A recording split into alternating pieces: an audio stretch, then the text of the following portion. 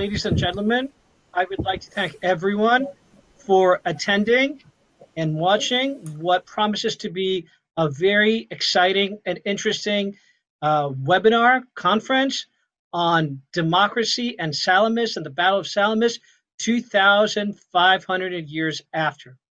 First of all, I would like to thank Her Excellency, the President of the Hellenic Republic, Ms. Katerina Sakellaropoulou, for putting this event under her patronage. This actually underscores the importance of the Battle of Salamis so many thousand years later, and we'll have a chance to talk about this. This event is organized by the University of Piraeus, and the rector of the university is going to be introduced in a second, by the University of Thessaly, and by the Chomokos organization. And we'll have a chance to hear both from a dean from the University of Thessaly and from Mr. Chomokos himself.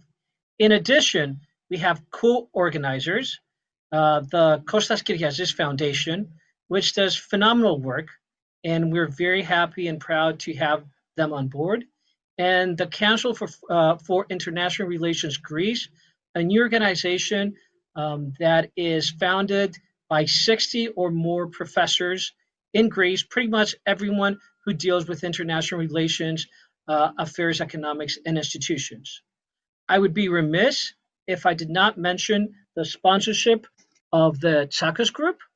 And the whole idea of sponsorship, as we will no doubt see, was absolutely centered both for the battle, because every trireme had a sponsor, and also for Fifth Democracy Athens. So that is very much part of the tradition of the West that was saved and perhaps inaugurated by the Battle of Salamis. Having said that, I am honored and pleased and thrilled to introduce the rector of the University of Piraeus, where I've been teaching for more than 2 decades now, Professor Angelos Kotios. Mr. Rector, the floor is all yours. Gentlemen, dear participants, good afternoon, good morning, or good evening, wherever you are. First of all, I would like to welcome everyone and to say that it is an honor and a pleasure to address the international conference, Salamis Democracy. Thank you for the invitation and congratulations to all participants, to all co-organizers for the idea of this conference on the 2500th anniversary of the naval battle of Salamis. I would like to thank in particular my colleagues from the University of Piraeus, especially Professor Platias and Chambiris, but also many thanks to my dear colleagues from my former University of Thessaly. It is a great honor for all of us that this conference is held under the patronage of the Honorable President of the Hellenic Republic.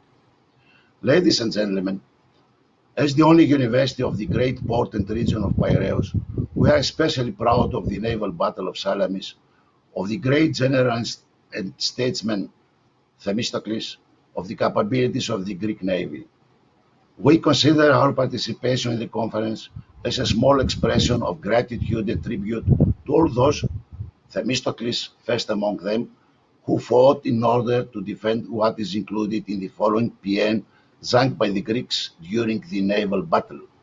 «Ω παιδες Ελλήνων είτε, ελευθερούτε πατρίδι, ελευθερούτε δε παιδας, γυναίκας, θεόντε πατρόων έδι, θήκαστε προγόνων, νυν υπερ πάντων αγών».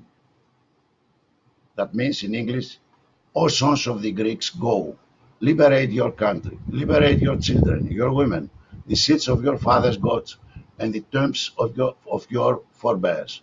Now is the struggle of all things. Ladies and gentlemen, the Battle of Salamis was Greece's finest moment. It is the first major naval battle in human history and one of the most important as well. It changed world history. An alliance of small Greek city-states put an end to the westward expansion of a superpower and the largest empire known to mankind at the time. It became living proof of the enormous importance of foresight, prudence, and strategy in dealing with the geopolitical risks. The battle demonstrated the importance of democracy that enables the emergence of great leaders and the value of free dialogue and discourse.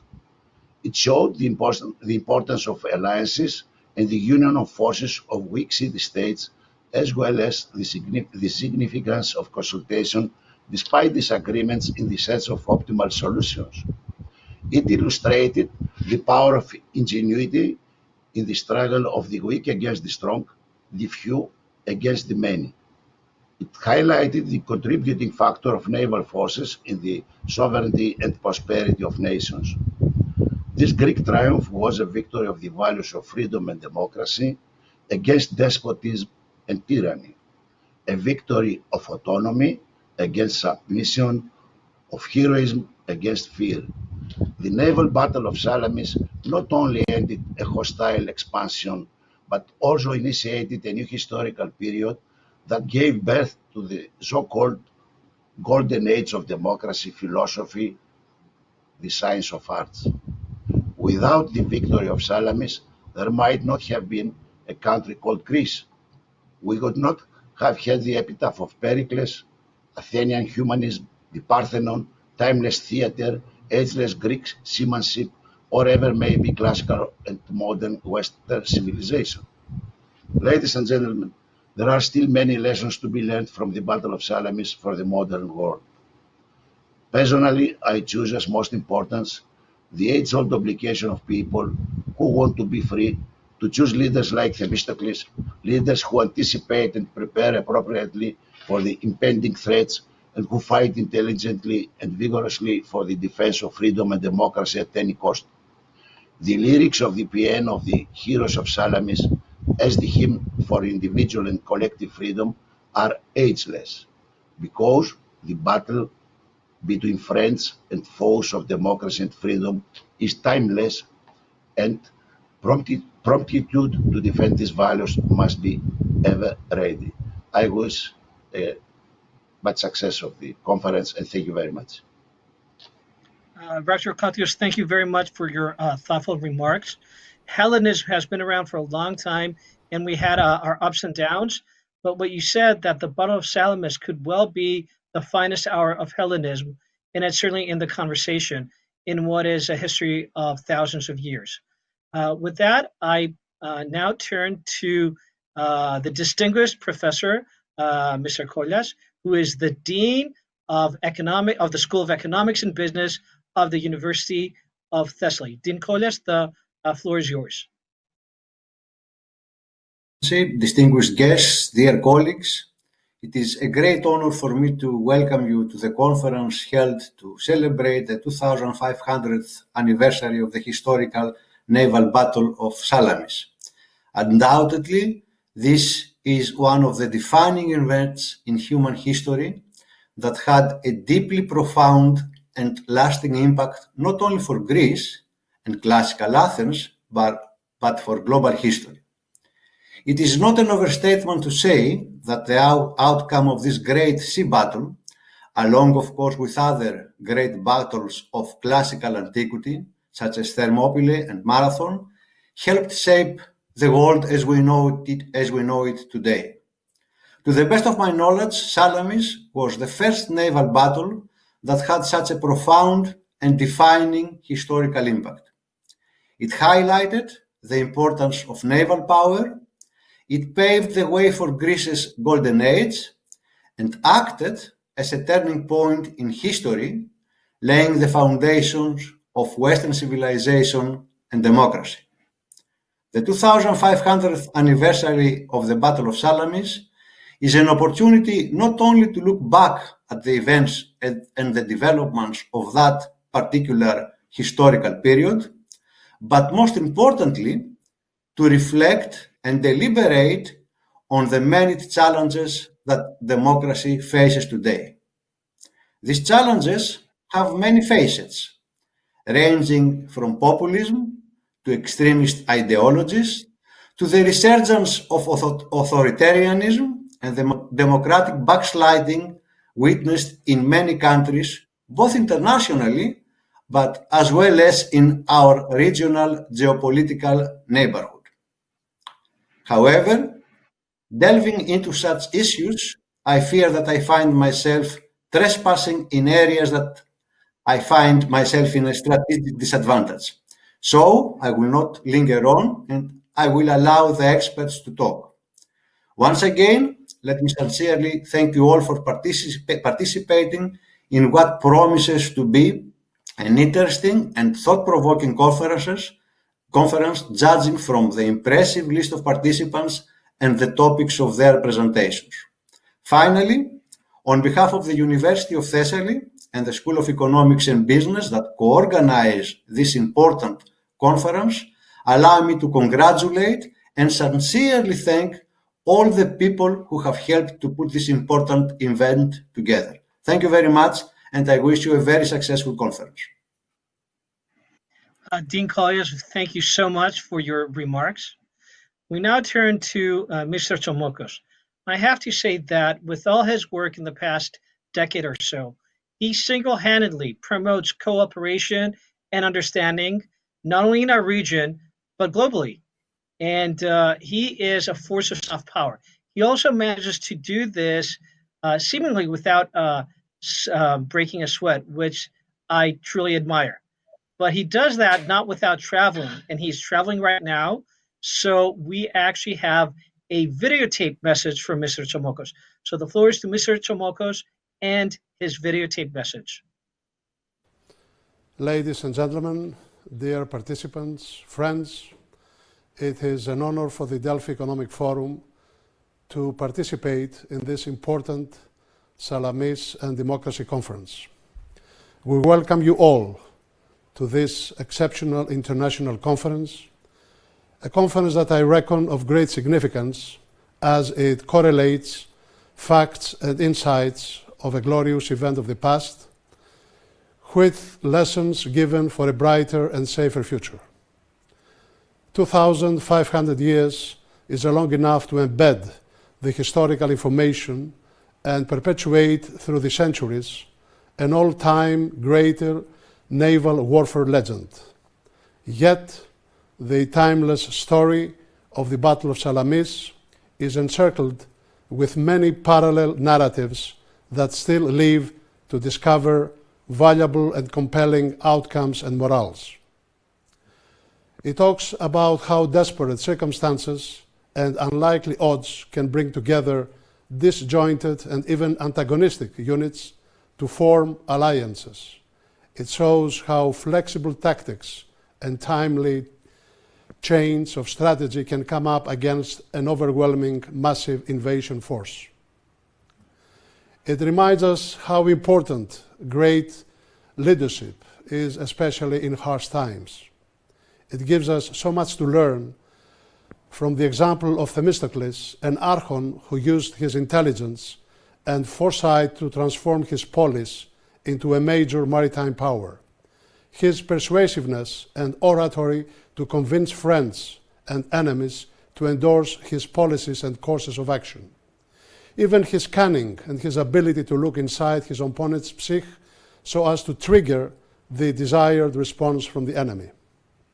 The Battle of Salamis also teaches how a collective effort against an authoritarian decision can become a turning point in the course of a war, and how an unexpected victory can actually affect the trajectory of human history. Salamis brought on a crucial change in the balance of power. Were it not for the battle, Athens would probably have never blossomed into the golden age that gave the classical Greek culture to the Western civilization. Were it not for the battle, the world wouldn't be the same today. The Battle of Salamis tells that sometimes winning a battle can actually win the war. We do hope that the content of this conference is quite rich in the next 3 days and you will enjoy it. Many thanks to the University of Piraeus and the University of Thessaly for their cooperation. Thank you.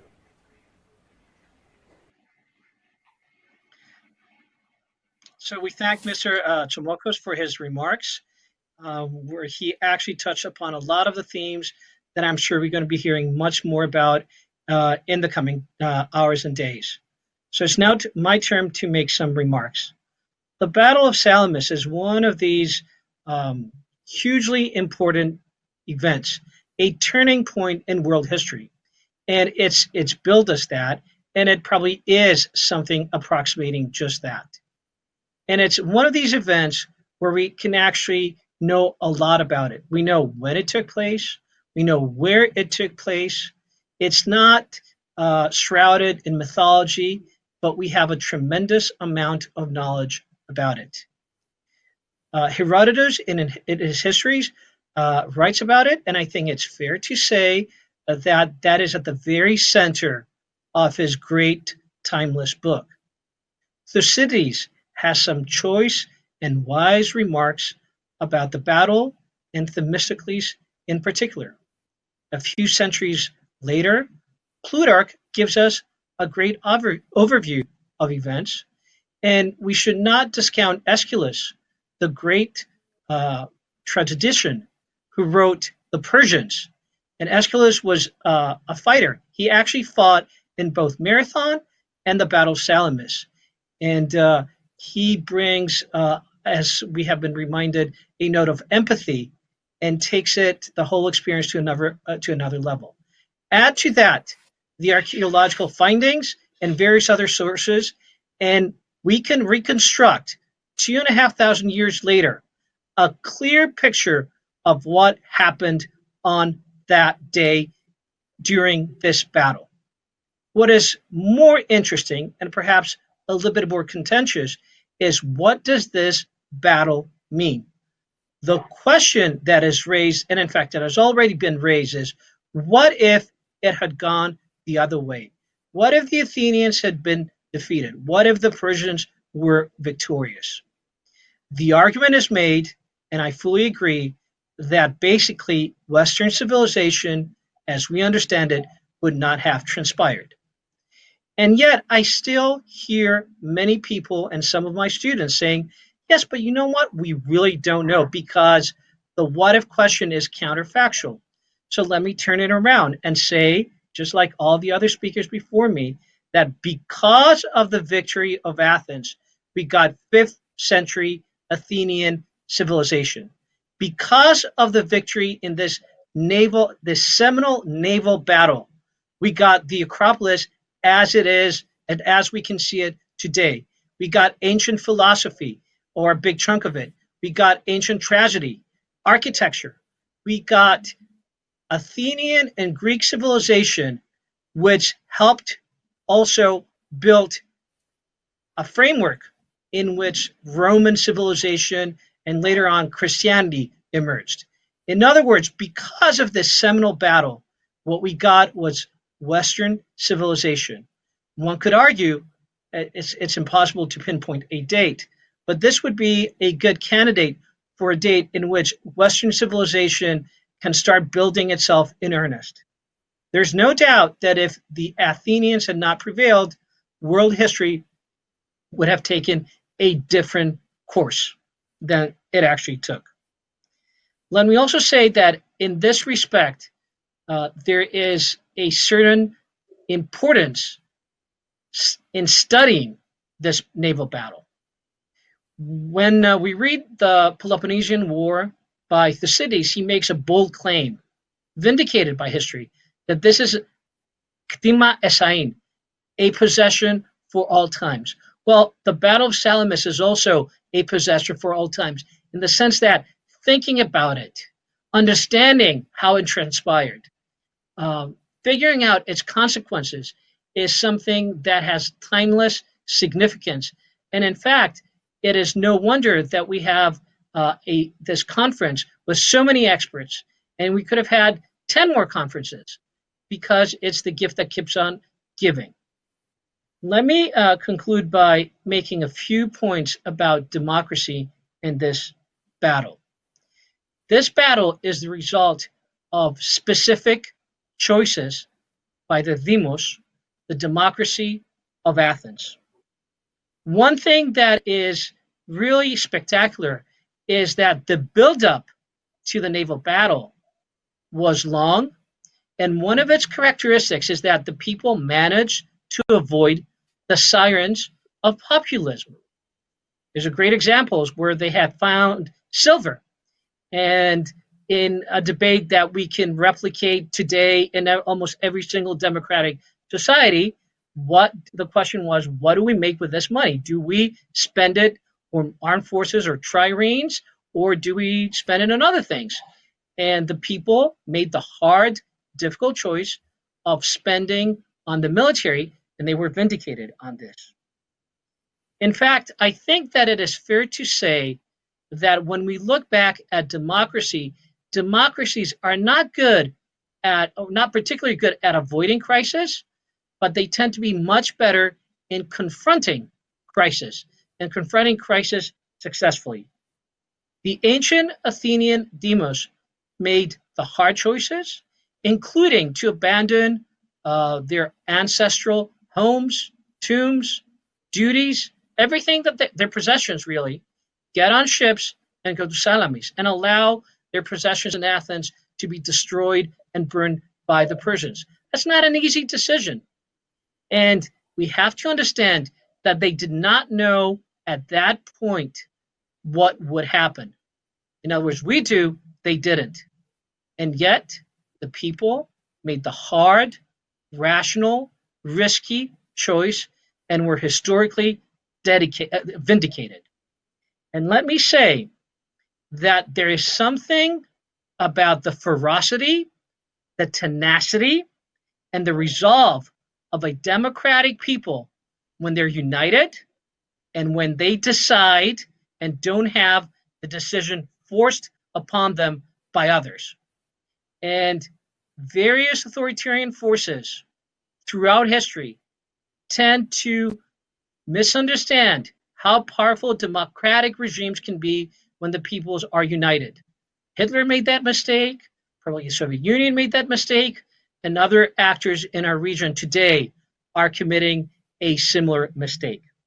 However, there's a little caveat.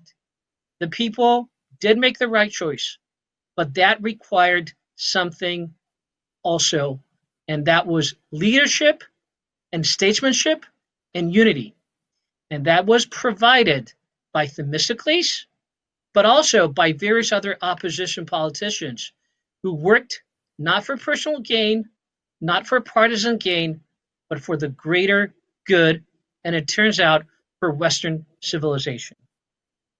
Let me conclude with the following questions. Could any other regime other than a democracy produce the victory at Salamis? And the second question is, what were the results of the naval battle of Salamis for democracy itself? And what are the lessons for today? I'm certain that in the next few days, we are going to get answers to these questions and much more. So once again, thank you everyone for participating, for attending, and I think this will be a thoughtful, exciting, interesting conference. Thank you very much.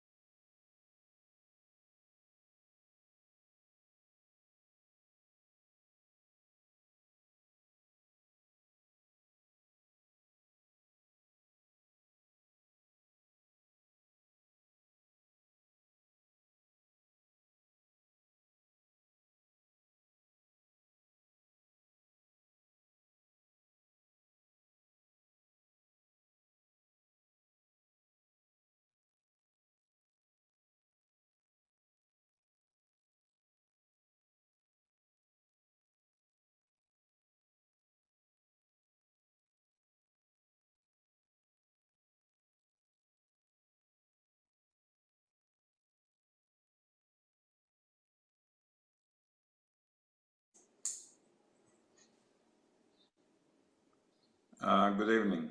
Let me start by congratulating the organizers, the University of Piraeus, the University of Thessaly, the Delphi Forum, the Council, for organizing such a timely conference, and thanking them for their kind invitation to chair this panel. 2500 years ago, a Greek fleet defeated the mighty Persian Empire in the island of Salamis, just off the city of Athens. This victory has been celebrated as the triumph of the Athenian democracy. Today, 2500 years later, democracy faces a new set of challenges, from the resurgence of authoritarianism, but also challenges from within.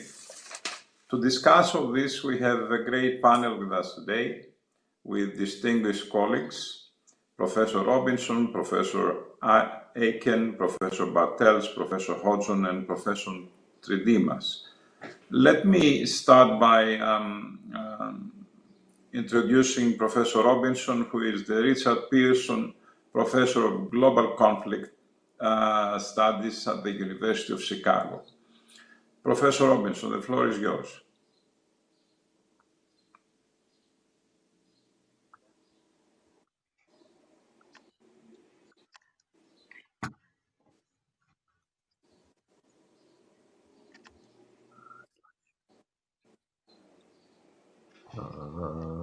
There we are.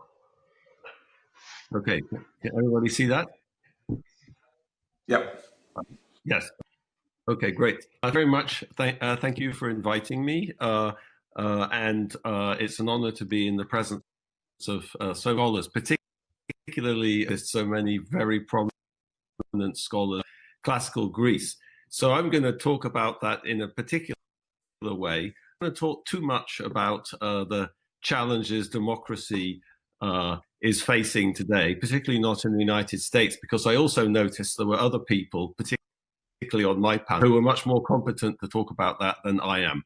So I'm going to give a sort of personal account of how I think about Greek democracy, or the Greek kind of democratic, or the Greek constitutional legacy to the world, and how I've struggled with it over the years. I think many years ago, the archaeologist of classical Greece, Ian Morris, I'm sure you know Ian, who's a professor at Stanford, accused my work of being, quote, insufficiently Hellenistic, which I enjoyed. And so in some sense, you can think of my talk today as explaining why my work is insufficiently Hellenistic. So let me start, with what I'm going to call the Greek paradigm of the social contract. And in some sense, the Battle of Salamis was a pivotal moment that helped determine the persistence of this great tradition. And the core, in some sense, the core of what I mean by the Greek social contract, or the Greek paradigm, is well summed up by a passage in Aristotle's Constitution of Athens early on, where he says, Aristotle walks through the various constitutional moments in the history of Aristotle, starting with Theseus, I think, if I remember correctly. He says, Solon established a constitution and enacted other laws. The Athenians ceased to use Draco's code except for his homicide laws. Solon's laws were inscribed in Kubes, I won't be able to pronounce that properly, set up in the portico of the king Archon. Okay, so I'm going to try to pull that bit apart. But I think mostly what I'm going to try to argue in my 20 minutes is that I'm going to try to summarize very briefly what I'm going to call this Greek paradigm inspired by Aristotle. And then I'm going to say, well, actually, the Greek paradigm, a very misleading basis for trying to understand comparative politics. So what do I mean by the Greek paradigm? Well, it has many things, and we could spend days talking about this, but let me just emphasize a few things. There's a lawgiver, there's Draco mentioned, Solon. In the United States, we think of James Madison as being a lawgiver. Okay, so there's leadership perhaps. Write a constitution.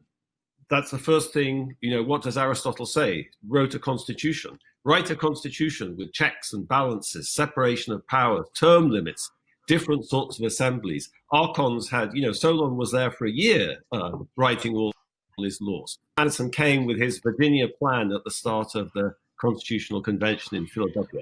Write laws, of course, legislate.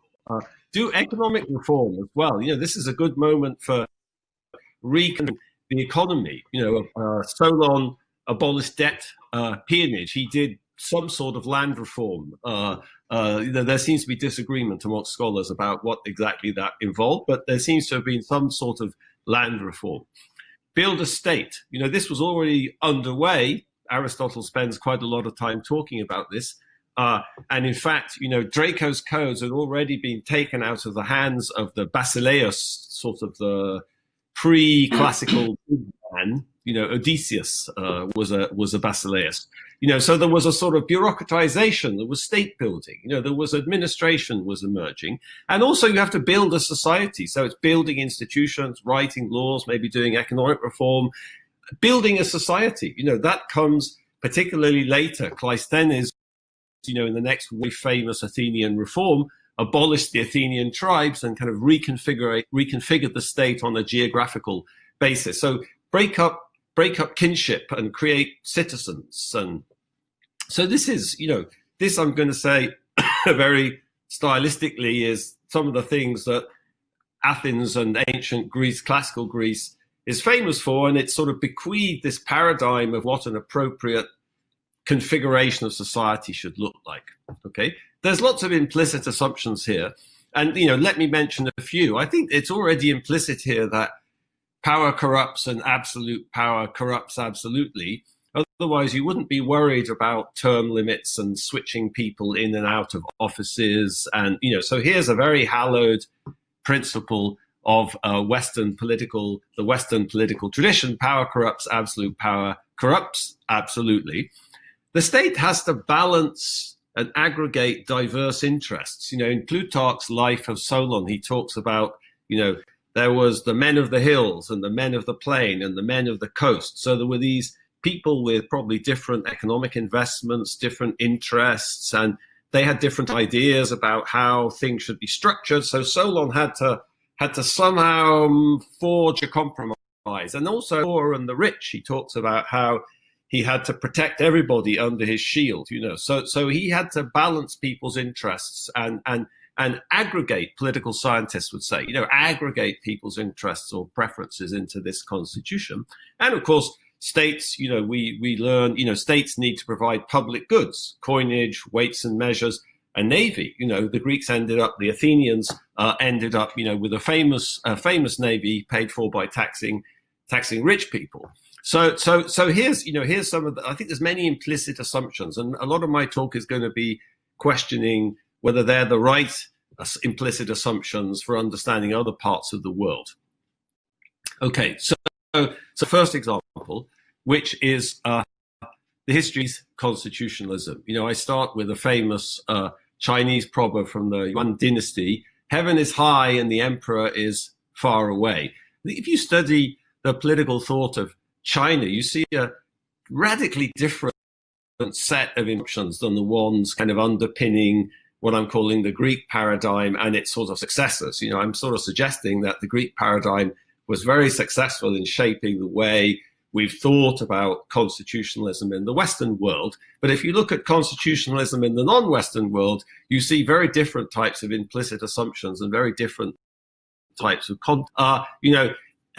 what I'm thinking about here is well described by this passage from one of the Confucian classics, The Great Learning. So, wishing to order their states, they first regulated their families. So you want to order your state, that's what Solon was doing, but don't start a constitution and start with your family. Wishing to regulate their families, they first cultivated their own self. If you want to regulate your family, you better regulate and cultivate yourself to start with. Their self being cultivated, their families were regulated. Their families being regulated, their states were correctly governed. Their states being well governed, the whole empire was made tranquil and peaceful. So in this way of thinking about social order, you don't start at the top with a constitution and laws. You don't write them up in the Agora, wherever it was, you start with process of self-cultivation. And if everyone cultivates themselves, this ripples out and it overwhelms the whole of society. There's a very different idea here of law. Solon was a lawgiver. There's the notion of the rule of law. He wrote laws. Everyone has to obey the laws.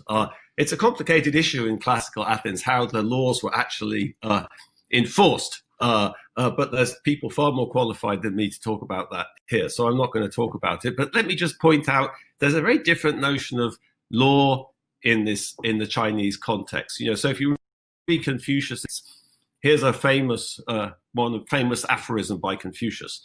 The Duke of Xie said to Confucius, "Among my people, there is one called Upright Gong.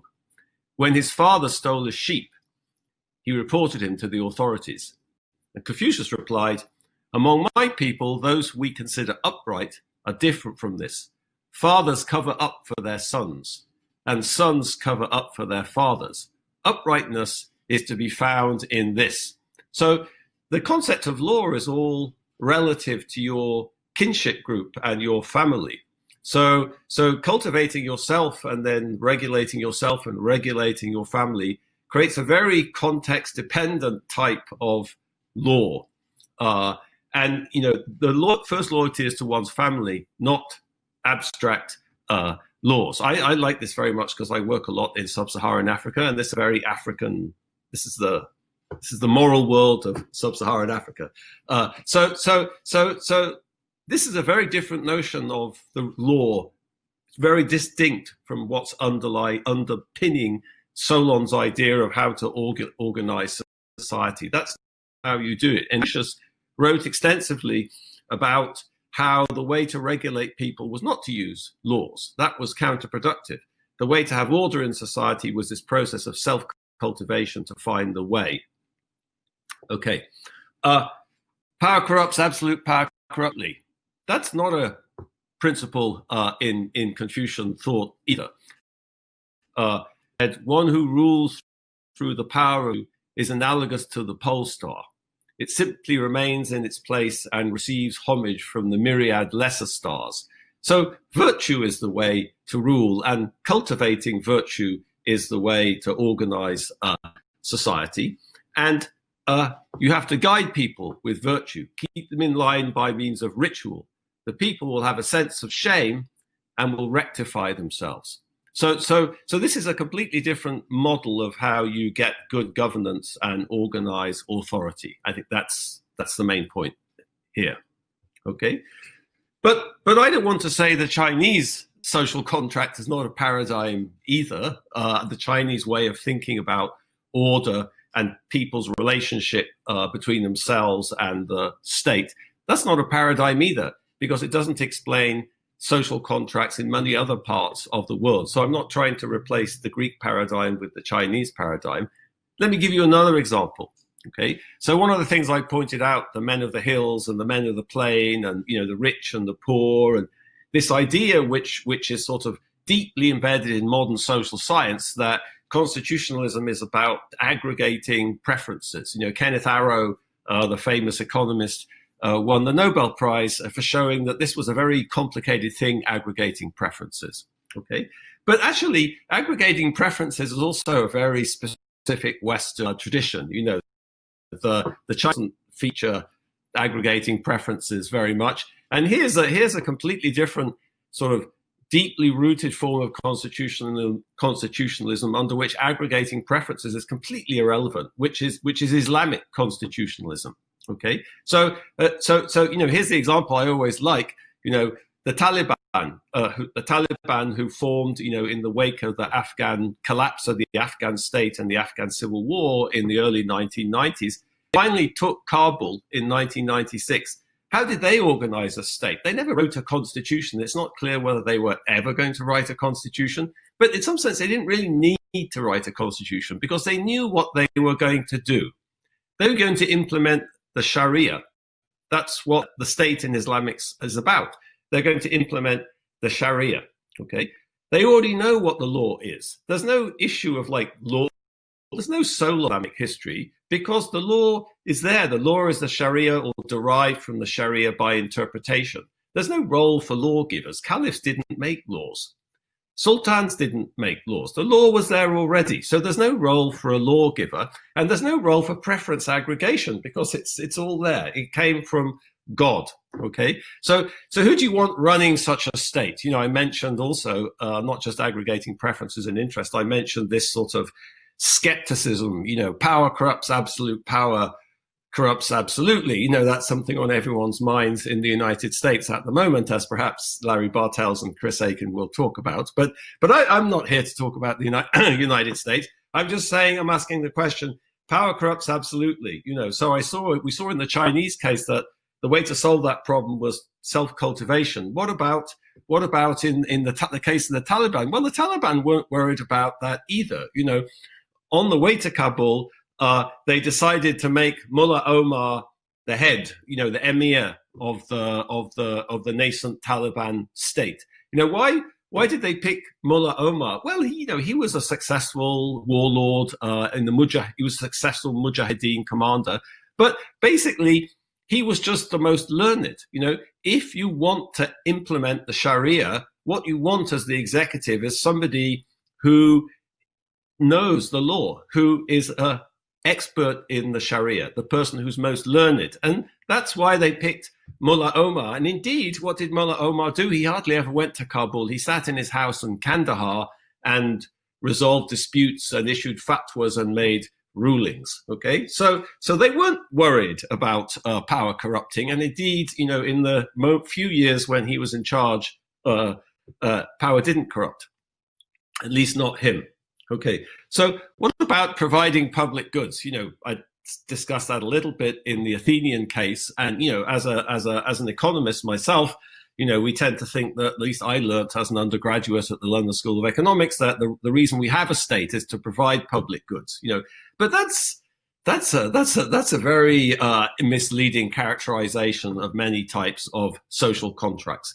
You know, in Africa, for example, in sub-Saharan Africa, I'd say Africans are quite Western in their skepticism of authority. If you read a lot of African oral traditions, for example, there's a notion of the drunken king, and the drunken king is a metaphor for misrule in many parts of Africa. So there's this skepticism of authority, but there's also this massive prioritization of small-scale society. Africa didn't have large bureaucratized states like Eurasia. Political society was very small-scale. And social contracts reflect the desire to keep things that way. Okay, so no taxes, no public goods, no creating citizens. That's not the role of the state. The state is doing a few things. Rulers are doing a few things. And one of the things which is very common across most pre-colonial African societies, but I'm going to show you it's not quite so archaic as you might think, is the need for supernatural protection. So in most parts of Africa, witchcraft is a theory of illness. You know, if you become ill, then your hypothesis is somebody made you ill. Somebody used witchcraft to make you ill. Okay, so how do you protect yourself against witchcraft? Well, the only effective way to protect yourself against witchcraft is with another supernatural specialist. You know, I call this the provision of invisible public goods. So most traditional African social contracts are based on the idea that we need an executive with strong supernatural powers, okay? Because witchcraft can only be combated with witchcraft, okay? So once you know that, and once you know some of the trappings of what goes along with that, it actually helps you understand many things that go on in African politics. You know, here's President Mobutu, and he's wearing a leopard skin. That leopard skin, you've probably seen it, but you probably never understood, like, what is it with the leopard skin? Well, the leopard is a very ancient symbol of power. Here's something from, you know, the great historian of Central Africa, Jan van Siena's book, Paths in the Rainforests. talking about the roots of the word leopard and the connection between leopard and power in Proto-Bantu. So this is the kind of ancestral language from which all central Bantu languages in the Congo Basin come. The leopard is thoroughly identified with political leadership. The cult for its relics is greatest where the term is missing. Okay.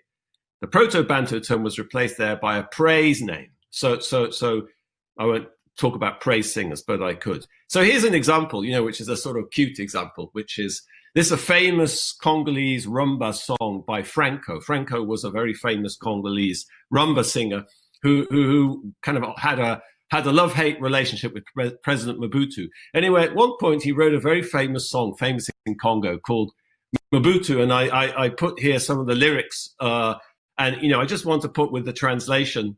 I thought I could play this, but check it out on YouTube. You can play it on YouTube. It's very groovy. Anyway, I just want to point out, the lyrics here, Franco's lyrics from the chorus of the song, and the use of the word Ndoki. So most of the word that the song is in a kind of mixture of French and Lingala, but Ndoki is actually a Kikongo word from Western Congo, which means witch or sorcerer. So Bandoki is the Kindoki would be witchcraft, and Bandoki is just the plural, so sorcerers. So here, after you vote for him again, look at one another in the eyes. Mobutu sorcerers are still here. So Mobutu himself claimed to be a witch doctor. And Frank's song is all about witchcraft and sorcerers and how we need to vote for Mobutu because he will protect us from the witches, from the Bandoki, from the sorcerers. And there you go. All right. So here's another example of what the African social contract explains. Here's Paul Biya. He's if you read the BBC at all, he's quite a character in the BBC because they love making fun of him. They love making fun of him, but they don't understand what's going on in the BBC. They call him the absent president of the Cameroon, and this is just some Cameroonian newspapers. Biya in Europe, Biya the chief of state in Malabo, in Equatorial Guinea. Paul Biya returns. Paul Biya, in Turkey. So Biya's a place. In fact, he's mostly here from an NGO about how often he's out of the country. So the green is an official trip. Analysis of Biya's days abroad. You can see he's abroad basically a third of the year. And the orange trips are, private trips. Okay, so what's he doing? He's not governing the country. He's out of the country. And in fact, most of the time he stays in a hotel outside Geneva. So what's he doing? Well, the BBC thinks he's just some classic tin pot kleptocratic dictator.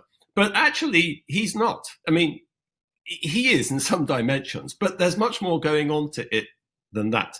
Because the traditional African social contract, as I said, does not involve the state penetrating society, as social scientists like to say. It does not involve micromanaging. It does not involve raising taxes or creating citizens. It doesn't mean, turning peasants into Frenchmen, to use a famous metaphor in social. It's like you govern lightly. You stay distant. You don't meddle. That's the African social contract. And you dispense supernatural authority, and that's what President Biya does. So here's, this is a very recent, I looked up the Cameroonian Post, and what do you find in the Cameroonian Post? Paul Biya to chair secret society. Okay, you should read this. President Paul Biya was closing ceremony of activities marking the commemoration of the Golden Jubilee of a sect known as Freemasons in Douala on Sunday, October 14th. All over West Central Africa, all the rulers, Congo, Brazzaville, Gabon, Cameroon, Congo, Kinshasa, Congo, Sierra Leone, the Freemasons or the Rosicrucians what's the Freemasons? The Freemasons it's an adaptation of traditional African notions of secret society and witchcraft to a modern Western state. All right, so I'm going to shut up now. What do we learn? Well, I think there's, as I said to start with, there's people here who can speak much more authoritatively about classical Greece and its legacy than I can. I think, the classical Greek legacy, which was preserved and consolidated at Salamis, has just we've benefited from that incredibly intellectually and institutionally in the world. But in my research, what I've come to understand is that, we've hardly come to understand properly or conceptualize the social contracts in other parts of the world. And I was just wanted to give you a little flavor of that this morning. Okay.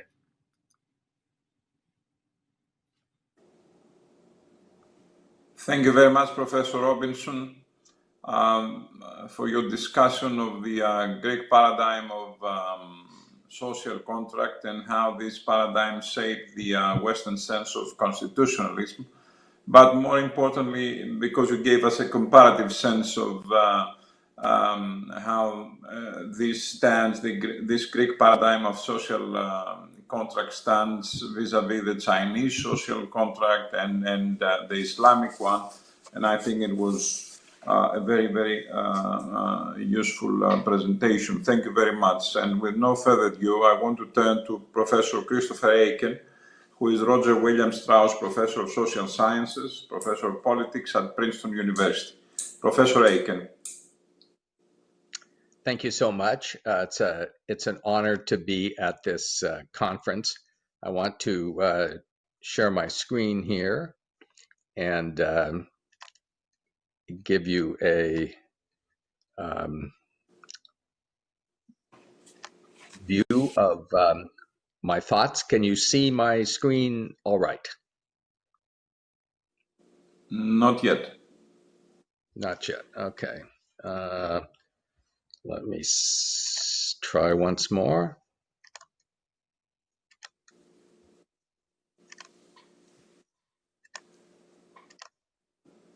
Well, I'm going to not try to do that. I will simply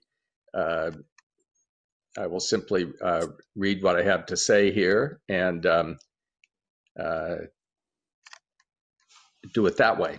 I am honored to be here, even if only virtually. The Battle of Salamis is a hinge in the history of Western civilization. It saved Greece from foreign domination. And the great era of classical Greek thought that followed Salamis has influenced the entire West for 2,500 years. So to be asked to talk about democracy on the anniversary of Salamis is a profound honor for which I am most grateful. Well, this raises the question of what is democracy? And Greeks in the classical era had much more direct experience with alternate forms of government than we do today. Not only did different city-states have different forms, democracy, aristocracy, kings, tyrants, but the same city-state might change from one form of government to another, sometimes more than once in a person's lifetime. And there were often quite hard times in Greek city-states. As always, hard political times lead to more thought. And one can see that in the current era as challenges of populism and other challenges in contemporary democracies are leading everyone to think harder about our forms of government. Now, to say the obvious, a great many Greeks contributed to the founding of political theory in the classical era. But for want of time, I'll focus on the most famous of them, which is Aristotle. He had seen many different kinds of government. He had also gathered and read many different Greek constitutions, an early version of empirical research that has led to a long tradition since him. Now, Aristotle is remembered for having endorsed no single kind of government, but rather a mixture of kingly, aristocratic, and popular elements. This idea of mixed government was not original with him. There are references to it in earlier writers and as much as 100 years before him. And Aristotle did not always stick to it as the foundation of stable government either.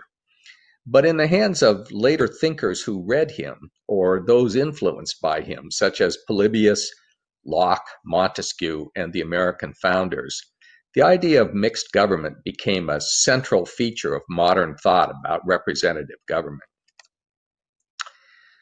Now, in the 17th and 18th centuries of the Common Era, political theorists sharply distinguished republics from democracies.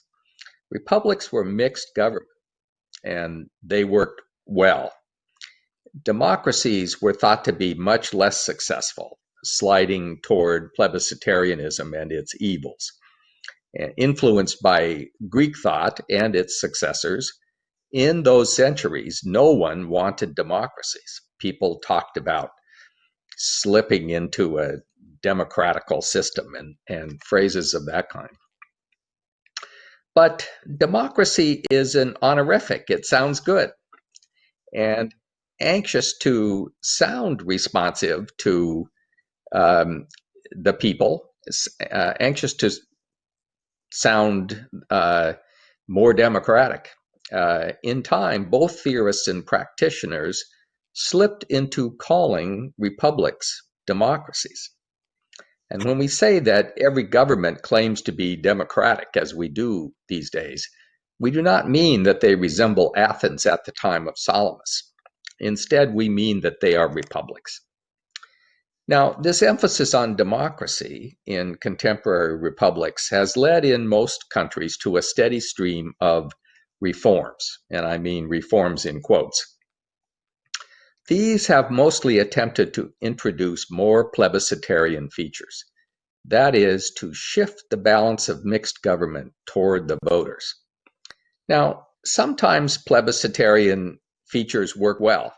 Themistocles himself, the great hero of Salamis, was popular with the people and exploited that popularity to get himself into positions of power in Athens.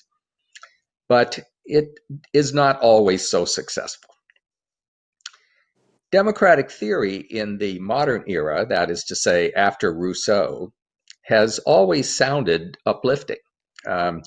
Too often, however, it has been based on French Enlightenment thought, a tradition very far from classical Greek notions about human beings. For example, more and more political parties have turned over the choice of their leaders to primaries, which sounds more democratic. Sometimes party leaders can shape those outcomes and get the leaders they want, but often they cannot. And hence one gets people like Donald Trump and Jeremy Corbyn. These are party leaders beloved by a section of their party members, but not respected by most party members who know them personally. And similarly, initiatives and referendums were once quite an inspiring idea in theory. The idea was to replace the evils of the corrupt politicians with the people. And how well have referendums worked? Well, Switzerland is a good place to look.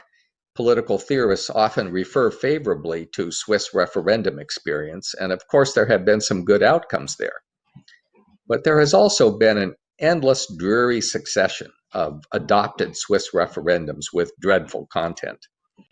So referendums in Switzerland beginning in the 19th century have suppressed wages and hours legislation, that is to say, limiting child labor, for example.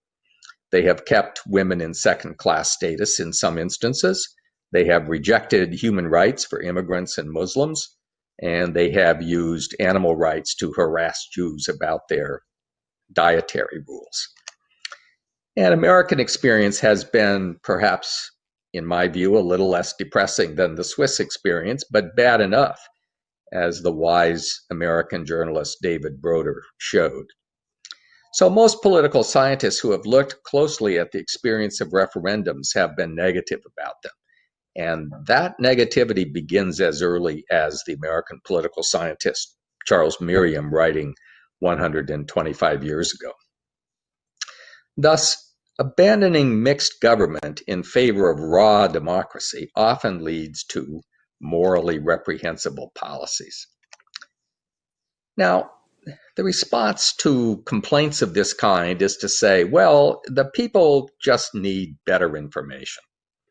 So 2 Canadian provinces assembled year-long meetings of ordinary citizens to decide on the best voting rules for their elections. And these are randomly chosen citizens. They were lectured by experts and so on. And then they recommended their conclusions to the voters in a referendum. In both the British Columbia and Ontario cases, those are the provinces, initial opinion was favorable when people admitted in polls that they didn't know very much. But once both sides weighed in during serious information campaigns, the proposals of the citizen assemblies were hammered at the polls. They got less than 40% of the vote in both provinces.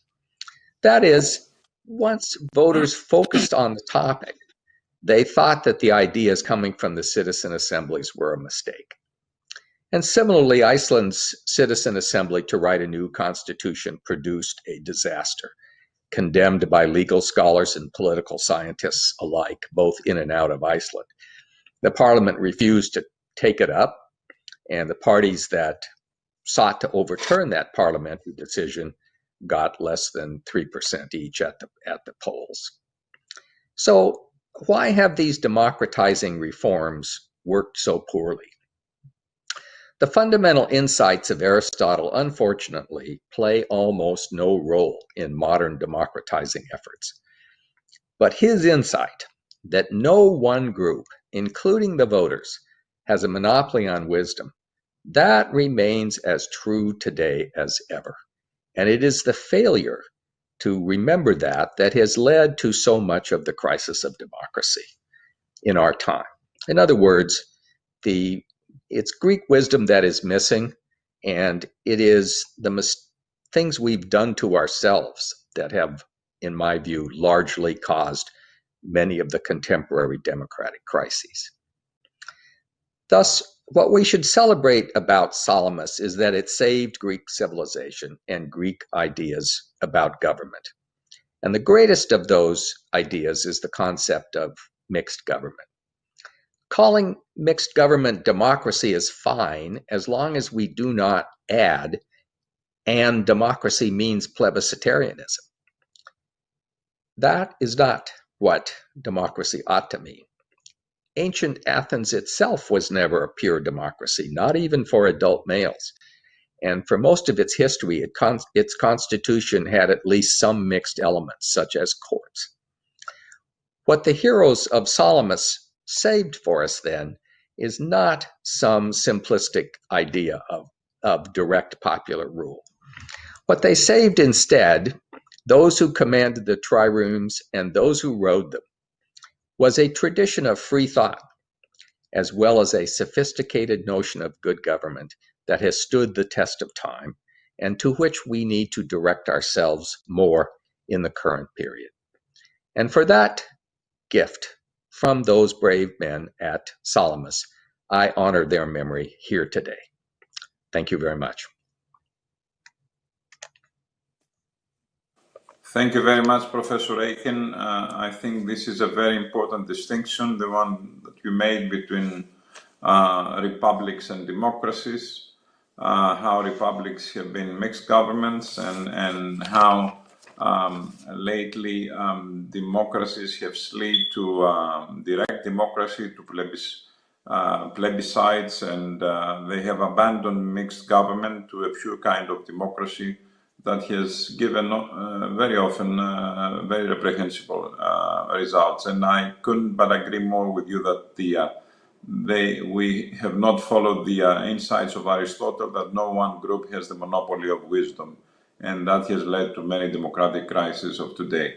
Thank you very much for your presentation, and with no further ado, I will turn to Professor Bartels, professor at the Center for the Study of Democratic Institutions, Mary Wortham Sain, Chair of Public Policy and Social Science at Vanderbilt University. Professor Bartels.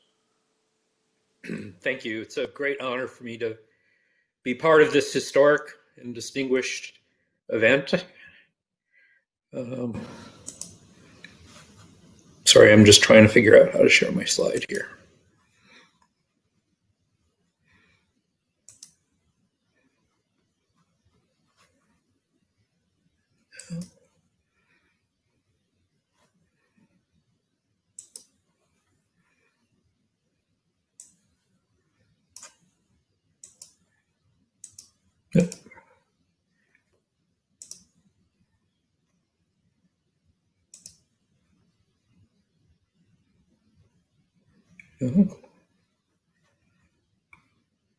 My apologies.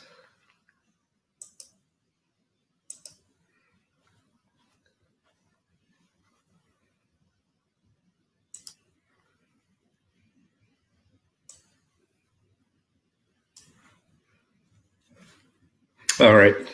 I'm sorry for that. I'm delighted to be with you, albeit virtually. I'm coming to you from Nashville, Tennessee, which is the home of the world's second greatest Parthenon in a public park across from the university where I teach. And my topic for today,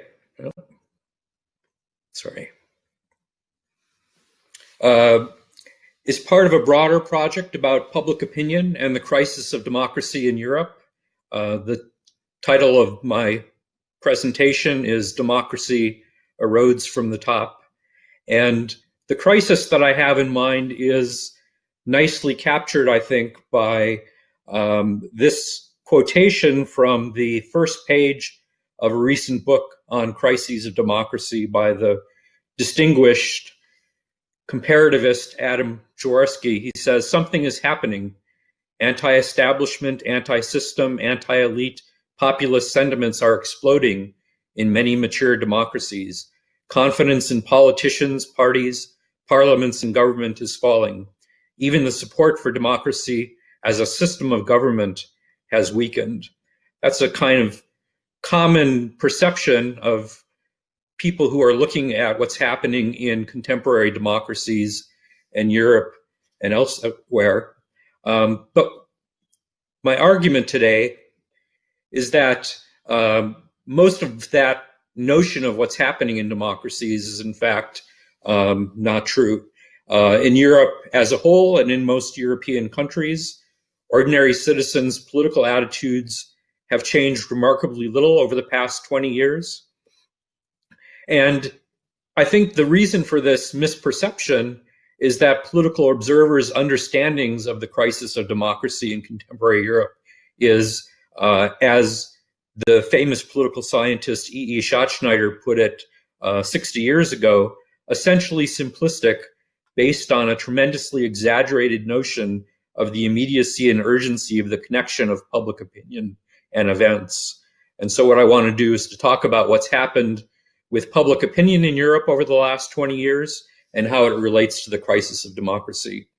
And I'm going to do that using data from 9 rounds of the European Social Survey conducted between 2002 and 2019. And so over the course of these 18 years, I have about 350,000 survey respondents in 23 countries and 183 separate surveys. And what I've done is to look at trends over that 18-year period in a variety of attitudes that are often thought of as wrapped up in the crisis of contemporary democracy, and in particular in predicting support for right-wing populist leaders, including attitudes toward immigration and European integration, trust in politicians and political parties, and satisfaction with democracy. Just to show you what these look like, the red line in this picture charts favorability toward immigrants in Europe on a scale from 0 to 10 over the period from 2002 to 2019. The lighter gray lines indicate the trends in 15 individual countries for which we have observations in each of those years. And as you can see, there's very little change here overall, and if anything, some increase, about a half-point increase on the 10-point scale in the favorability of people's attitudes about immigrants. So the perception that there's a crisis that has to do with negative attitudes toward immigrants and immigration doesn't hold up very well in the data. Here's what the trend looks like in support for increasing European integration. Again, not much change over time. There's a little bit of dip in the immediate wake of the Euro crisis, but then a recovery, and now a higher level of support for further integration than at any point in the 21st century. Here's the trend in ideological polarization as measured by the variation within countries in people's positions on a left-right ideological scale. Again, you can see a little bit of a tick up in the immediate wake of the Euro crisis, but very little overall change for Europe as a whole or for any particular country. Trust in parliament and politicians is about as high as it's been at any point in the 21st century. And satisfaction with democracy is also virtually unchanged over this entire period, although there's a fair amount of fluctuation across countries and sometimes within countries as well. Across Europe as a whole, there's really no decline in overall levels of satisfaction with democracy as a system of government. So across Europe, there doesn't seem to be much going on in the way of public attitudes that would account for the perception of a wave of populism. What I've done in addition as part of this argument is to look at what's happened in the two countries where there really has been significant democratic backsliding, Hungary and Poland. The significance of those cases is laid out here. In Russia and Turkey, elected strongmen have succeeded in turning fledgling democracies into electoral dictatorships. In Poland and Hungary, populist leaders are using that same playbook to destroy the free media, to undermine independent institutions, and to muzzle the opposition. More countries may soon follow. I think the last sentence is the crucial one here. The idea is that support for populist leaders and populist sentiment in other Western European democracies may somehow lead them down the same path that we've seen in Hungary and Poland. But what's actually happened in Hungary and Poland over the last 20 years? I think it's useful here to make a comparison to Nancy Bermeo's terrific analysis of a dozen full-blown breakdowns of democracy in 20th century Europe and Latin America. She summarizes her findings by writing, "The culpability for democracy's demise lay overwhelmingly with political elites. In the vast majority of cases, voters did not choose dictatorship at the ballot box." And I think the same thing is true if we look at what's happened in contemporary Hungary and Poland. Voters in those places didn't choose even mild authoritarianism at the ballot box. Looking first at Hungary, and quoting now from scholars who are in Hungary and have written about the electoral process there, Fidesz's landslide victory at the 2010 parliamentary elections was a foregone conclusion due to the spectacular corruption of the incumbent government. At that point, public support for Fidesz was unrelated to populist attitudes, including the ones I showed you: political distrust, antipathy to immigrants in the European Union, and others, including authoritarian worldviews and dissatisfaction with democracy. I say that based on analyzing the same survey data from Hungary in the immediate run-up to the 2010 parliamentary election. Nonetheless, Orbán treated a prosaic negative reaction to corruption and economic mismanagement as a pretext for his new social contract. What happened was the erosion of democracy from the top, not from the people. Similarly, in Poland, the Law and Justice Party won the crucial 2015 election by softening its image. It placed signs of authoritarian leanings as well as controversial personalities out of public view. Running on the slogan of good change, its leaders called for compassionate conservatism and sought to offer undecided voters an alternative to the boring incumbent party. Similarly there, if you look at the survey data from before the election, there's really very little connection between support for populists and the Law and Justice Party in particular, and the kinds of sentiments that have been worrisome to people in Western European democracies. And As in Hungary, only after winning did Kaczynski embrace Orbán's example and use his parliamentary majority to reorganize the courts and solidify control of state radio and television. So in both these countries, ordinary people generally were guilty of remaining passive in the face of democratic backsliding, which provides another parallel with Romeo's account of democratic breakdowns. They weren't implicated in the choice of authoritarianism in the first place, but they were passive in the face of authoritarian moves by their leaders. And in both cases, it looks as though this passivity may be explained by massive gains and continuing improvement in subjective well-being, including satisfaction with the economy, the provision of healthcare and education, with the incumbent government's performance overall, even with people's own lives as a whole, and ironically, with the way democracy works. I think it's important for us to interpret these events and think about the implications that they have for the way that we tend to think about public opinion. The famous political analyst Walter Lippmann, almost a century ago, wrote about immense confusions in the current theory of democracy that frustrate and pervert its action. I've attacked certain of the confusions with no conviction, except that a false philosophy tends to stereotype thought against the lessons of experience. I do not know what the lessons will be when we have learned to think of public opinion as it is and not as the fictitious power we've assumed it to be. So I argue for setting aside the fictitious notion of public opinion and trying to wrestle with public opinion as it is. And in particular, in this case, it seems to me that what we observe reiterates one of the primary lessons of experience in democratic political systems, namely that citizens care more about outcomes than they do about procedures.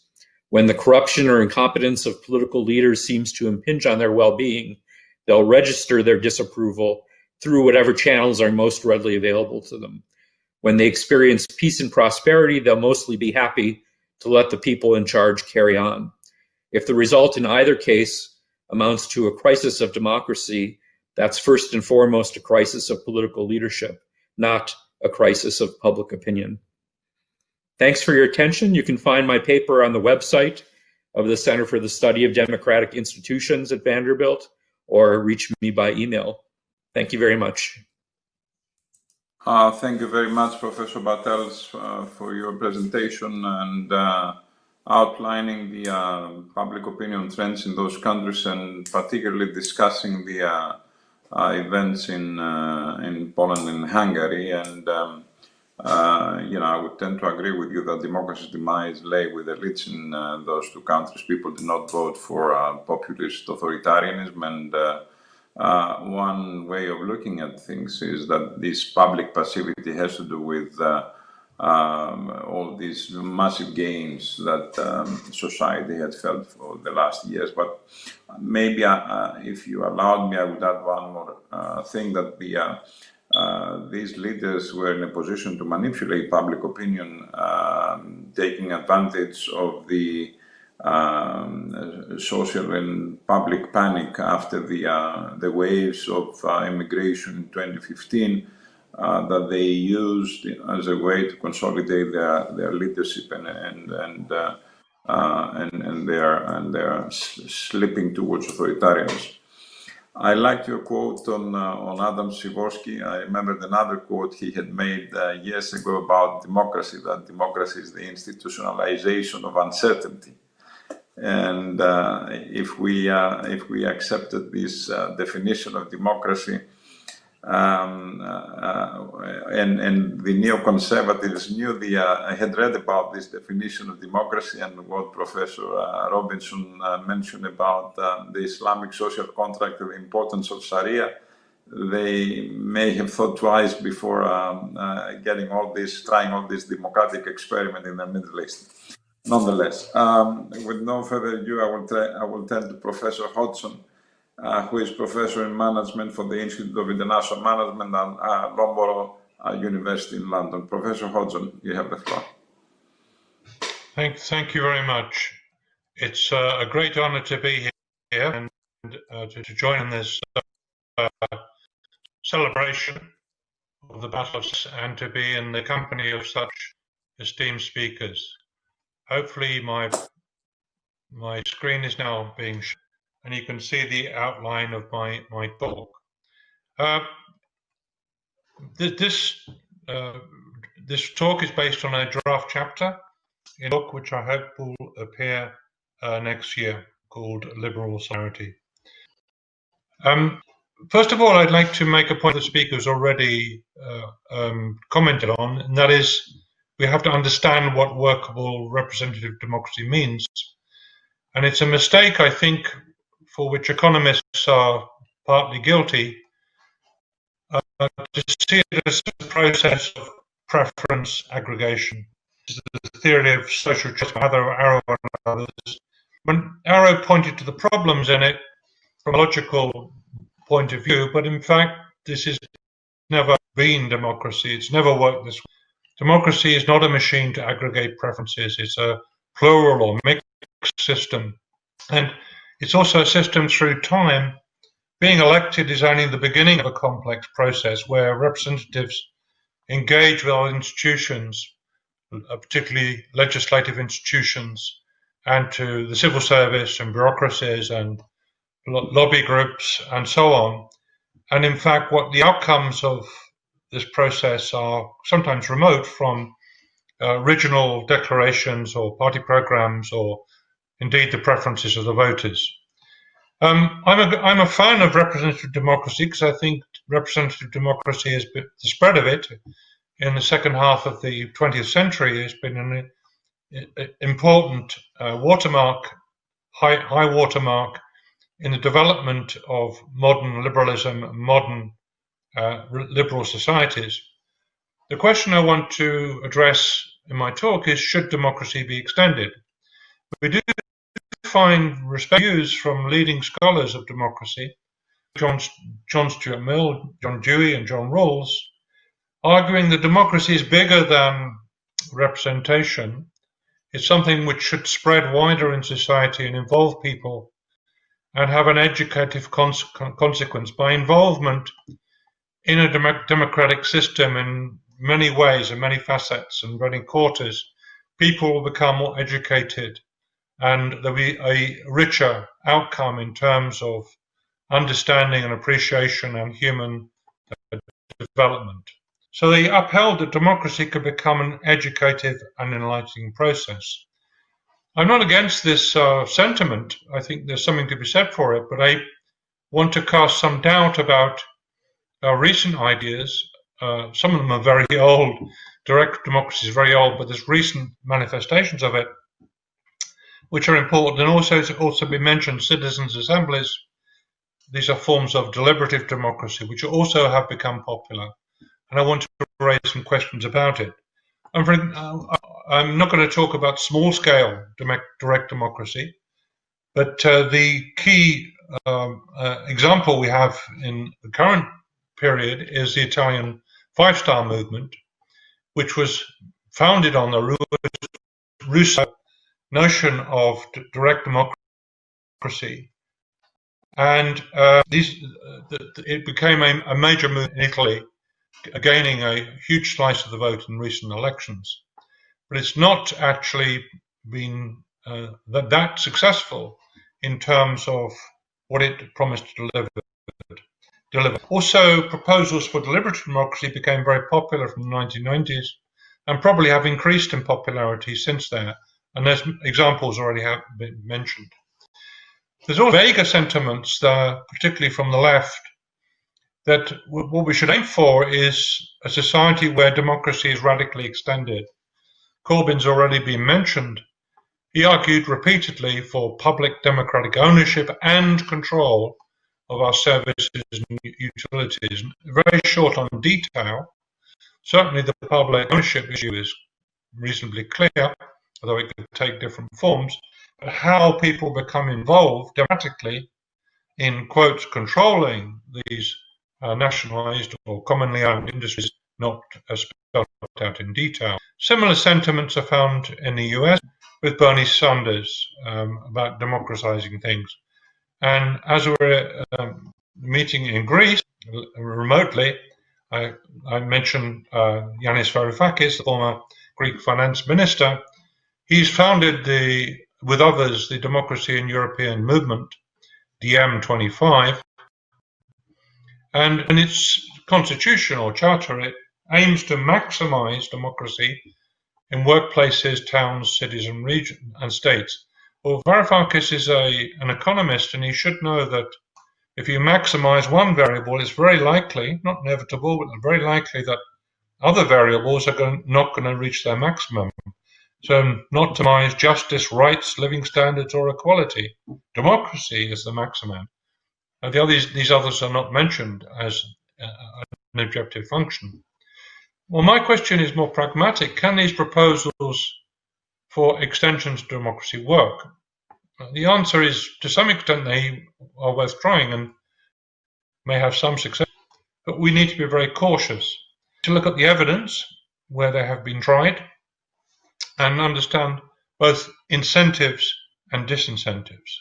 And I think the issue of incentives is crucial. A long time ago, so-called paradox of voting. Condorcet, where there are many voters, each voter's influence is very small, it's therefore possible that the citizens will not be sufficiently interested. In other words, what's the incentive to vote when there's a large franchise, a large number of people? Similarly, Hegel, similar argument, large number of people, we have electoral indifference because people will realize that their influence with one vote is minuscule compared with the thousands of millions of others. And so is it worth it to vote? I mean, this for economists has been seen as a problem, given the incentives are so tiny and the costs, although small, are bigger. It takes time to get out. It even takes time to download the app on your computer and to tick the box if it's done electronically. All that takes much more time than what the benefit might be from your single vote amongst millions.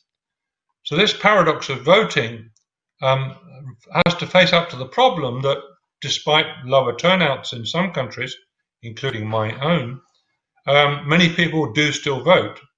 So the response, I think quite rightly, is it's not simply a cost-benefit calculus, as some economists might say. There's also issues of duty and other matters that involve people and incentivize them to vote. It's also a question of civic-minded personal identity and to be regarded amongst others as virtuous. So we can see the Aristotelian notion of virtue being important for people's behavior in this context. So having made this argument that it's simply not a cost-benefit issue, this does not mean we disregard costs and benefits for individuals. And I think these are particularly important with these proposals for extended democracy. Duty does matter, but other incentives also matter. There's been no successful large-scale experiment with direct democracy in modern times. The five-star example is one which is close to this, but I would not describe it as successful. They thought they could circumvent the problem of scale, which Rousseau and others pointed to, by using the internet and creating internet-based discussion, hence harnessing the alleged educative power of democratic systems. But in fact, the systems that they've set were controlled by a company, Casaleggio Associates, and autocratic power in that movement has fallen into the hands of its owners, which have led to complaints, internal complaints, and expulsions of some of the leading complainers. Internal information from Five-Star suggests that deliberation and discussion on its internet sites has decreased dramatically. So this particular aim to have internet-based discussion and educative leadership, educative processes, so that people are fully informed before they make decisions, has not been borne out in practice. It's ended up embracing populist, anti-immigrant and anti-EU sentiment. So the question of incentive is important, not simply for casting a vote, but to become sufficiently informed. If we're going to extend decision-making cautiously and pragmatically in some cases, then we have to consider what incentives people have to become informed about the issues. Deliberative democracy was hoped to create a deeper understanding of everyone's interests. But there's surveys of numerous experiments with deliberative democracy, which have created for its proposers very disappointing results. One is by Mendelberg, thin or non-existent empirical evidence for the benefits that deliberative theorists expected.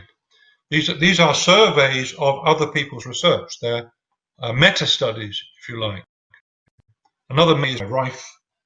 The empirical findings that have been mixed under certain conditions, it appears that deliberation can produce more sophisticated, tolerant and participant citizens, but these outcomes are not automatic and in fact may be rare.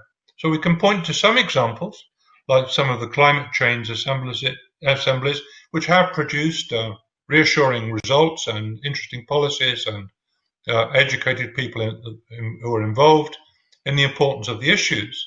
But this is not true for every particular example, and this has already been mentioned by one of the other speakers. So deliberative and direct democracy require participants with incentives to become sufficiently informed. The problem was pointed out 200 years ago by de Tocqueville, and he was writing, of course, about American democracy, which he visited at the time. Only with some effort that men wrenched themselves from their private business to turn their attention to communal affairs. Their natural inclination is to leave responsibility for them to the permanent representative, which is the state. There's a clear explanation why this is so, is because immediate affairs of family or business, we have much more effect because of scale problems and other issues on the outcomes. But in fact, why spend all the effort becoming involved in communal affairs, as he puts it, or democratic politics, when in fact we know that we can only have a small influence, or at least most of us can. The information costs for deliberative democracy or citizens' assemblies are generally high. They're high in terms of setting them up, the costs of getting the representatives together and funding them for the period of time it takes to run these things. The information costs for the individuals are also huge. They have a number of very complex issues like climate change or constitutional reform to address, and to be well informed they would have to spend hours, days or even weeks on learning about the issues. What incentive do they have? In fact, the studies of deliberative democracy suggest that people often pass the buck or free ride when faced with difficult or complex decisions. What is found out in many that vocal or informed people or pushy or dominant people come out on and start setting the agenda, and other people say, well, that person seems to know, or I'll leave it to that person to say, I don't need to get involved. So again, the incentives for being fully informed or getting informed are rather limited. What's the difference here between elected parliaments in a parliamentary democracy and the people randomly selected or otherwise or appointed to citizens' assemblies? Well, there is a big difference, and that is that in the case of parliamentary representatives, they're accountable to their voters and they can be removed. And if they perform badly in the eyes of their voters, they will not only be removed, they will lose their salaries as well. Now, we all know that that mechanism doesn't work very well in many times.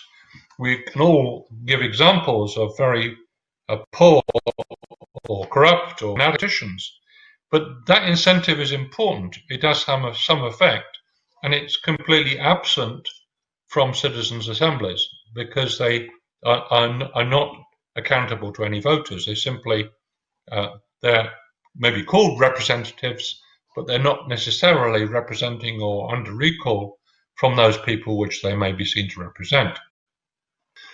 People have much greater incentives to become competent in issues that affect them directly and immediately. So if you go to a party, unless it's full of political geeks like us, most of the people there will be talking about personal relationships, housing, food, jobs, cars, TV programs, mortgages, etc., etc., because those are the things not only affect us immediately, but also we can often have some influence over. We make choices about what we watch on TV and what cars we buy, and so on. There's relatively little incentive to become informed on political issues, especially as one single vote is like to make a tiny difference. So de Tocqueville, I think, was right. There's good reasons to explain his observation why people are generally less involved. Some of us, of course, are very interested in politics, but I think we're the exception. Let's compare two other cases. This is workplace and community democracy. And I think the comparison is quite interesting, partly because workers have strong incentives to become informed about issues that directly affect their work environment, and their livelihood. Consequently, some participation in workplace decision-making can ostensibly be valuable and productive. And there's assurance that worker participation in decision-making enhances activity and work satisfaction. It goes about, this is a small sample of a huge amount of evidence giving positive outcomes for this. But we must be cautious because experiments, and they take different forms, including German co-determination and other mechanisms in worker cooperatives and so on. Generally speaking, across the board, workers in practice are involved in a minority of decisions only, and that's not necessarily a bad thing. It's good to extend some decision-making to workers, or at least the evidence seems to suggest that it can have positive outcomes. But in practice, it means relatively little. It's important, but relatively little. What about community participation? I think here the results are much more mixed and less positive, for several reasons. If you have communities which are mixed in some way, ethnically or in terms of class or other reasons, and these days in many developed countries that mixture exists to some degree, people in communities tend to interact with subsets of like-minded people. Even with relative ethnic homogeneity, you'll find people in different professions congregating together. The farmers will talk to farmers, and the factory workers will talk to factory workers, and so on. And this is a general result we find in communities. Empirical studies suggest that unless there's strong incentives to work together, lines of political or other conflict can emerge, leading to breakdown of cooperation in the community. On the other hand, incentives for cooperation can be heightened by a common threat, such as a disruptive construction project, a motorway going through the community or whatever, or the need to deal with potential hazards such as fire or flooding. These can combine communities together, but these are rather exceptional.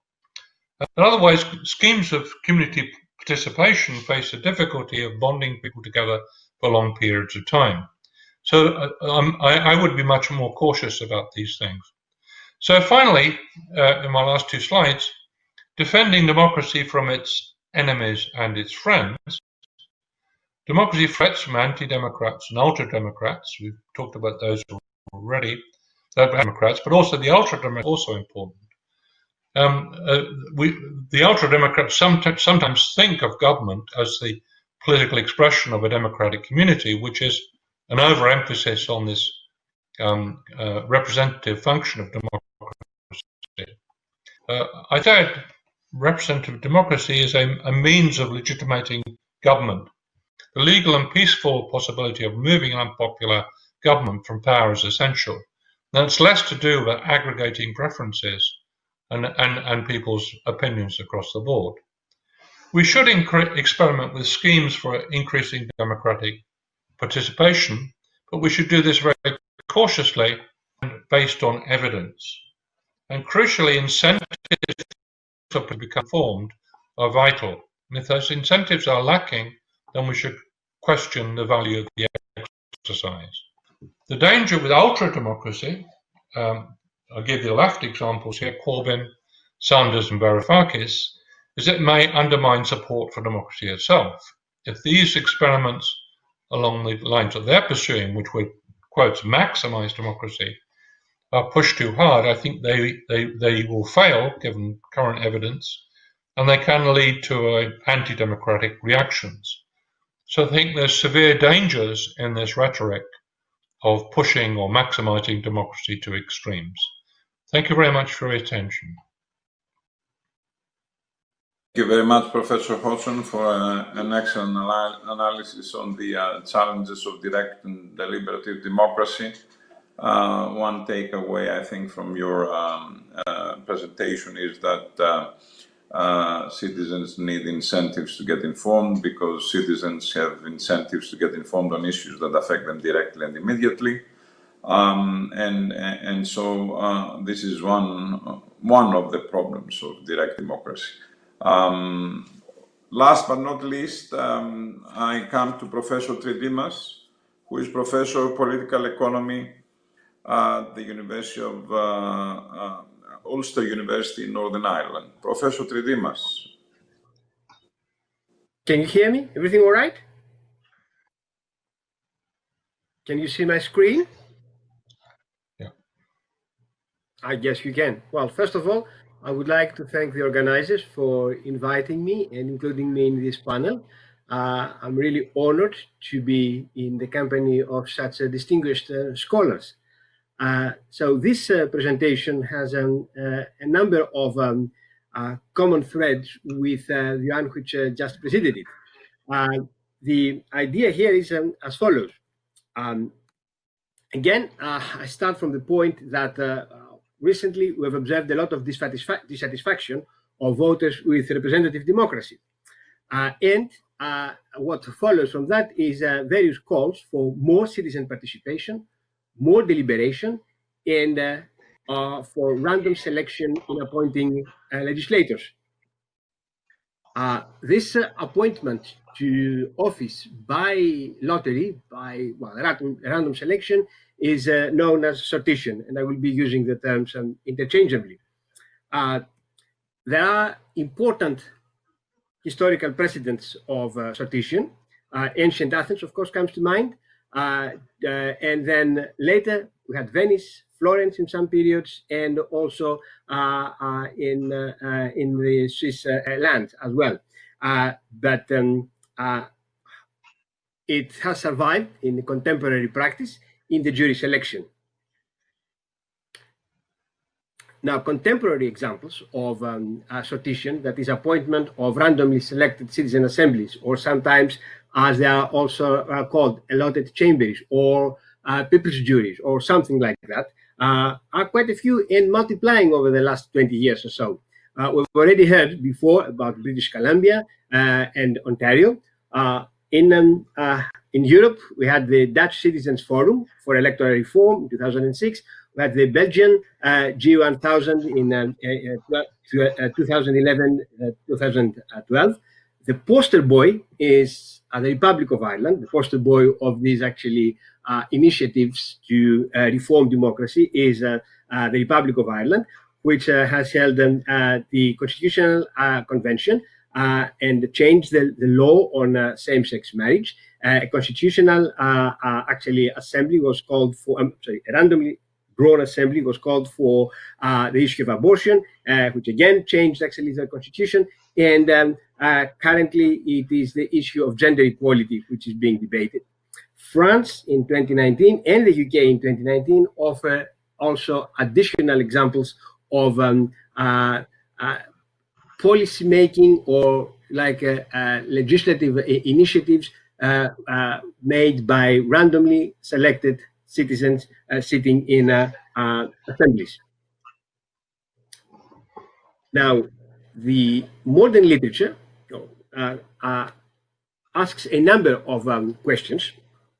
To begin with, it always, and we already had some of that, asks questions about the normative properties of appointment to a public post by lottery. And in this issue, a number of the properties of the appointment process are discussed. The representativeness of it, equity, the issue of equity, and the sortition receives a lot of support on representativeness because of the law of large numbers, on issues of equity, that is distributive justice and equality of opportunity to serve in public office, something which actually underlined the Athenian practice, the ancient Athenian practice. Number three is that appointing public post holders by lottery is an antidote to partisan conflict, to functionalism.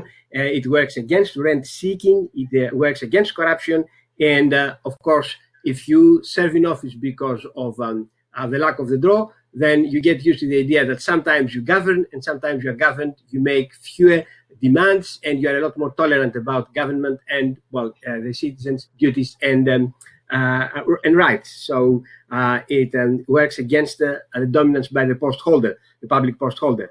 Another issue which is sometimes dear with economists, all in all, the sortition process is cheaper. In other words, it involves lower resource cost of decision making in comparison to elections. There are, of course, big problems. We already had that in the context of accountability. More generally, it is the issue of suitability for office. If in the assembly we have people who are not actually policy experts, they cannot act as political leaders, and therefore the quality of decision making will suffer with significant effects on welfare and the like. In addition, the contemporary literature asks questions about the institutional ways in which these randomly selected assemblies can be put in practice, can be facilitated. Questions about the effects of different types of deliberations on the decision outcome. What is the attitude of citizens when it comes actually to be served by sortitioned officers instead of elected officers? There is a glaring omission. I haven't seen actually any literature on the issue of how do politicians feel, what is the politician's attitude towards the idea of policy making by random citizens, and this is the focus of this presentation. So we take on board whatever was said before about representation, whatever was said before about suitability, and so on and so forth, and ask the question that what is actually, are there any circumstances under which politicians who are elected will accept to give up power and transfer their policy-making decisions to a randomly drawn assembly? So, what are these conditions? I start from the standard economics assumption that politicians are rational actors. Therefore, the politicians will adopt the institutions of policy making, that is policy by elected representatives or by randomly drawn assemblies of citizens, which maximizes the expected net benefits. So politicians are, if you like, I look at politicians as legislators, constitutional writers, and they are faced with the dilemma. Do we carry on the way we decide policy after winning elections, or do we give at least some parts of decision making to a randomly selected assembly? So, to make it concrete, I assume two elected politicians, legislators, constitutional framers, call them what you like, A and B, and I assume that changing the institution of policymaking requires the consent of both politicians. So, in other words, looking at a democratic society, a democratic polity, it is not the case that someone at the top says, okay, this is how I'm going to do things now. But it is, if you like, an amendment of the Constitution, a reform, which has to be accepted by a number of players. I can think of two different parties. I can think of A and B being actually the constituents in a supermajority, and so on and so forth. That doesn't matter. What matters is that for the policy, for the institution to be accepted, I need the consent of two different political players. So, what are the benefits that politicians derive from office after winning an election? Well, standard actually economic analysis here. They assume the ability to pursue their favorite policies. So we can think of policy objectives here, and we can take Euclidean preferences and the like. And of course, politicians derive office rents, financial, ego rents, and the like from winning an election and being in office. What are the costs when they seek election and winning office through this competitive process? On the one side, there is the uncertainty of the election outcome. The election outcomes are probabilistic. So a politician's policy may win or may lose at the electoral contest. And number two, of course, there is considerable cost of election campaigning. What are the perceived costs and benefits from policy decided by a randomly drawn assembly for the politician this time, for the politician? That is the issue that I'm looking at. So, to begin with, the politician suffers what we may call a policy loss. It takes the following forms. The probability of passing proposed policy differs between elections and lotteries. In an election, if you like, the politician does have the power to affect, to some extent, at least the election outcome, whilst the lottery is, if you like, a fixed probability of winning or losing. They depends on the number of those who will support the politician's policy. Second issue here on policy loss, the policy decided by the assembly is a random variable.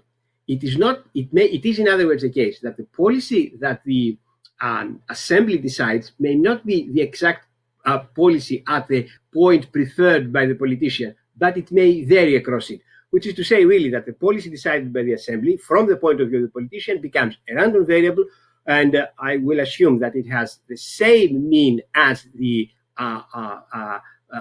policy most preferred by the politician and a positive, actually, variance around that mean. What are the costs? Second, actually, cost is that the politician who, with a policy is passed through an assembly rather than an election, then the politician loses a part of the office rent. However, there is a benefit. In general, the cost of passing a proposed policy will actually be lower because it will not go through the election campaign. The elections are more expensive than assemblies. Well, decision-making through winning an election is more expensive than decision-making through randomly selecting a number of individuals to ask as legislators and informing them by policy experts and the politicians about the issues. So, on this account, politicians A and B will consent to decision-making by a citizen assembly when the expected net benefit from policy making under sortition exceeds the expected net benefit from policy making after election. Actually, now is opposition, but this is the mantra of economics, is it not? So, having looked at the benefits and the costs, we come up with this conclusion. Are there any circumstances where this inequality holds? Under what circumstances this inequality actually holds? Let's start with elections. Right? I'm going to be a little bit formal now. The paper is formal. The history of behavior was that some academic friend of mine from Ireland were very much in favor of those assemblies, and I was very skeptical. I'm still very skeptical about those assemblies, but I thought that I should give it actually a go. I should try and see how, as an economist, would model actually these choices. So let's say that the probability that politician A wins the election is P, and if A wins, then he enacts his most preferred policy, and in a Euclidean space, this is point A, alpha, sorry. Probability that B wins the election is obviously 1 minus P, and his most preferred policy is B different from alpha, sorry, beta different from alpha. If we have a randomly selected citizen assembly which decides policy, then for A, the politician A, the decided policy is stochastic, as I said before, with mean alpha and the variance sigma alpha square, and the same thing for B. The mean is beta, and the variance is, again, a positive beta. The probability that the assembly actually chooses A's preferred policy is lambda, from lottery, which is different from P. In general, the two are not going to be the same. A different probability that I win the election and then decide my policy, my preferred policy, and a different probability that the Sortitian Assembly passes my policy, and that policy of mine may not, that policy that it passes may not necessarily be exactly my preferred policy. So this is the setting of the model. We can now, using Euclidean preferences and standard utility function and so on, we can obtain the payoffs of A and B from elections, right? UA of R for representative democracy, and payoff of A and B from a people's jury, right? Like this. And therefore, we make the comparisons. When the payoff from a decision making by an election is smaller than the payoff from decision making by a randomly drawn assembly, then politician A chooses decision making by assembly. So that leads us to identify the probability threshold such that if the probability that A wins the election is smaller than the threshold, A chooses decision making by assembly. It turns out that PA, that's the crucial threshold here, depends on, well, has got three components, and the components are, according to the model, A's relative gain when his ideal policy is implemented by a randomly drawn assembly, plus the certain cost saved when A's ideal policy is implemented by the assembly, rather than after winning an election, minus the loss from the uncertainty that the assembly may pass a policy which deviates from the ideal policies of A. Similarly for B, so for B, again, we have that if the payoff from winning an election is smaller than the payoff from the policy implemented by the people's jury, then B will choose decision making by the assembly, by the jury. So we identify the probability threshold PB such that if the probability that B loses the election is greater than the threshold, then B chooses decision making by assembly, right? And PB will have the same components as before. So what we've got now is that for A and B to agree on decision making by assembly, it must be the case that PA, what we had before as the threshold for A, is bigger than the probability that actually A wins the election, which is the same as the probability that B loses the election, which of course is bigger than the threshold identified here. This is a necessary condition, but not sufficient. And we cannot go into sufficient conditions. There is no chance actually to work out in these models sufficient conditions. So all that really matters is to say that are there any circumstances where this inequality actually holds? And if it holds, then other things being equal, the two politicians will accept decision making by a randomly drawn assembly. Oh, don't want to go into that. It's other math, don't forget it. So let me show diagrammatically what is going on here. This is the line of probabilities from 0 to 1. So I can identify the PA, the threshold for politician A. Now, for probabilities above PA, A chooses election. For probabilities below PA, A chooses decision making by an assembly, right?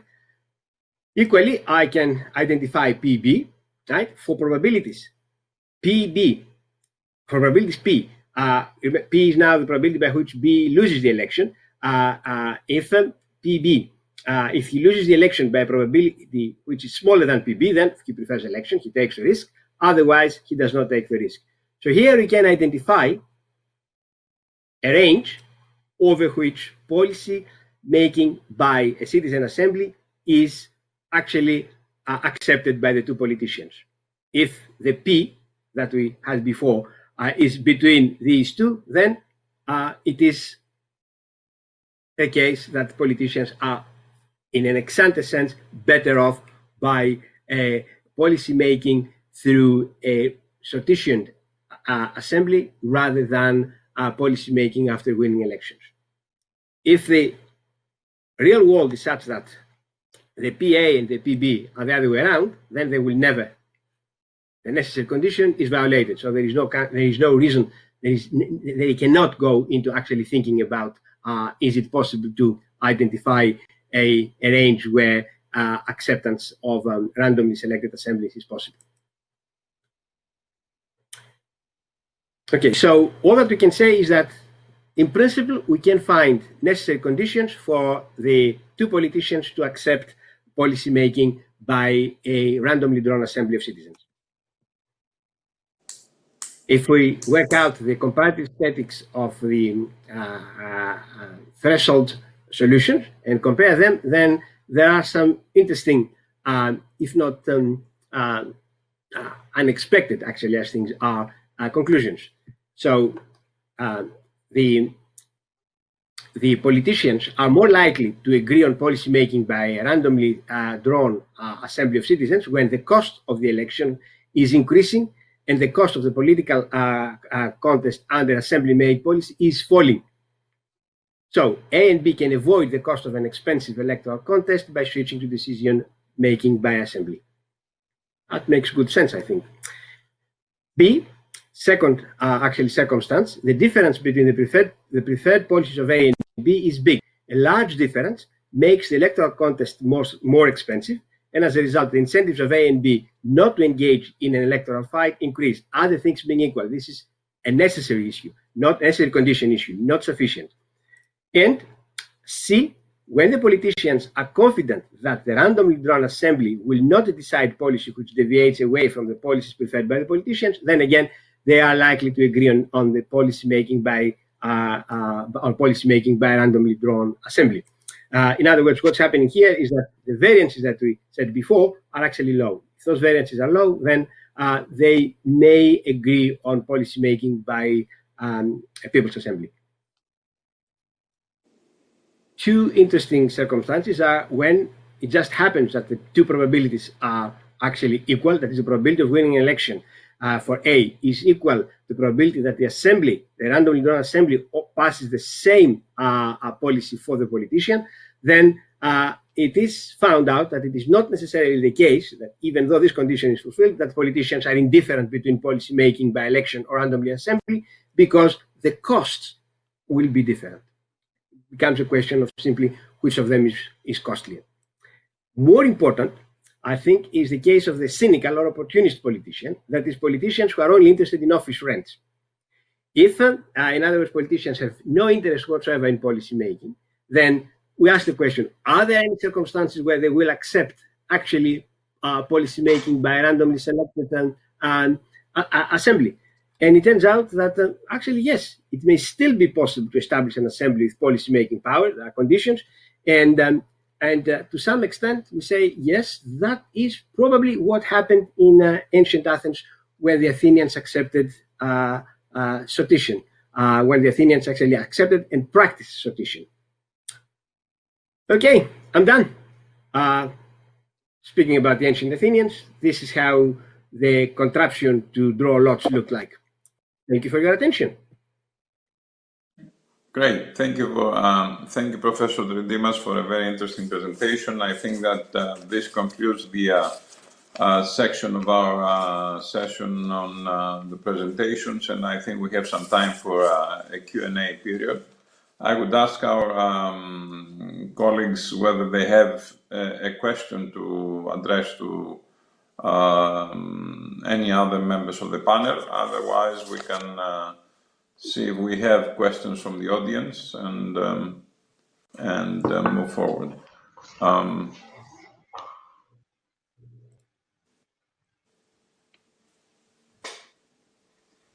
Okay.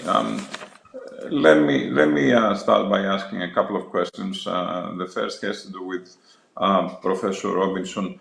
I wonder whether you would care to expand a little bit on this comparison between the Greek social contract and the Greek constitutionalism and the Confucian concept of self-cultivation. And if you could define that the elements of this self-cultivation on the basis of what norms?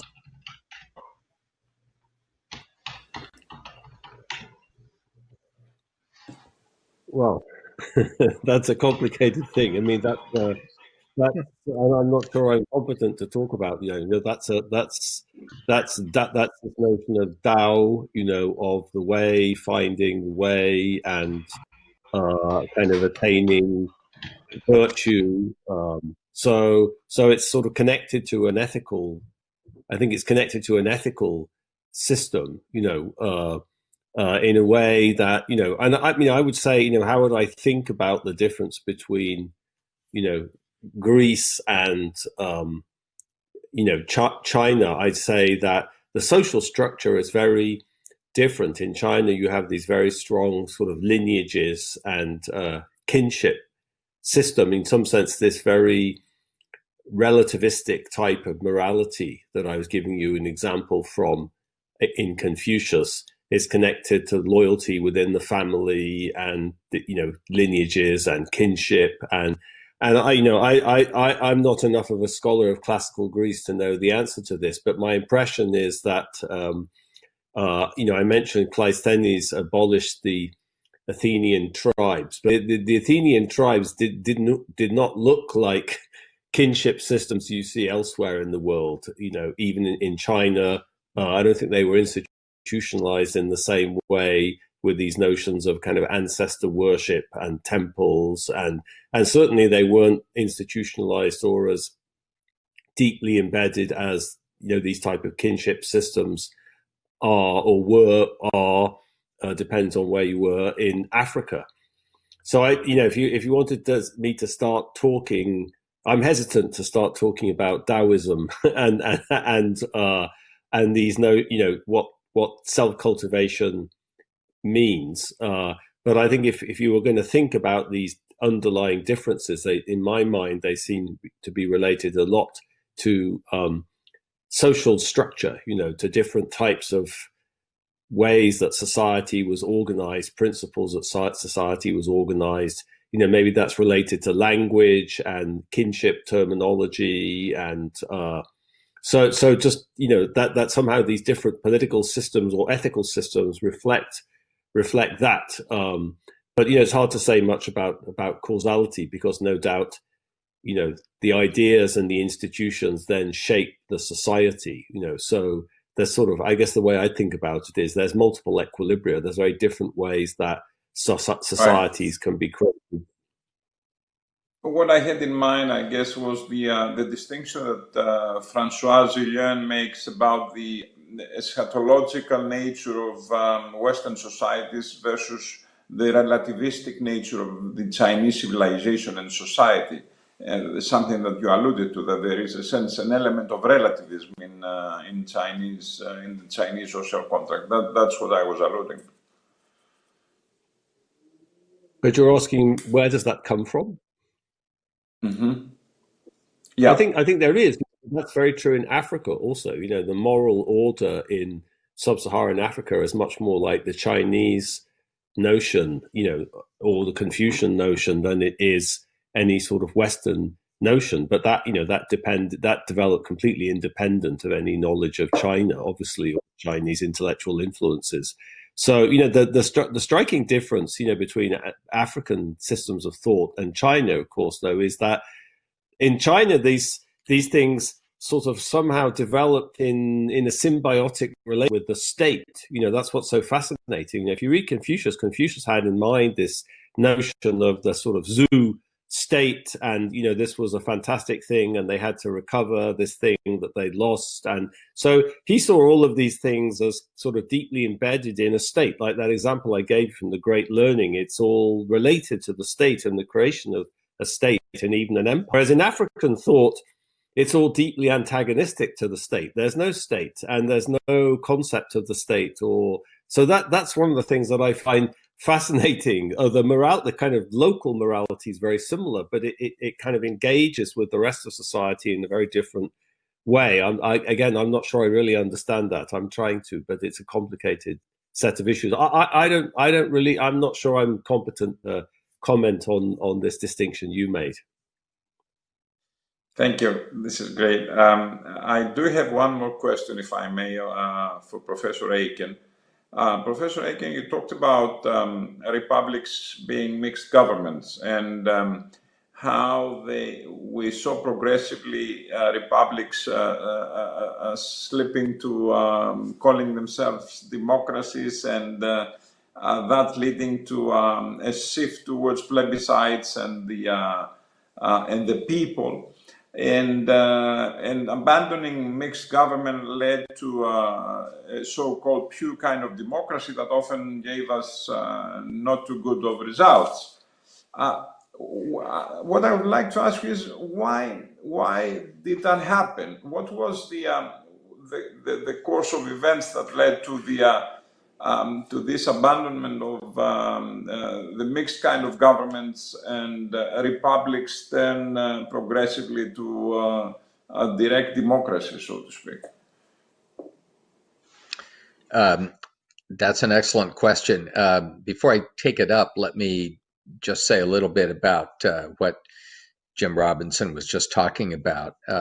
One of the interesting features of Confucianism is that the Neo-Confucian version of it is growing in influence in China, and contrary to the early days with Mao Zedong, where he wanted to abolish all influence of Confucius, there are now Confucian scholars who argue that the current Communist Party regime in China is an instance of Confucian government, and others who would argue that changes need to be made to implement Confucius ideas in a better way. So, in particular, people like Joseph Chan and Tong Dong Bai have said that part of the problem with Confucian thinking is that this notion that rulers can be controlled by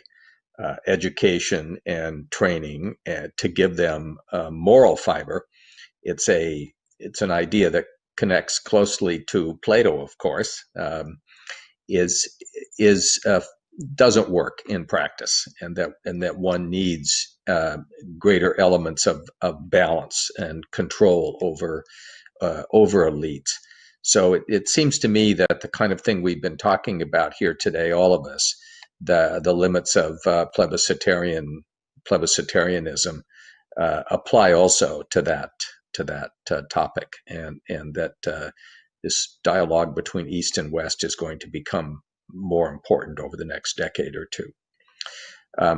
With respect to the question just asked, I would say that part of the impetus to go to more plebiscitarian forms of government is due to the failures of elites at various times.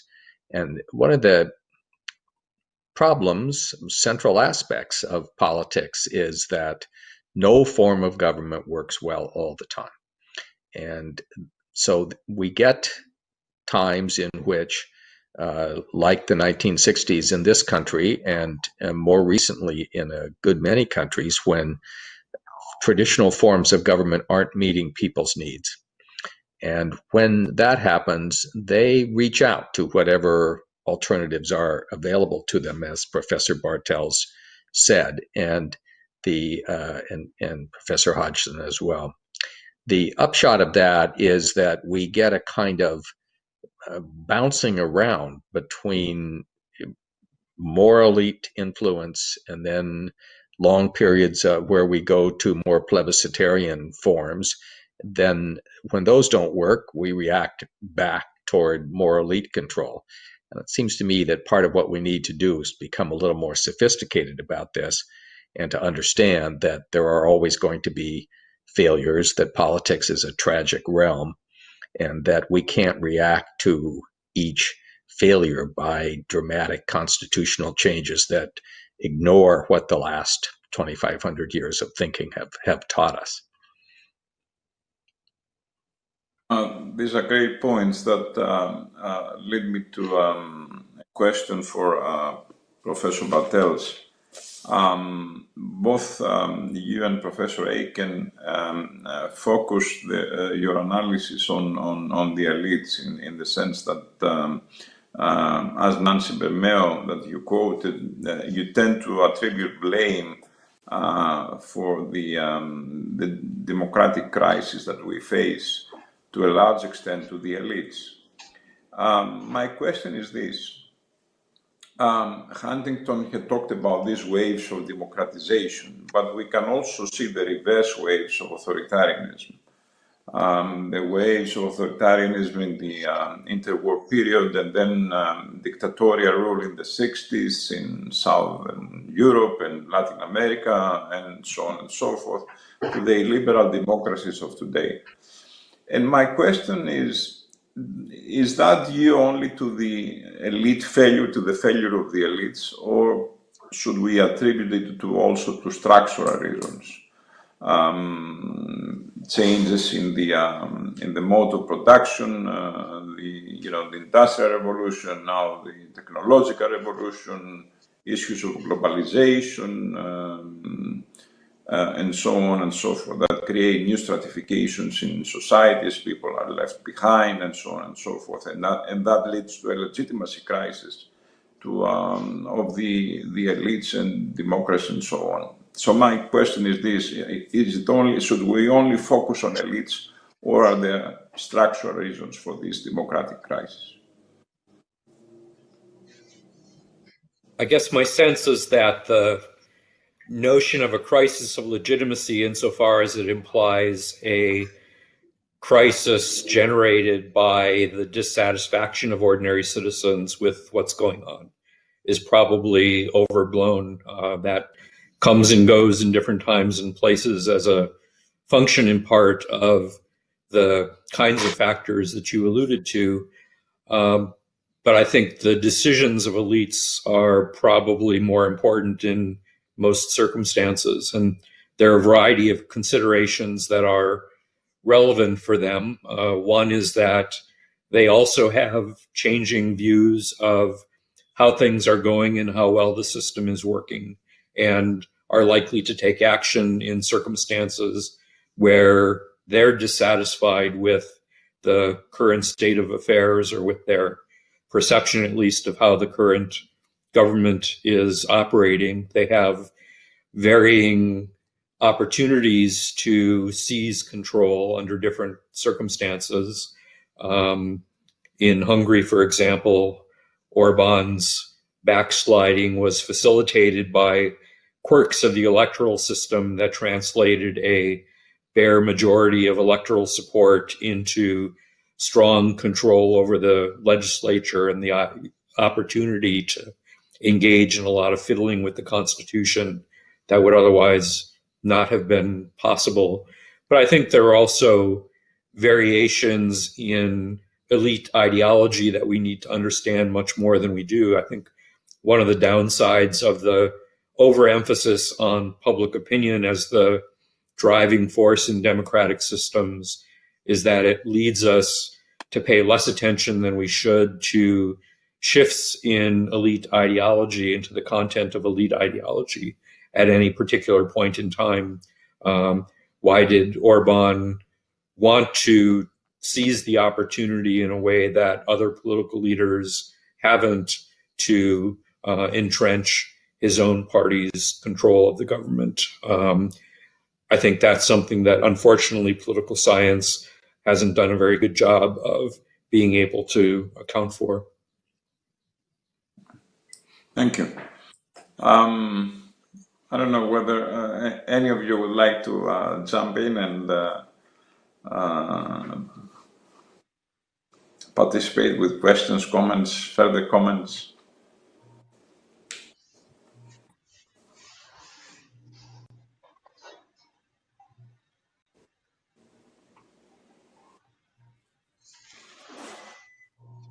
I could just go back to the point that you raised earlier about anti-immigration sentiment and the impact of the refugee crisis in Hungary and Poland. I think the two cases are rather different on that score.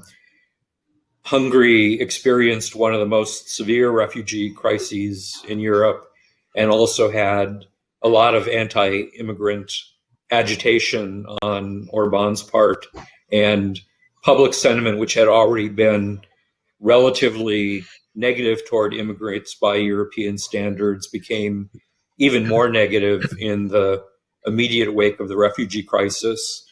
But even at that point, the connection between anti-immigrant sentiment and support for Fidesz was pretty weak by comparison with other factors. The impact of ideology and conservative worldviews was about 4 times as important as attitudes about immigration. The effect of trust in politicians and attitudes about democracy was about 3 times as important as anti-immigrant attitudes. But the other thing that's happened more recently in the most recent wave of the European Social Survey, attitudes in Hungary have already changed, bounced back somewhat from that low point, and now are similar to what they were before Fidesz came to power in 2010. Poland is a rather different situation. There too, some connection between anti-immigrant sentiment and support for law and justice has emerged in the time since they've begun to entrench their power after 2015. But it remains the case that Poland is actually relatively favorable toward immigrants in terms of public opinion by comparison with most European countries. So there, I think, although there's some correlation between attitudes toward immigration and support for law and justice, it's not a very important factor in their ability to remain in power and their sort of base of public support. Okay, thank you. We do have one question from the audience for Professor Hodgson. What are some of the incentives that we should use to increase participation in voting for institutional matters that are of no immediate effect for the voters? Well, thank you for that question. If there's little effect in terms of an institutional reform on the voters, then clearly the incentives can be very low. In which case, the argument for deliberative or other forms of involvement is very much weakened. My point is that we should take these incentives into account, and we should not recklessly put decisions out to people where there's relatively little incentive to become competent in the issues. I'll give an example. It's not exactly the kind of thing I think you hint at in your question, but take the Brexit referendum in the UK, which took place 4 years ago. By a very narrow majority, they voted to leave the EU, which we've now left. The whole debate was at an incredibly low level of expertise in terms of I'm not talking about the voters, I'm talking about the BBC, I'm talking about the news agencies, talking about the publications by the government, the way they highlight the issues. The whole discussion was extremely bad in terms of the quality of discussion. So that things like solving the Irish border problem were off the radar. But this problem of the Irish border, it's not just our fault rather than their fault. The problems with dealing with the Irish border and our relationship to the single market and having another country on the same island of Ireland, which is a republic, being in the single market, was simply not aired. Yet it's dogged the whole discussion after the referendum for the most of 4 years. And 2 solutions have been put forward, one by Theresa May, which was voted down, the other one by Boris, which he has decided, after signing it, Boris Johnson decides he's going to go against it or wants to amend it. I mean, it's extraordinary, but this issue was not discussed. So one wonders really what the purpose of referendums are when, in cases like this, where there's an inability or it's difficult for some reason to go into depth about the issues. And this would occur with other things too. I think there's more success with involvement with things like climate change. There were two citizen assemblies in both the UK and France in the last year or so, and these came out with very good proposals, but they weren't government level proposals. They were proposals for individuals in our day-to-day lives to alleviate the problem and to become more educated about the climate change. And then they were very productive. But I think we have to question the value of deliberation or referendums when in fact people have few incentives to be involved in the complexities of the issue. Right. Thank you very much. I do see a question here for Professor Robinson. Do you believe that the current international system is a social construction so that we being citizens, politicians, and human beings can change it based on other rules or principles?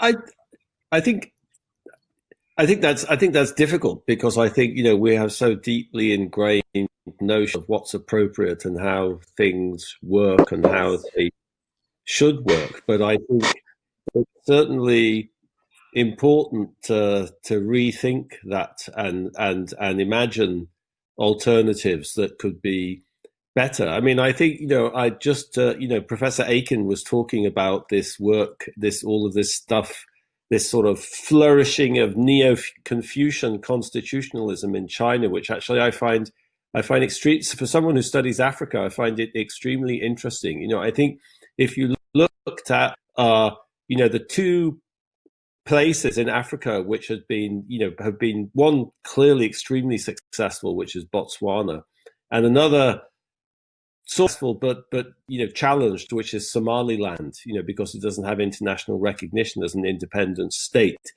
They've both been able to sort of tap into very different ways of organizing a constitution, which are non-Western but legitimate in the context. In Somaliland, for example, there's a Senate which is based, in the United States we have a Senate which is based on the representation of states. In Somaliland, that doesn't really make any sense to have a geographical basis for representation because people move around with their camels and their flocks and their goats, and so instead the basis of the Senate is clan, representing sub clans. It's one clan family in Somaliland, the Ishak clan, but sub clans are represented in the Senate, and that makes a lot more sense. That makes a lot more sense. In some sense, they went in the opposite. The Somalis went in the opposite direction to Cleisthenes reforms. But that makes much more sense in the social context in Somaliland. For having a hope of building a legitimate political system. So I find it extremely interesting. I don't know how deep it goes in Chinese society, but this intellectual discussion about constitutional orders and finding a way of creating a political system in China which is more democratic, but which is somehow compatible way people think about social order in China. There's been a lot of very work by political scientists like Lily Tsai at Massachusetts Institute of Technology, interface between the communist state and traditional Chinese social institutions. Trying to understand this immensely successful boom in the last 40 years in China. Some of the best work also by Victor Ni at Cornell, for example, has realized that this is synergetic with all of these social structures in China. So I think obviously there's institutions reflect society and they have to be in some equilibrium with society and people's norms and practices, but they can also change. I'm sure they have, and so I think it is important to try to imagine organizing society differently and trying to think about problems and how we could solve the problems and how we can learn. Humans always learn from other experiences, and so I'm not sure if that's an answer to it was an attempt as an answer. Well, that was a great answer, I think. I do see here a question, I think,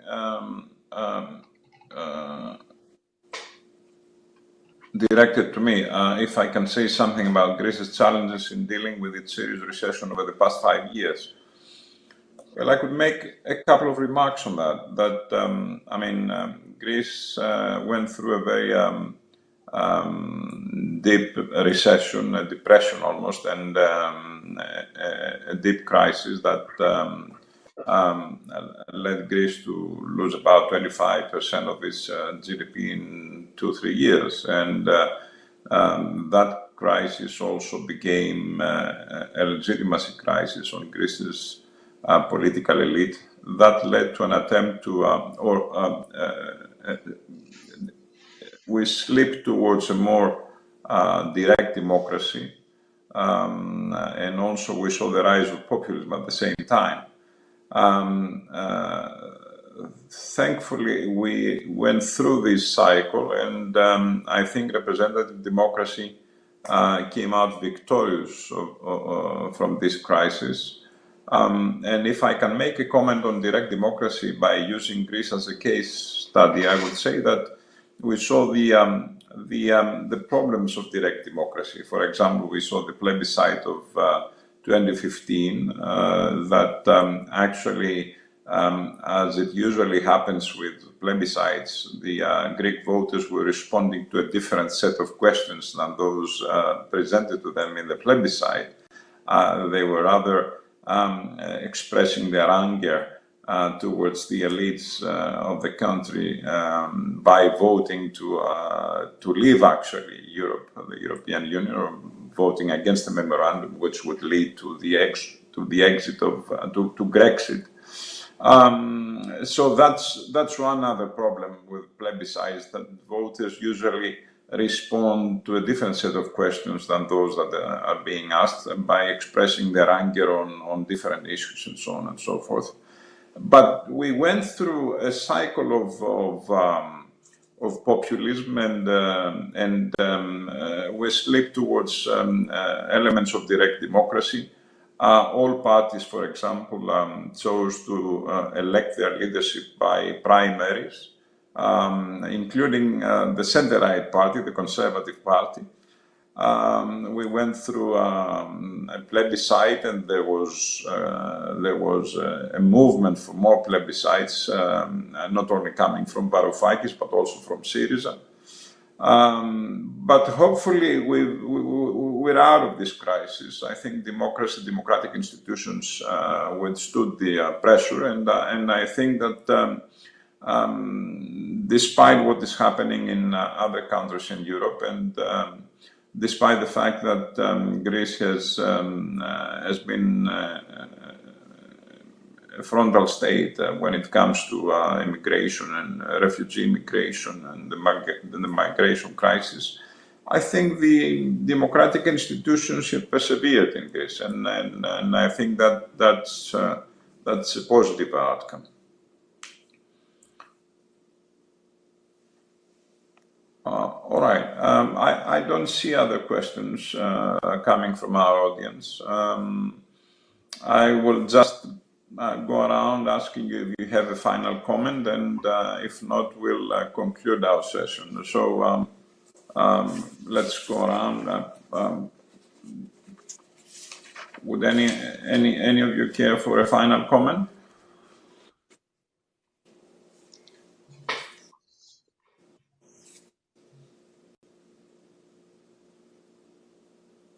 All right, I don't see. Okay, I think that this concludes our session. I would like to thank each one of you personally for your stellar presentations, as well as your contribution to the Q&A period. Professor Robinson from the University of Chicago, Professor Aiken from Princeton University, Professor Bartels from Vanderbilt University, Professor Hodgson from Labor University of London, and Professor Tritimas from Ulster University in Northern Ireland. Thank you very much for your presentations, for your time, and your comments. Thank you. Thank you.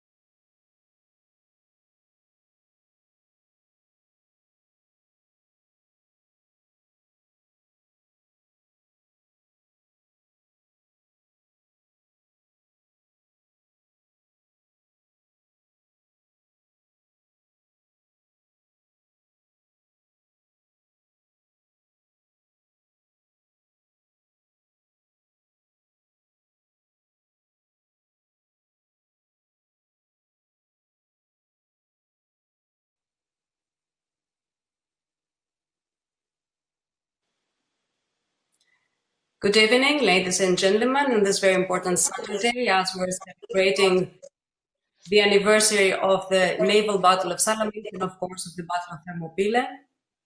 I'm delighted and deeply honored to moderate this panel of distinguished experts from Greece and the US. I would like to thank the organizers for inviting me and for bringing us all together in this highly important webinar.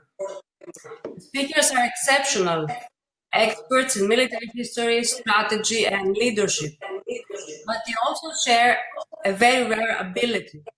They can build bridges between the past and the present to show us how small a distance separates us from that past, at least in terms of ideas and values. This ability is central to the discussion that will follow under the title Conflicts in the Eastern Mediterranean, Then and Now. I suppose all of us joining this webinar are familiar with the tensions that still exist in this part of the world. We've been witnesses, at least in the past 5 months, of a huge international mobilization here, the biggest, I think, since the Suez Crisis back in 1956. But now we're going even back further to the past, to the Battle of Thermopylae and the Battle of Salamis, in order to come to the present and see the eternal qualities of leadership and democracy.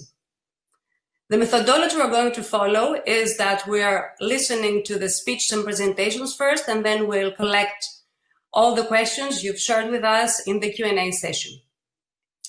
I will start with the first speaker. I cannot see Mr. Barry Strauss on screen yet, so we'll change the sequence of speakers a little bit, and we'll have Mr. David Berkey first, who is a very distinguished expert in military history. He's a research fellow at the Hoover Institution at Stanford University. Before that, he was a professor of history, I guess, in the University of the State University of California in Fresno. And he is one of the experts that show us how relevant ancient history can be to today's conflict. At Hoover, he's a member of working groups studying the role of military history in contemporary conflict. And there he's preparing a book on disruptive strategies, the military campaigns of ascendant powers and their rivals, coming out in January 2021. Mr. Berkey will talk about the legacy of the Battle of Thermopylae. Mr. Berkey, you have the word. Thank you. Thank you, Professor Botsillo, for your kind introduction. I would also like to thank the conference organizers, and in particular, my colleague and fellow panelist, Dr. Zafiris Rosidis, for this opportunity to celebrate this milestone in the history of Greece. A decade ago, in an introductory course on the history of ancient Greece, I was approached at the end of my lecture by an Iranian student who was startled by my presentation of the Greco-Persian Wars. During her early school years, her teachers had taught her the same events that I had just narrated in a markedly different fashion. Hadn't the Spartans at Thermopylae been killed almost to the man? Hadn't the Athenian temples atop the Acropolis been burnt and toppled and the city occupied? Surely I must be mistaken that the outcome was a Greek victory. Of course, my student was right, but only to a limited degree. Thermopylae was a defeat, a trauma, as Herodotus labels it, for the Greek forces in the army of the great king of Persia occupied the battlefield after 3 days of intense combat, after which he had the severed head of the Spartan king Leonidas impaled on a spike. And yet the battle was a strategic victory for the allied polis of Greece, granting the Athenians in particular valuable time to evacuate Attica. Beyond that, Thermopylae galvanized the fighting spirit of the Greeks to resist the tyranny of a foreign invader. Therefore, in the brief time that we have today, I wanted to evaluate this comment and explore why the Battle of Thermopylae occupies such a prominent place not only in the conflict waged between the Greek polis of the late Archaic period and the vast Persian Empire of Xerxes, but also in our contemporary world. To do this, I'll first say a few words about the battle itself, the synchronous naval battle at Artemisium, and then reflect on Thermopylae's legacy, both in military and cultural terms.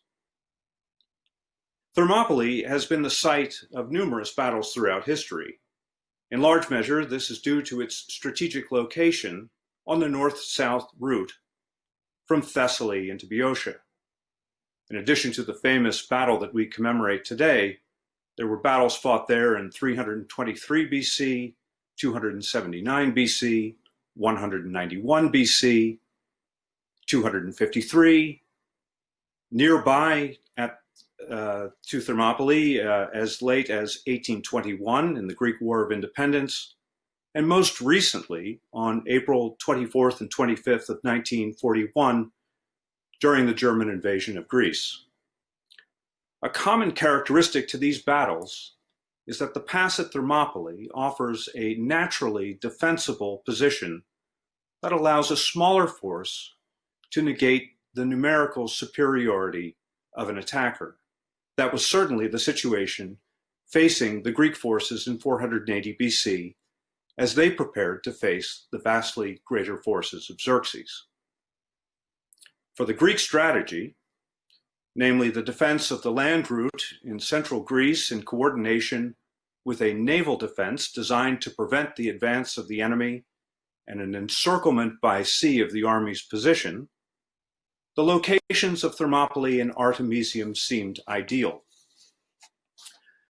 For the Athenian commander Themistocles, about whom we will hear much more later today, a defense in central Greece rather than at the Isthmus of Corinth also provided the Athenians with the opportunity to evacuate Attica and mount a defense at Salamis. Xerxes marched south towards Athens in as close coordination with his fleet as possible. This was necessary to supply his army and helps to explain his army's travel along a coastal route. However, geography did not permit for precise coordination, and the army arrived nearby to Thermopylae prior to his fleet. Off the Magnesian coast, Xerxes' fleet was caught in a sea storm that inflicted severe damage on it. Herodotus relates that 400 triremes and an incalculable number of merchantmen and other ships were lost. And by the time of its arrival near Artemisium, the Spartan admiral Eurybiades was waiting. The Greek fleet, composed primarily of Athenian triremes, numbering 271 ships, and while smaller than the Persian fleet, was able to match it. Herodotus provides our fullest and most important account of the events at Thermopylae and Artemisium at the conclusion of Books 7 and the start of Book 8. We are reliant on his narrative, which is supplemented by that of Diodorus, presumably drawing from the account of Ephorus, and other sources as well, such as Plutarch and other fragmentary works. An excellent modern account of these battles is the recent work of historian Paul Ray, titled The Grand Strategy of Classical Sparta, The Persian Challenge. I will not attempt to recount the events of these well-known battles. What emerges, however, are some important points that help to explain the outcome. The Greek forces under the command of Leonidas, Spartans and other Peloponnesians, as well as Thespians and Thebans from Boeotia, employed the tactics of the hoplite phalanx to resist the Persian assault for 3 days. Their knowledge of the terrain was critical to the establishment of their defense. That being said, their ultimate defeat came at the hands of the opportunistic Ephialtes of Malis, who revealed the Anapia path to the Persian king, thereby allowing the band of 10,000 elite Persian soldiers, the Immortals, to outflank the remaining Spartan, Thespian, and a portion of the Thebans. Leonidas knew that he and those that remained would not survive. Oracles and prophecies had foretold of their deaths, yet remaining on the spot was the only noble course of action. At sea, The outcome of the Battle of Artemisium was a draw. The Greek fleet suffered many losses, but so did the Persian armada as well. After Artemisium, the Greek triremes were able to sail south and prepare for their next encounter. The outcome of both battles was to inflict many losses on the Persian forces and demonstrate the resolve of the Greek states that had chosen the difficult path of resistance to the far easier one of Medizing. Paul Cartledge, whose outstanding book, Thermopylae, The Battle That Changed the World, provides a thorough treatment of the historical background, battle, and subsequent legend of Thermopylae. He had previously delivered the 13th Runciman Lecture at King's College London in February 2003, after which he published his lecture in the journal Greece and Rome with the title, What Have the Spartans Done for Us? Sparta's Contribution to Western Civilization. Professor Cartledge argues that Thermopylae, although a defeat, was soon converted into a moral victory, and as such formed a vital and integral part of the eventual total Greek victory. He maintains that this was due to three factors. One, the militaristic organization of Spartan society. Two, the heroically suicidal stand at Thermopylae proved that the Persians could be usefully resisted. And three, the quality of Spartan leadership. Thermopylae was a defeat that actually represented a victory for the Greeks, the archetypal opposite of a Pyrrhic victory. The Spartans' actions were a demonstration of their belief that defending free polis against an absolute ruler was worth the sacrifice. The result was stiffened Greek resistance and eventual victory against the Persian Empire. Here I'd like to turn quickly to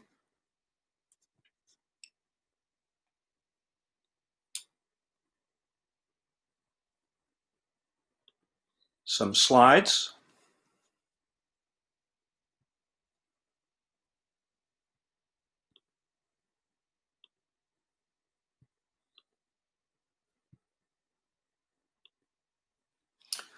This first, a view of the mountains of Thermopylae by Edward Lear, that's currently housed in the Ashmolean Museum at Oxford.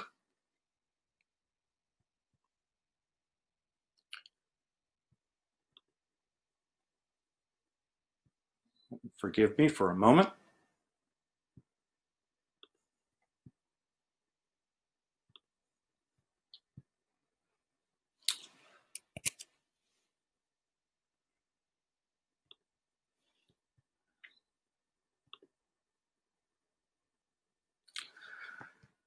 And perhaps I will choose to forego the use of the slides. I have having some difficulty with this.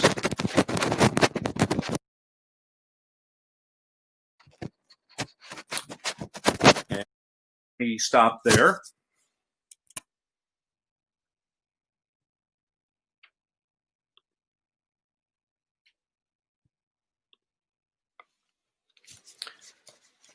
Over 2 millennia later, on April 22nd, 1821, Athanasios Diakos fought with 48 other Greek fighters on the same ground at the Battle of Alamana.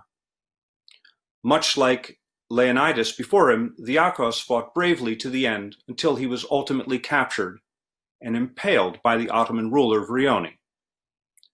After being offered a generalship by Vrioni if he converted from Orthodoxy to Islam, Diakos famously responded, "Ego Grekos, genithika Grekos thana pethano."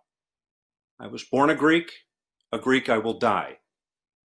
His death elevated him to the status of being one of the first martyrs in the Greek War of Independence.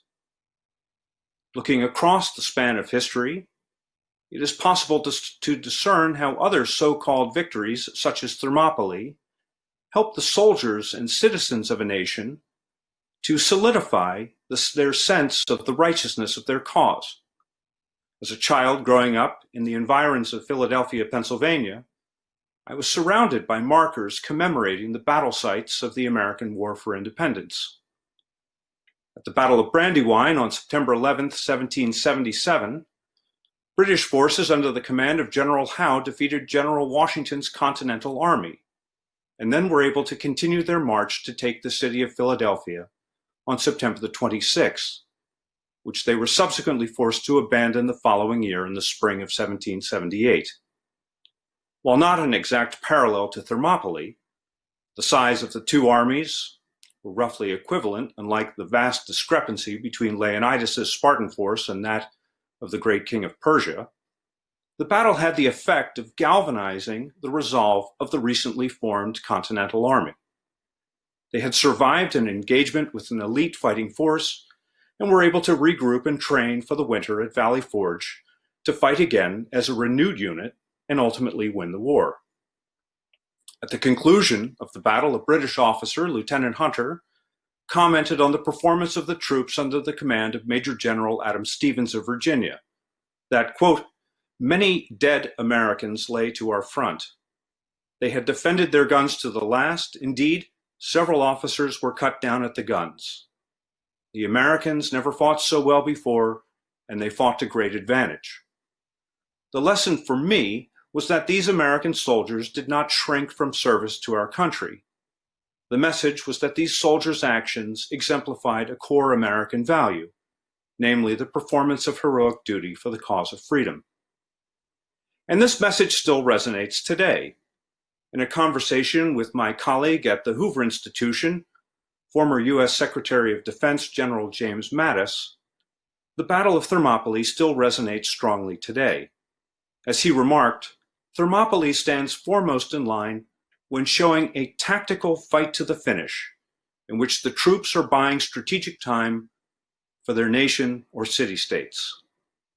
He went on to add that tactically there are many cases of units covering the retreat of others, so-called DLICs, detachments left in combat, in contact, to delay, disrupt an advancing enemy, and permit the escape of others.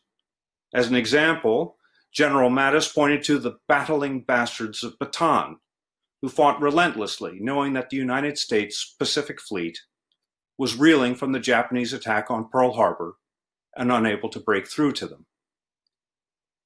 They tied down the Japanese for months. They didn't fight to the last man, but in modern war, absent food and ammunition, they were destroyed as a fighting force by the time what was left of them surrendered. In the United States Marine Corps today, Stephen Pressfield's historical novel Gates of Fire is required reading for all entering enlisted and officer Marines. The discussion guide for why Gates of Fire is required reading on the Commandant's professional reading list states that just as with the Spartan educational system, basic training instills in new recruits a code of ethics that guides Marines both in their daily lives and in battle.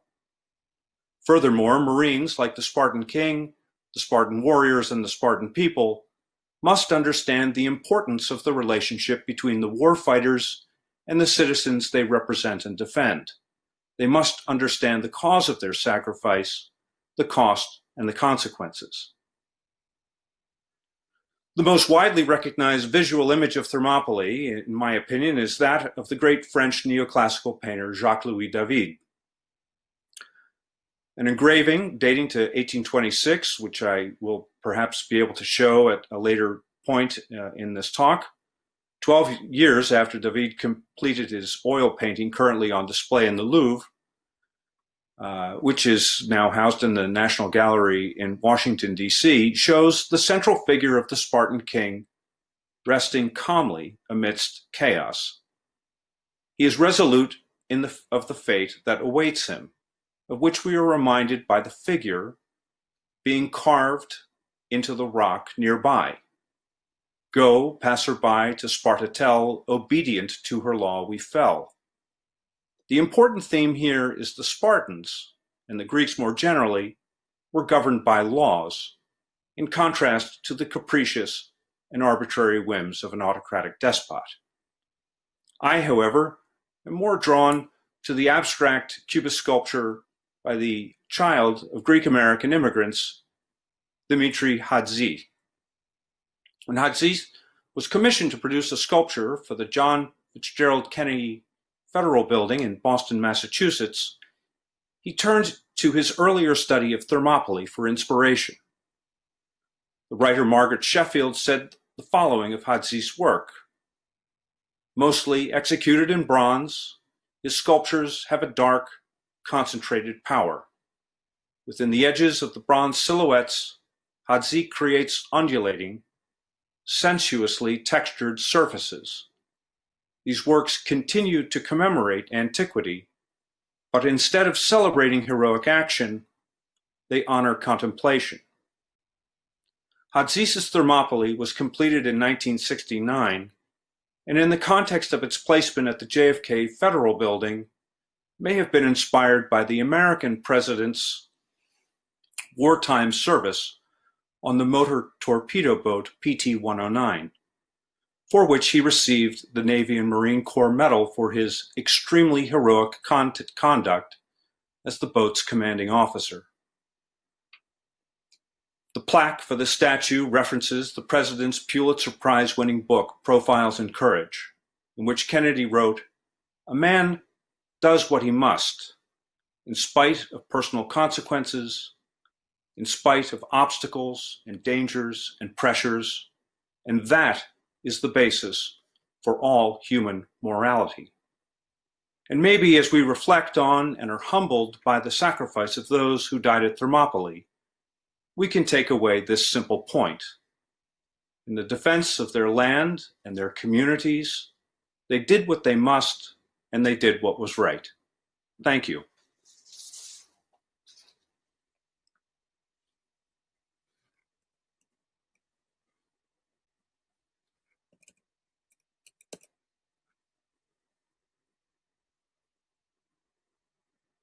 And I have to say here that Professor Berkey has studied classics in ancient Greece, also in Athens and Rome. So he had an immediate, a direct connection with the places that that experienced the legacy of all these things that he has studied. The first takeaway is that Thermopylae is a school of ethics for modern warfare, and how important it is to study that and teach that in also in American academies. And here reminds us of the fact that perhaps the US has absorbed the lessons of classical Athens more than any other democracy in the world, and has reproduced all these lessons and gave them to Europe after the war. The second strategic part of the legacy of Thermopylae is that he has stressed how the Greeks have used geography again and again over the centuries in order to defend their lands and waters. And this really draws a direct line between ancient Greece and modern Greece, which is very important to understand the geography of the place, the geography of lands and waters, more like a trap, as Barry Strauss has written in one of his articles. So having made this connection, I think he has given us a lot of food for thought for the questions that will follow. If Professor Strauss is here, I think we can move on to his speech. I cannot see him right now, but I think he's on. He's not here. He's not here yet. So we'll move again to the next speech until he can get connected to Professor Athanasios Platias. Athanasios Platias needs no introduction. He's an authority in IR, strategy and leadership, and in the study of Thucydides from the IR point of view. He's a professor of strategy and chair of the Department for International and European Studies at the University of Piraeus. He's been research fellow in famous universities in the US, Stanford, Harvard, Cornell, MIT, and he has operated as an advisor to many Greek governments, and no one wonders why. Now he's the vice president of the new think tank called the Council for International Relations in Greece, which is one of the organizers of this event, together with, of course, let me mention them, all of them, and thank them once again. The University of Piraeus, the University of Thessaly, the Delphi Economic Forum, of course, who runs everything here, the Kostas Kizis Foundation, and the Council of International Relations. Professor Platias will speak about Themistocles and leadership, and his speech has the title Themistocles, Democratic Leadership and Grand Strategy. Professor Platias, please take the floor. Thank you, Konstantina. I'm really and also participate in this conference that celebrates Greece's finest hour, the victory in Salamis. I will talk about Athenian grand strategy and the innovator and the creator of that strategy, Themistocles. So when we're discussing about grand strategy, we usually start with the threat. And the threat in that case was incredibly powerful. It was the Persian Empire. Some tribes in the Persian mountains managed to occupy 4 big empires: the Medes, the Lydians, the Babylonians, and the Egyptians. So actually created the biggest superpower ever existed, at least at that time. That started from India and Central Asia. It went up to the Aegean, including Thrace and Macedonia, and also in Eastern Mediterranean, including Egypt and Libya. So it was the biggest empire ever, more than 20 million people, with a very modern, for that time, taxation system that had innumerable resources and a very efficient mobilization system that could mobilize all nations and tribes in the Persian military machine. So it was a formidable opponent that actually had exhausted its area of expansion. He couldn't expand either north or east or south. So the only possibility was west.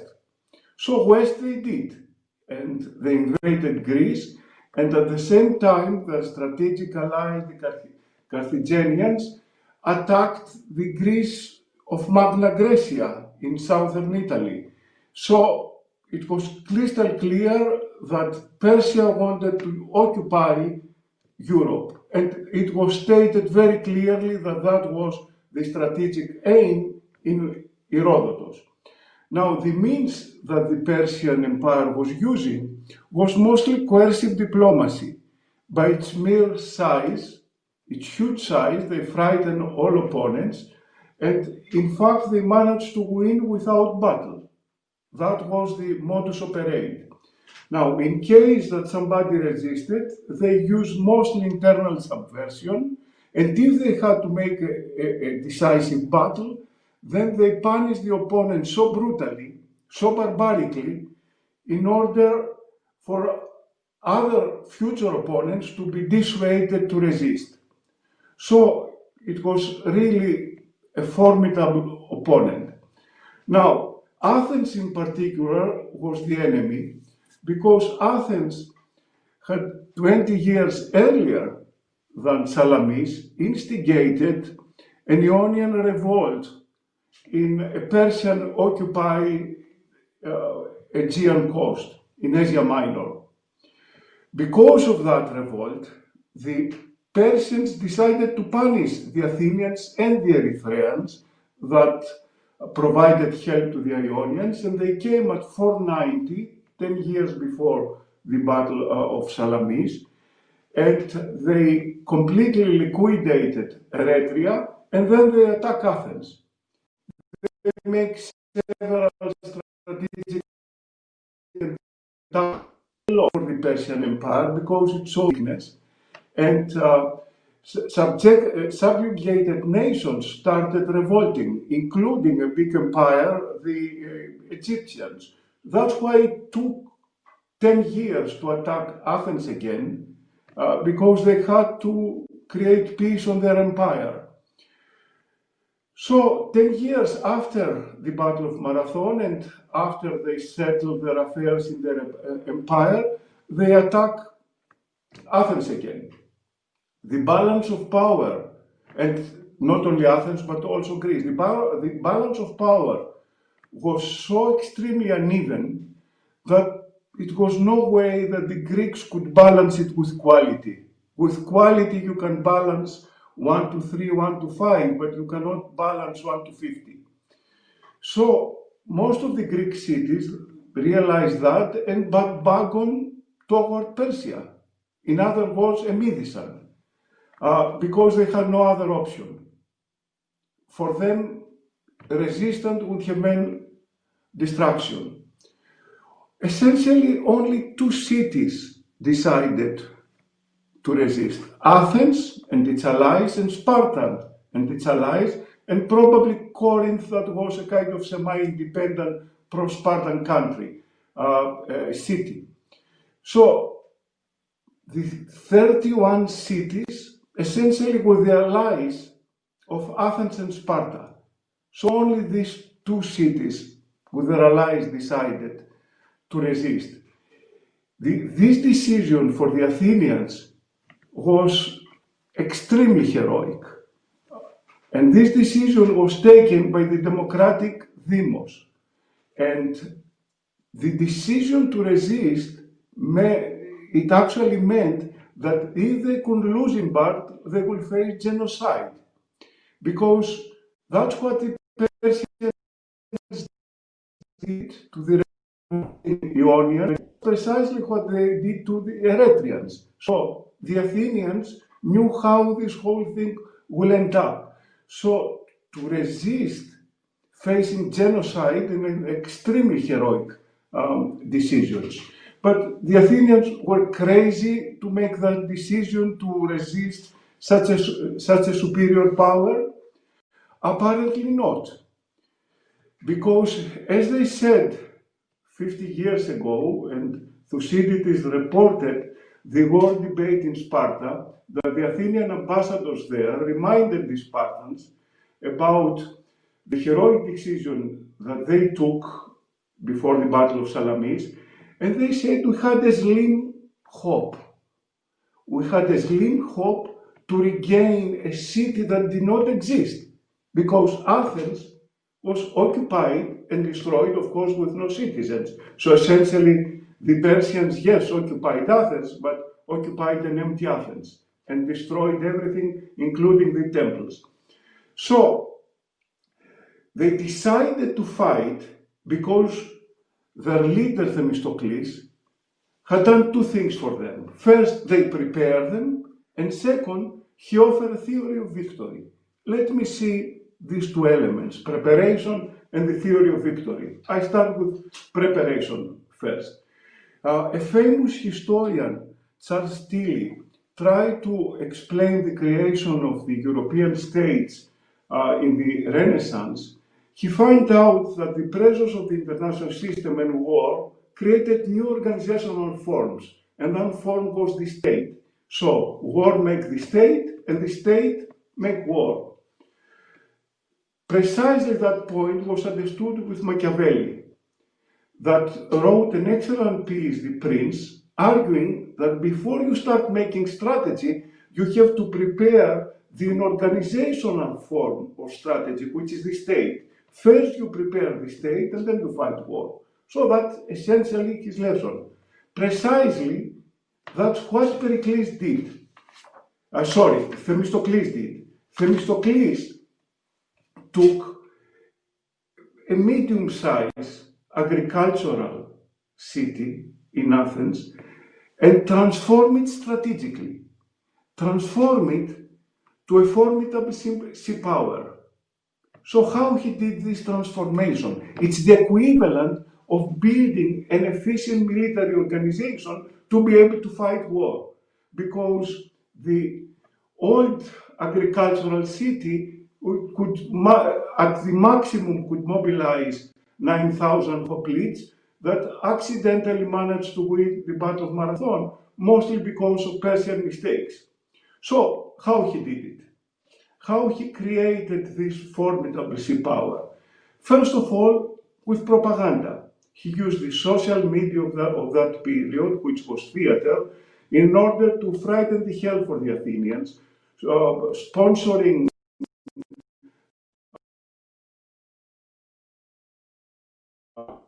to show to the Athenians what will happen to them if they lose.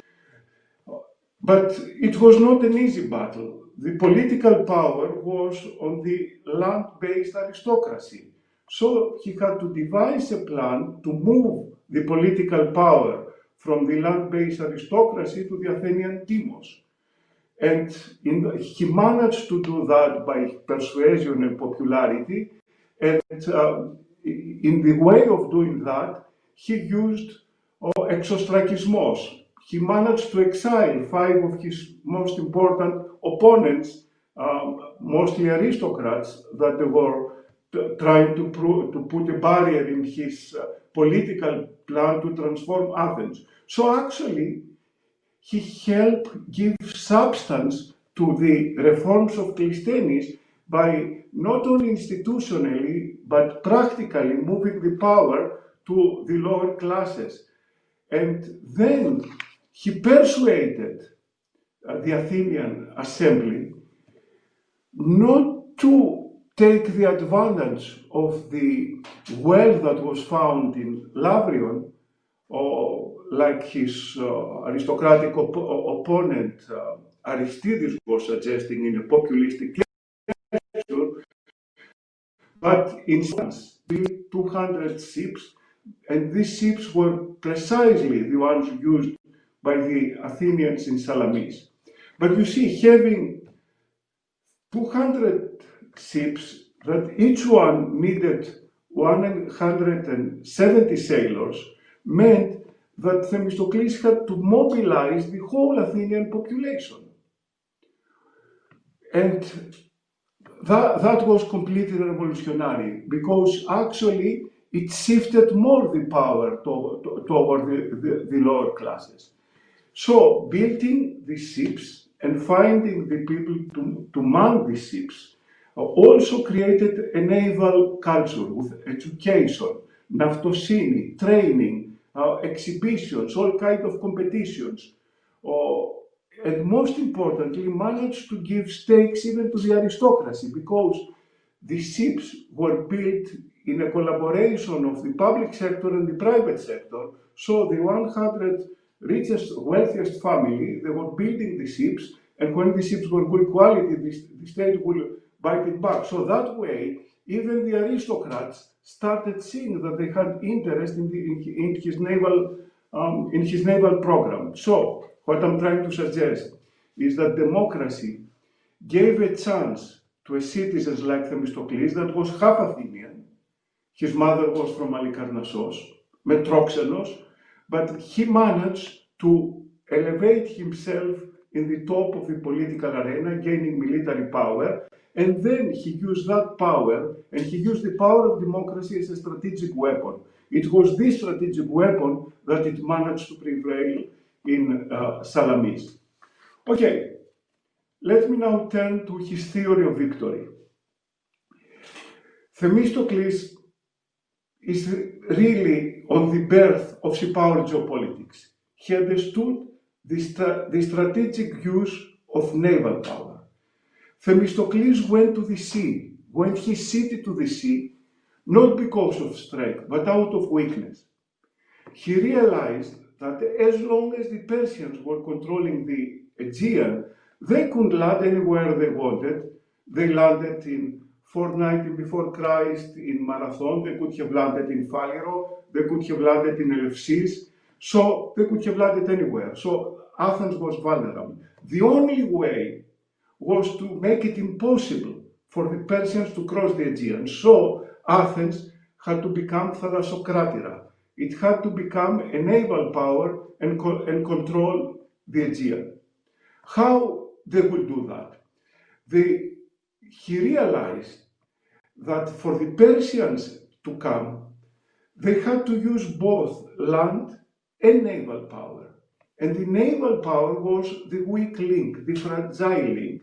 So if with his strength, the navy, attacked the weak link of the Persians, which was the Persian navy, then he had a chance. And by the way, the Persian navy was not Persian.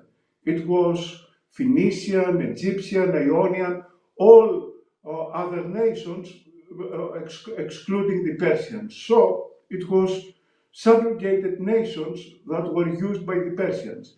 And for Themistocles, that was the weak link. So he applies Athenian strength against Persian weakness. In modern strategic parlance, we call that competitive strategy. Still, in the navy, the Persians were superior. There were about 1,200 ships, and the Athenians, with the other Greeks, had around 320, 350. So, how he managed to beat a force that was 3 to 4 times larger than the Athenians? He used basic arithmetic. On the Greek side, he added addition and multiplication, and on the Persian side, subtraction and division. Let me say that how it worked. Addition. By stratagem, he forced his allies, the Spartans and the Corinthians and the Aryans, to fight in Salamis. They were frightened and ready to flee. So just before the Athenian allies were fleeing, he trapped them and he made them fight. So he added to the Athenian strength by trapping his allies. Multiplication. By using internal balancing and mobilization, he utilized all citizens.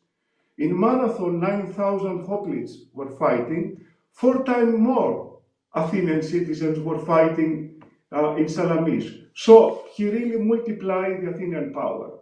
Now, let's look at the equation from the Persian side. Subtraction. He managed to make the strength of the Persian military machine, the land forces, to just watch what was happening in the Battle of Salamis. There were spectators sitting on the coast and watching. They could not really change the course of the battle. So subtracted the most important element of the Persian power.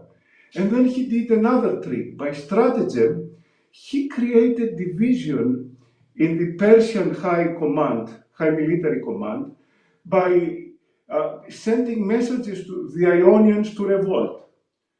You see, suspicion was whether the Ionians were really to be trusted, and this created chaos, especially after the end of the battle, that led the Persian king to kill the leaders of the Phoenician ships and make the Phoenicians go back to Asia Minor. So, in fact, after the Battle of Salamis, the chaos that Themistocles managed to incite into their camp led to the dissolution of their fleet. Now, the last and most critical part of the arithmetic was division. You see, he managed to eliminate a lot of ships in the Artemision, but by stratagem in Salamis, part of the elite fleet, the 200 Egyptian ships, they went to the wrong side of the battle, to the eastern battle of to the western part of Salamis. So they did not play part of the battle, and the remaining power and the remaining were trapped with geography in the straits, so that numerical superiority did not matter. So by all these tricks, he managed to change the equation. Oh, Konstantina, do you hear me? Very clearly. Konstantina, okay, yes. You can still hear me. Okay, because in front of me I see a frozen icon. All right. No, you move. So, using all these stratagems, essentially Themistocles emerged as a modern Odysseus that used deception as a strategic tool. Now, based on the glorious resolution of the Battle of Salamis, Themistocles managed to build the Athenian Empire. The elements of the Athenian Empire was the fleet that provided military power, the allies that were protected by the Athenian fleet, and they will pay to the Athenians. So that way, with his navy, created wealth. And then he built walls in order to protect the ships and the wealth. So that was the tangible elements of the Athenian power. On top of it, the organization skill that he developed, that the Athenians developed, the naval skills that again the Athenians developed, and the strategy that Themistocles provided, created the tangible and intangible elements of the Athenian Empire. So it's no wonder that Themistocles gets higher praise than Pericles by Thucydides.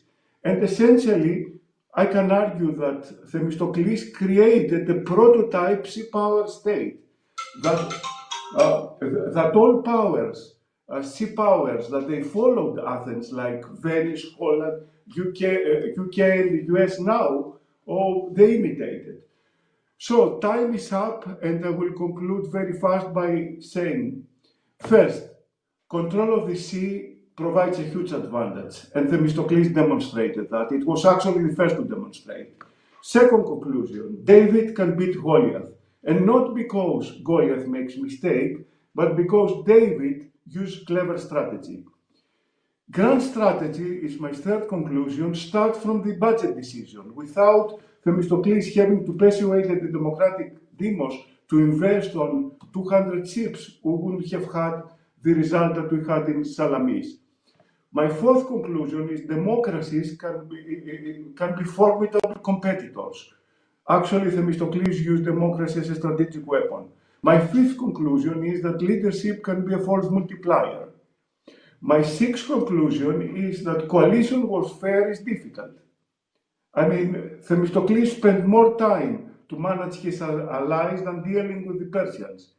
And my last conclusion is that control of the Aegean used to be vital for Greece, and it's vital today. Thank you very much. Thank you very much, Professor Platsas. You summed up what you said. I would like to stress two things. First of all, you reminded us of the pillars of leadership. Among them, one is preparation, second is persuasion, third is vision. All these qualities are connected with natural talent, but they're also connected with education, especially civic education. So the second comment I would like to make after your speech is that civic education is mostly offered by democracy, because democratic systems allow people to come to the fore, allow leaders to come to the fore. And this is why perhaps we can explain today why some countries attract people, especially young people, and others are not so attractive for them and leave them because they cannot really come to the fore and express their talents. We'll keep that for later on, and now we can move backwards to our first speaker according to our program, Professor Barry Strauss. Professor Barry Strauss is a top writer and a source of inspiration. I know he blushes when I say that, but so it is.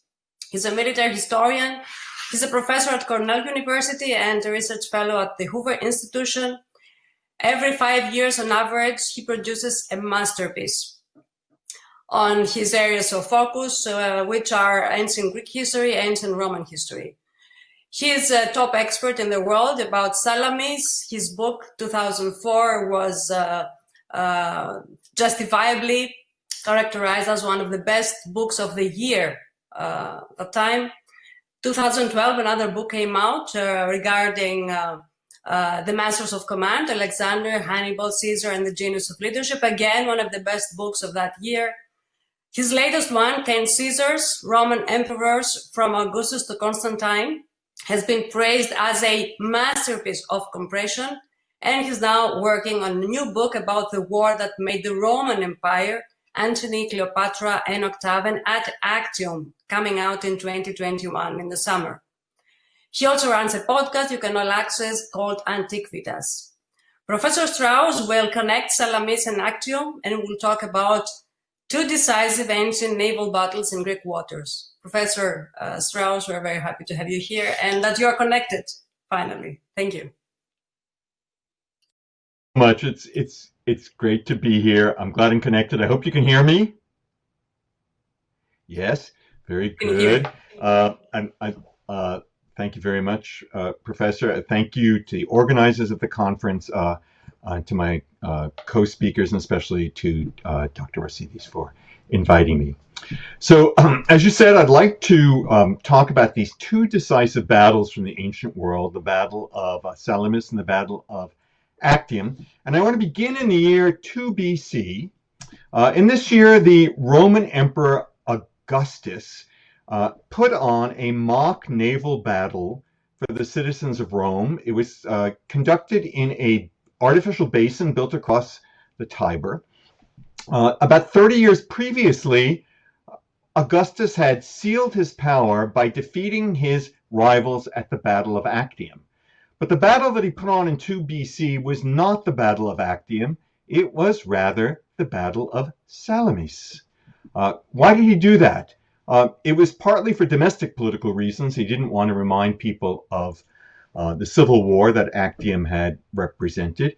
But it was also because Salamis was so prestigious as the very model of a decisive naval battle, for some of the reasons that my colleagues have pointed out. Already in antiquity, then, people connected these two battles, and I think they can help us to understand what the lessons of Salamis are today. They can help us see how these were decisive battles, battles that depended on preparation, battles that were not self-standing events but part of campaigns, battles that depended on leadership and audacity, and battles that were pivotal. So let me put the two of them together. Salamis first. Salamis took place around the 25th of September 480 BC. It was a battle between the Hellenic League, a small number of Greek city-states that had decided to resist, and the Persian Empire, the mightiest empire in the world to date. It was the largest empire of the world in 480 BC, possibly was made up of as much as 20% of the human population. So on the face of it, it would seem like an impossible task to defeat the Persians. At the Battle of Salamis itself, the Persians outnumbered the Greeks by about 2 to 1, the number of ships. And yet the Greeks succeeded and they won a pivotal victory. A legendary victory, of course, celebrated by the historian Herodotus and the dramatist Aeschylus, as well as others. A battle that was remembered, for better or worse, as a conflict between East and West, and a battle that seemed somewhat scandalous to people at the time because it included the first female admiral in history, Artemisia, who fought on the side of the Persians. If we turn to the Battle of Actium, also in September, but this time on the 2nd of September, in the year 31 BC, this was a battle fought against, on the one hand, Octavian, and on the other, the joint forces of Mark Antony and Cleopatra, Queen of Egypt. Once again, there were lopsided numbers, but this time it was in favor of the forces that came from the west. Octavian had about 400 warships, Antony and Cleopatra about 230. And this time the side with the larger numbers prevailed. Octavian won the battle. It too was sold as a battle of East versus West. In fact, Octavian had used this theme in his propaganda. And it too was fought in Greece, while the Battle of Salamis was fought off the coast of Attica, in the narrows between the island of Salamis, modern Salamina, and the mainland. The Battle of Actium was fought off the coast of western Greece, off the coast of Epirus, near the modern city of Preveza. It too was a pivotal victory, as we shall see. And it too had a touch of scandal, a female admiral, in this case, Cleopatra. Now let me talk a little bit about the ingredients of victory and why the two sides were each successful. These were both decisive battles. The Persians lost about 200 ships at Salamis. That's approximately 30% of the ships they had with them. The Greeks lost 40 ships, only about 10% of their navy. As a result of losing the battle, the Persian fleet had to go back to across the Aegean. And the Persian king, Xerxes, who was the leader of the expedition, had to go home. To be sure, a Persian army remained in Greece, and Athens remained occupied. But the stage was set for the Greeks to come back the following spring and to defeat the Persian army on land in Greece while a Greek expeditionary force had crossed the Aegean and defeated the Persian naval and land forces at the Battle of Mycale on the eastern side of the Aegean. Between the two of them, they succeeded in turning back the Persians from the Aegean and from the Anatolian coast. The Battle of Actium was also a lopsided victory. Antony and Cleopatra lost about 80 ships in the battle. That's about, Antony and Cleopatra managed to escape with about 80 ships. They lost 65% of the ships that they had in the battle. And in the entire war, they lost even more than that. They lost 80% of the ships they had brought to the war. More about that in a moment. After losing at Actium, Antony and Cleopatra fled to Egypt. And there, the following year in 30 BC, Octavian was able to defeat them with relative ease. Now, as dramatic as these two battles were, and they were very dramatic, neither one would have happened without careful preparation. As my colleague has said, Salamis was the result of years of preparation. Themistocles had been present at the Persian invasion of Attica at Marathon in 490 BC. He fought there. And afterwards, he had come up with the brilliant strategy of defeating the Persians at sea. He foresaw that they were going to come back.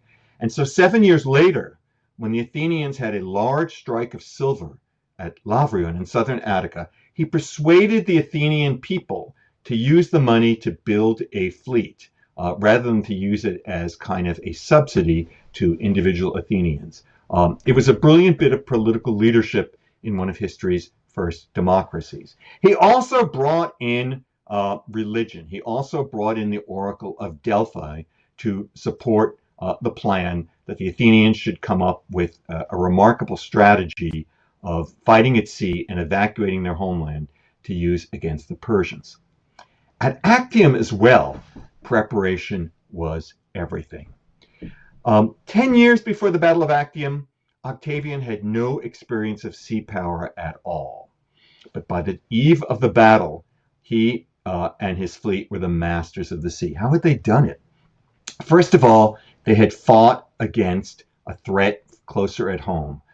They had fought Sextus Pompey for control of the waters around Italy. Sextus Pompey, son of Pompey the Great, was based in Sicily. And Octavian had defeated Sextus Pompey. He had done so because he had the services of a brilliant general, one of antiquity's most brilliant, if least remembered generals, and that was Marcus Vipsanius Agrippa.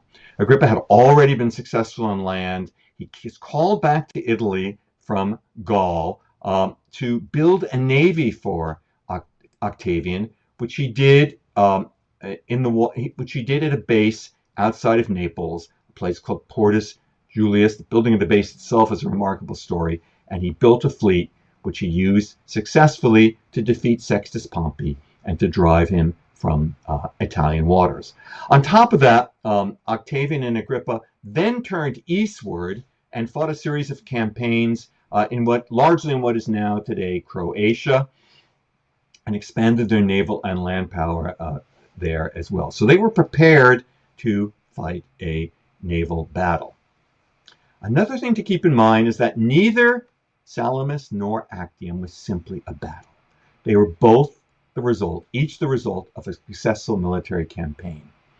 Salamis, which takes place in late September of 480 BC, was preceded by the Spartan tactical defeat, but moral victory, as Professor Berkey has pointed out, a month before in August. Meanwhile, at the same time, the Athenians' new navy, just built 3 years before the Persian invasion of 480, had the chance to try out battle against the Persians at the Battle of Artemisium near Thermopylae in central Greece. That gave the Athenians the confidence they needed to fight the great battle at Salamis. As far as Actium, this other decisive battle off the coast of Greece, Actium, which was fought on September 2nd of 31 BC, is the tail end of a campaign that had been going on since March. Because in March, Octavian's fleet, a portion of Octavian's fleet, engaged in a daring raid across the Ionian Sea, led by his great admiral Agrippa. And they went behind enemy lines and shocked Antony and Cleopatra by defeating their most important supply base in the southwestern Peloponnesus at Methone. By taking Methone by a coup de main, by surprising the defenders and killing the commander there, they are able to disrupt the supply of food to Antony's fleet in western Greece and to the fleet at Actium. That was the beginning of the end for that navy, because by the time they fought their way out of Actium in September, they were starving and sick. And it was this surprise attack that set the stage for everything that happened afterwards. So both Salamis and Actium were the end of campaigns. They were not self-standing events. Salamis, as operational terms, was an ambush. It happened because Themistocles had brilliantly foreseen that the narrows between the island of Salamis and the mainland was the perfect place to fight the battle. And he set everything up to have the battle take place there.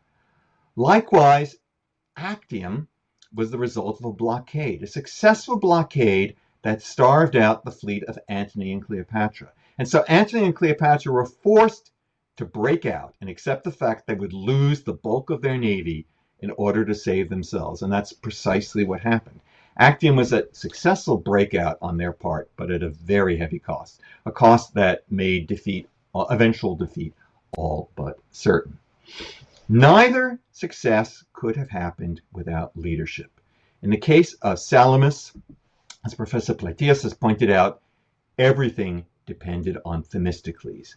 His vision, his political skill, his naval skill, and his ability to manipulate both his allies and his opponents on the eve of the battle to persuade the Persians to fight in the Salamis Narrows, which was highly unfavorable to them. They would have been much better off fighting a naval battle on the open sea where their superior numbers could have brought to bear, and to force his Greek allies equally to fight at Salamis because they were ready to leave.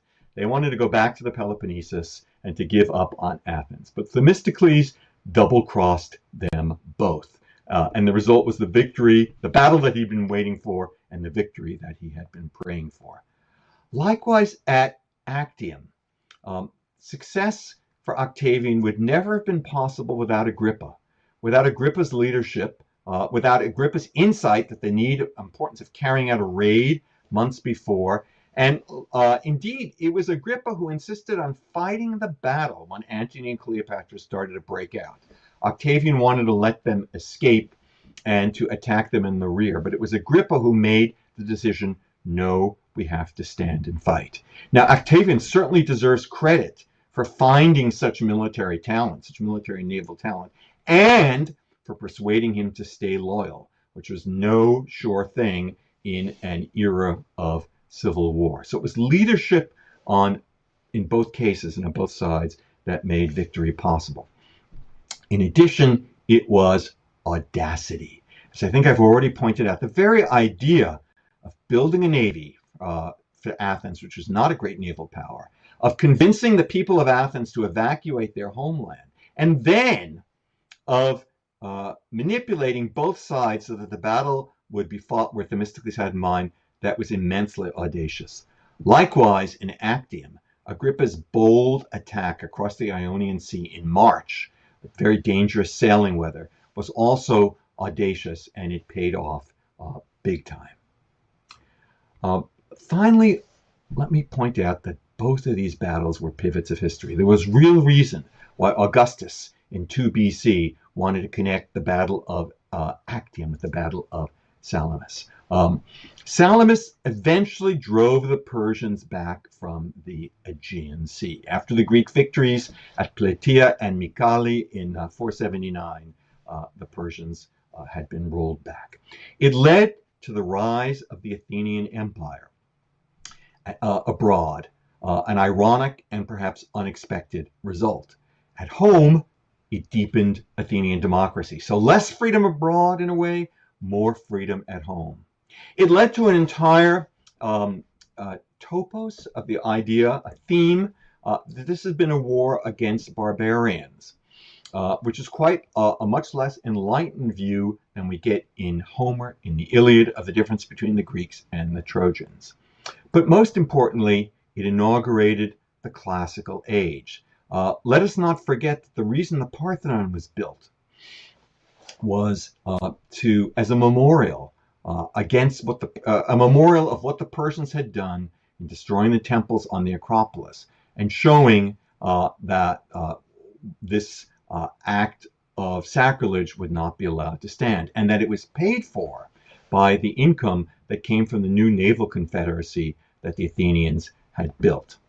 Likewise, the Battle of Actium was pivotal. If it had gone the other way, if Antony and Cleopatra had managed to win, then the Roman Empire that developed afterwards, and indeed the Western world that developed afterwards, would have been very different. It was one whose center of gravity would have shifted eastward to Alexandria, in which Rome would have been at best one of two capitals of the new empire. An empire that might never have conquered Britain, an empire that probably wouldn't have tried to conquer Germany, and probably an empire that would have made more of an effort to conquer the Parthians, the Persian Empire in the east. Without Actium, there would never have been a supremacy of Octavian. Octavian would never have become the Emperor Augustus. There might never have been a monarchy in Rome. And the Pax Romana, however it would have been developed, would have been a very different one than came about. How remarkable to think that so much of history depended on these two battles, each fought in the month of September off the waters of Greece. Thank you. Thank you very much, Professor Strauss. It was excellent, and we couldn't have waited something different from you.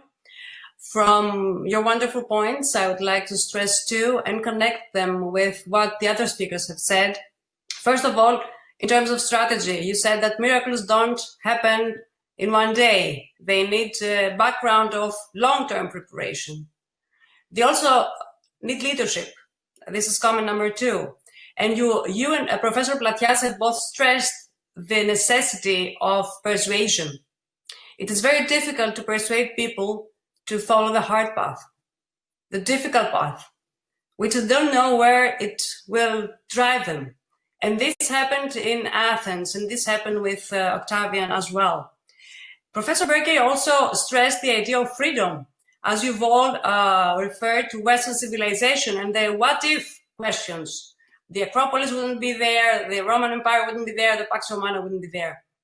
So it's very important to connect these battles and the leadership and strategy in ancient Athens and ancient Rome with the idea that people fought for their freedom, which is something immaterial, something that's not tangible. But this is one major pillar of Western civilization. We would like to define Western civilization in terms that we all understand. Thank you very much again. Now I will move to the last but not least speaker, Dr. Zafiris Rosidis, who is an example of the analytical thinking we need in historiography, since he started with physics, where he holds a PhD, and then started again with history, especially modern history, where we've met again and again over the years. Zafiris. He's a public diplomacy counselor at the Greek Ministry of Foreign Affairs. He's now preparing a PhD at the University of Thessaly under the title Public Diplomacy as a Promoter of Economic Diplomacy. He has also graduated from the Hellenic National Defense College and the Joint School of Information Warfare at the Hellenic National Defense General Staff, where he works now as a trainer. He's a member of the Military Historians Working Group of the Hoover Institution. The Hoover Institution, again, valuable in our discussion today. And he's also a member of the Digital Communication Network. Now from strategy and leadership and freedom, we'll move to geography. You mentioned, all mentioned geography in a way, the trap of geography, the ambush of geography in Salamis, and now Dr. Rosidis will talk about the deception and geography in 480 BC conflicts and in modern day, focusing on the case of the Aegean archipelago. Dr. Rosidis, please take the floor.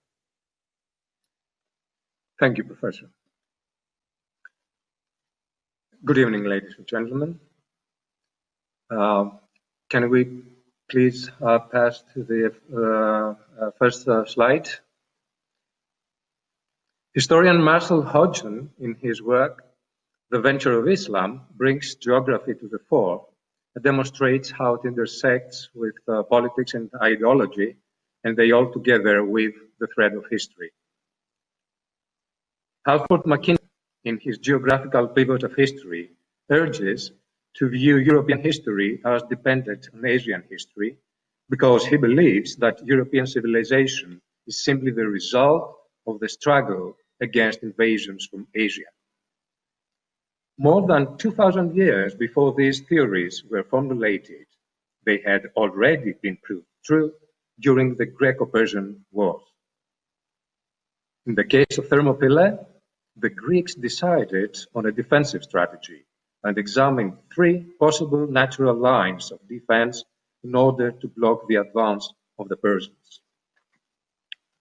At Tempe, which covered the entire territory of free Greece, but could be outflanked from the west and was contingent on the assistance of the ambiguous local population. Thermopylae, which was the best choice of all, but covered only central Greece, and the isthmus, which would be effective only if the Greeks could defeat the Persian fleet, thus making it impossible to land its troops in the Peloponnese.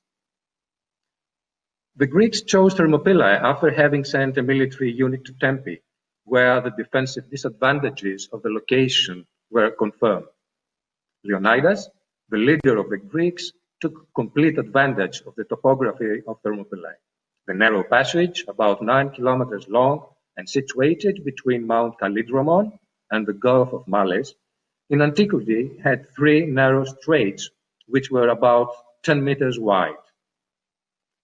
In the second strait, there was a fortified wall which made capturing it even more difficult. Here, in this slide, we see the difference between modern-day coastline, shown with the blue line, and the ancient coastline in red intermittent line. Leonidas adapted his tactics to the site, using the entire length of the passage in order to use it as the main axis of shifting his forces forward and backward in consecutive feints of retreats followed by lunges forward.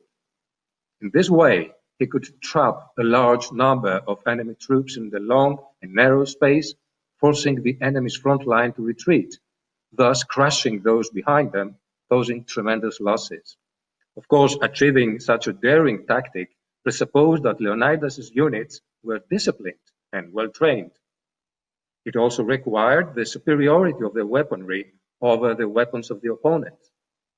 Indeed, the troops of the Greek city-states, but especially those of Sparta, had the required training, the discipline, and of course the morale to cope.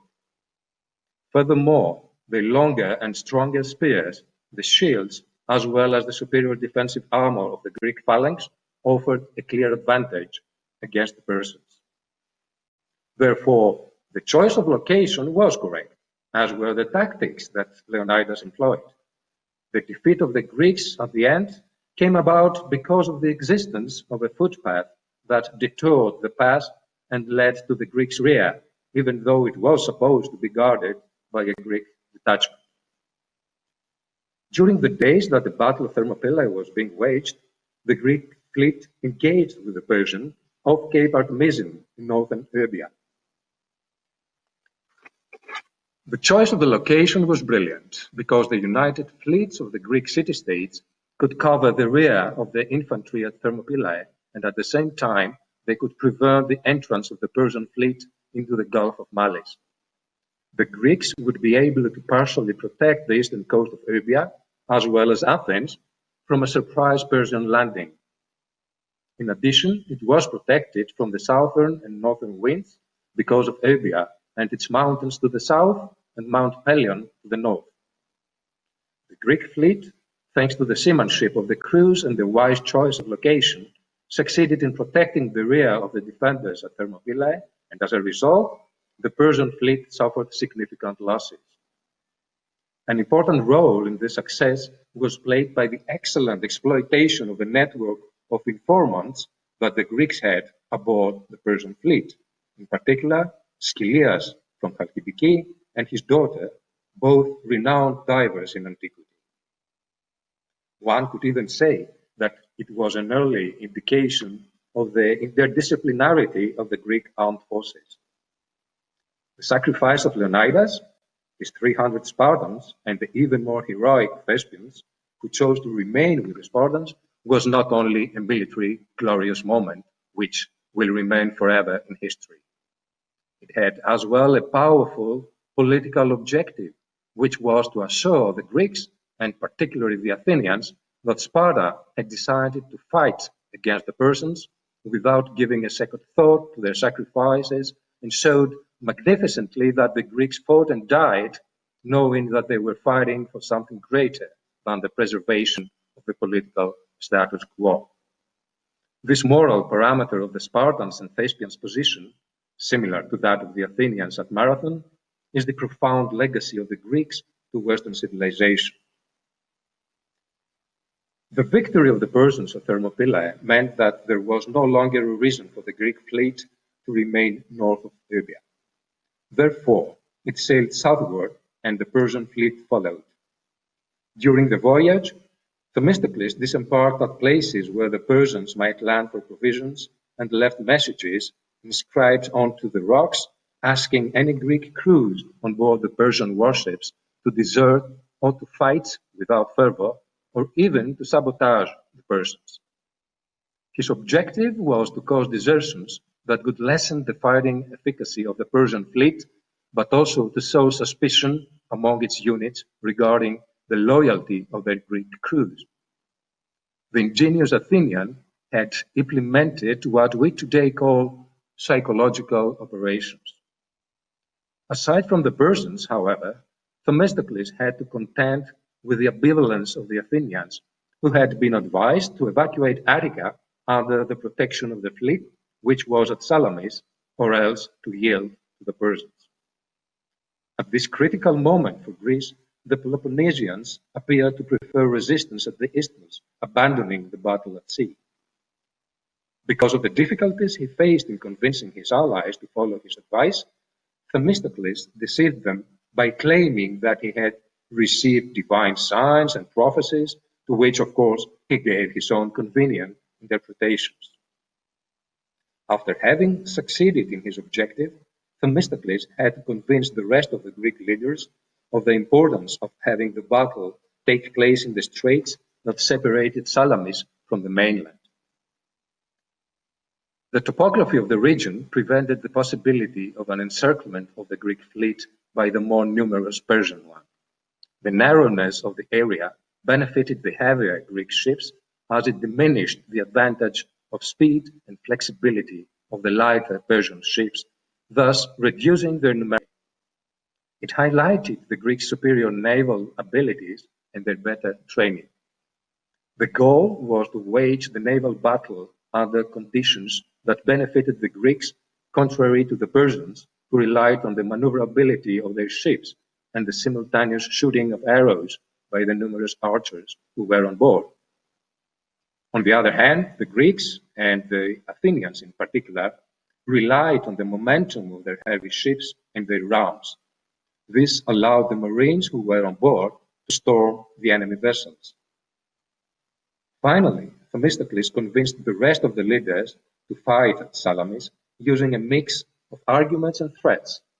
However, he also had to convince them of the right timing for the battle to start, so as to take advantage of the morning winds that blew in the region and which created waves that would destabilize the Persian ships with their high sterns and large cumbersome decks. The low and heavy Greek triremes would not be affected by the winds, but the sides of the light and tall Persian ships would shift toward the Greek ships, making them vulnerable targets to being rammed. In order to achieve this, he secretly sent a trusted slave to the Persians with a message for their leader. The message claimed that Themistocles was in favor of the Persian king, wishing him to prevail. He also claimed that the Greeks were ready to abandon Salamis and were undecided as to how to proceed with the battle. With this ruse, Themistocles urged the Persians to move their fleet in such a way as to block the escape route of the Greeks, thus forcing them to fight. The Persians followed his advice, but the Greeks, having an excellent network of intelligence regarding the movements of the Persians, learned of their move and undertook an aggressive initiative at the right time to take advantage of their position. From the 5th century BC until today, the art of war and consequently the victory at a military confrontation demands, among other things of course, the continuous adaptation to the opponent and his actions, to the geographic environment, to the specific features of the opponent and the rest of the actors, as well as the levels of conflict. In the 21st century, a military confrontation has multidimensional aspects affecting the international system and demanding the support or the tolerance of international public opinion. Greece's strategic planning must accommodate 3 different geographic environments: the continental in Thrace, the archipelago in the Aegean, and the open sea in the eastern Mediterranean. Here we see the rest of the Dodecanese islands, which are not shown in the previous map. It must also bear in mind the absence of a suitable strategic depth and the increase of the range of surface-to-surface missiles and air-to-surface missiles, which are available to the neighboring countries. The history of conflicts in the region of Greece and the wider area of the Eastern Mediterranean from the 5th century BC on, in combination with the development of the art and science of war today, offer a model for the formation of a modern and effective defense doctrine. This doctrine includes the exploitation of any factor that may produce an objective advantage before and after the termination of an armed conflict, but it also promotes the transformation of the disadvantages to potential advantages. Specifically, it consists of the following. First, the extensive practice of public diplomacy integrated within the wider framework of psychological operations on strategic, operational, and tactical level, with the intention of securing the acceptance of the international factor prior, during, and after the conflict, as well as the psychological influence of the opponent. Second, the exploitation of the structure of the Aegean archipelago as a base for the development of an anti-access and area denial grid of grids. The adaptation of technology to the geographic features can implement a model for network-centric, projectile-centric warfare and can be combined with the contemporary perceptions regarding small unit operations, which favor the chaotic model for island defense. Third, the separation of the strategically narrow mainland into suitable spatial fields, which will be covered by a projectile-centric system of systems, of multiple rocket launchers, which will carry loitering munitions, or by artillery on steroids. Their advantage is that they can replace airstrikes, providing benefit in terms of cost, availability, maintenance, and better use of valuable aerial units. Fourth, staff and operational training on deception practices, both in times of peace and, of course, times of war. Fifth, the preservation of effective naval power at sea. In the military art, when it is not possible to develop a strength that is equal to that of the opponent, we attempt to circumvent it. If the opponent excels on the surface of the sea, we attempt to transfer the conflict under the surface, and this we call conduct denial. Beyond the conventional means, such as submarines, technology now offers cheaper and perhaps more effective solutions, such as torpedoes with an increased range that can be projected from land or from the sea, from underwater dwarf platforms, and from unmanned underwater vehicles, which employ perceptual artificial intelligence, so that enemy, friendly, and neutral vehicles can be distinguished from each other.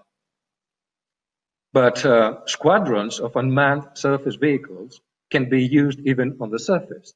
They can be armed with rockets or carry explosives as kamikaze vehicles, thus creating a saturated environment for the detection and interception capabilities of large and cumbersome surface enemy units.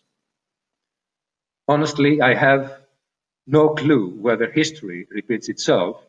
In the case of the Aegean archipelago, I definitely hope so, but I'm totally convinced that studying history gives us a reliable tool to face present and future challenges in a successful way. Thank you very much indeed.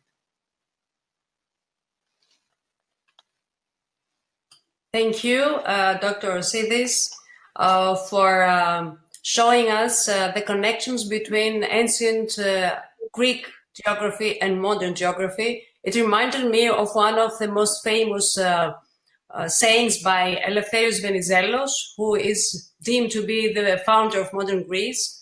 And this exact saying was reiterated some years later by Ioannis Metaxas, who was a dictator, not a democratic leader.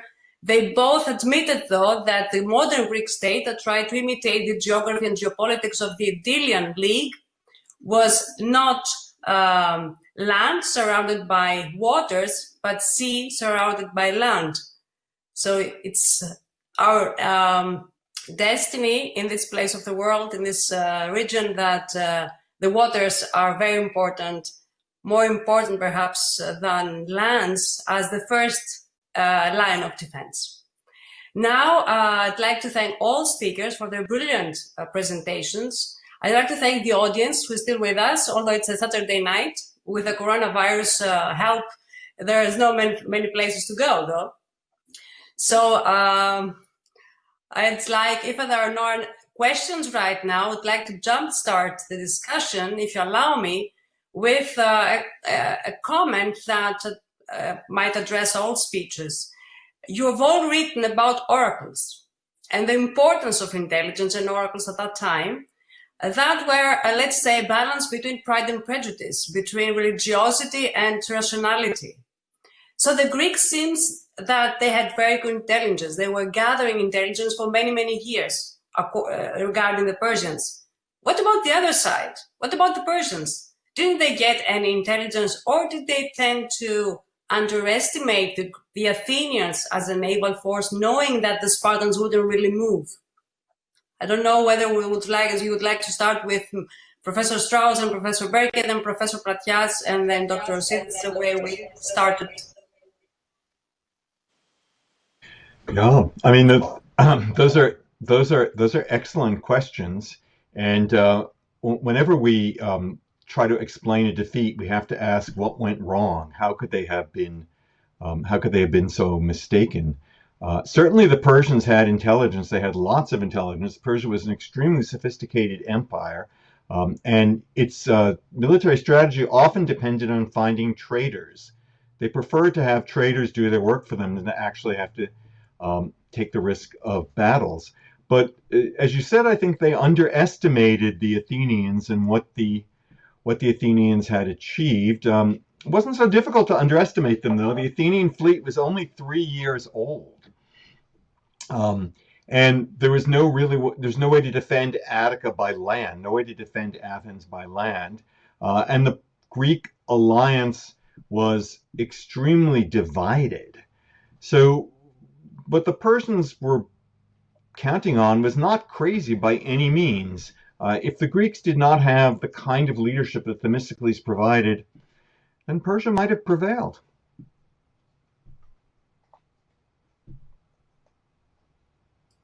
That's a great what if in history, how much we're dependent on leaders and the acceptance of leaders in order to make progress or survive. Professor Berkey?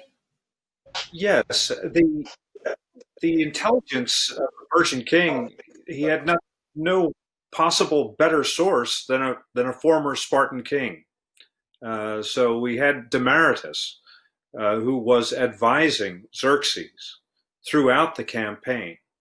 And Herodotus relates numerous conversations held between the two that in many ways prophesize the strength and the determination of the Spartans to resist.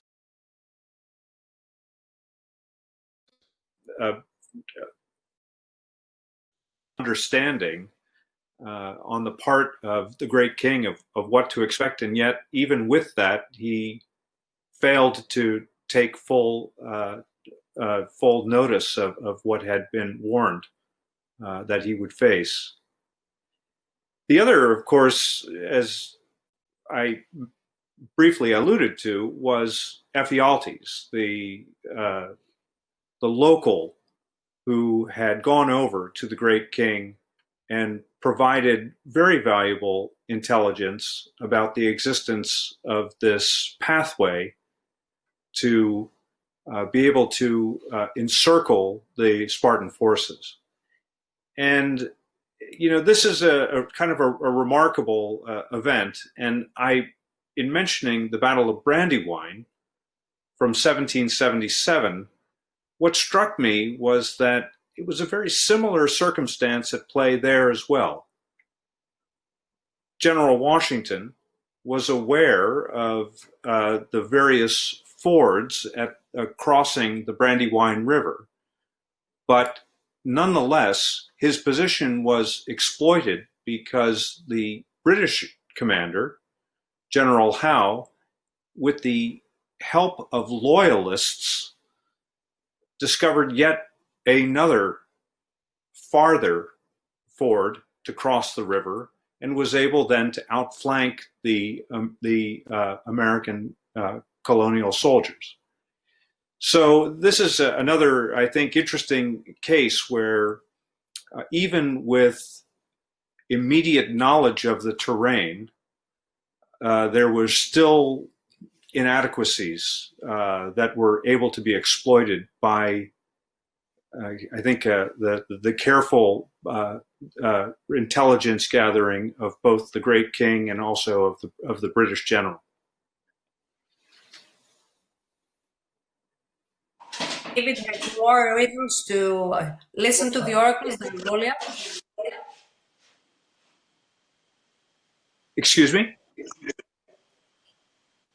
I was referring to the comment by Professor Platias, who made this comparison with David, and Goliath. So I was wondering whether Athens had more reasons to listen to the oracles rather than Goliath.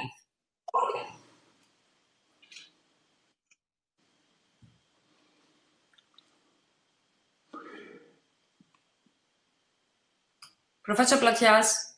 Konstantina, first of all, on intelligence, the Persians used intelligence and subversion for the very beginning of their empire.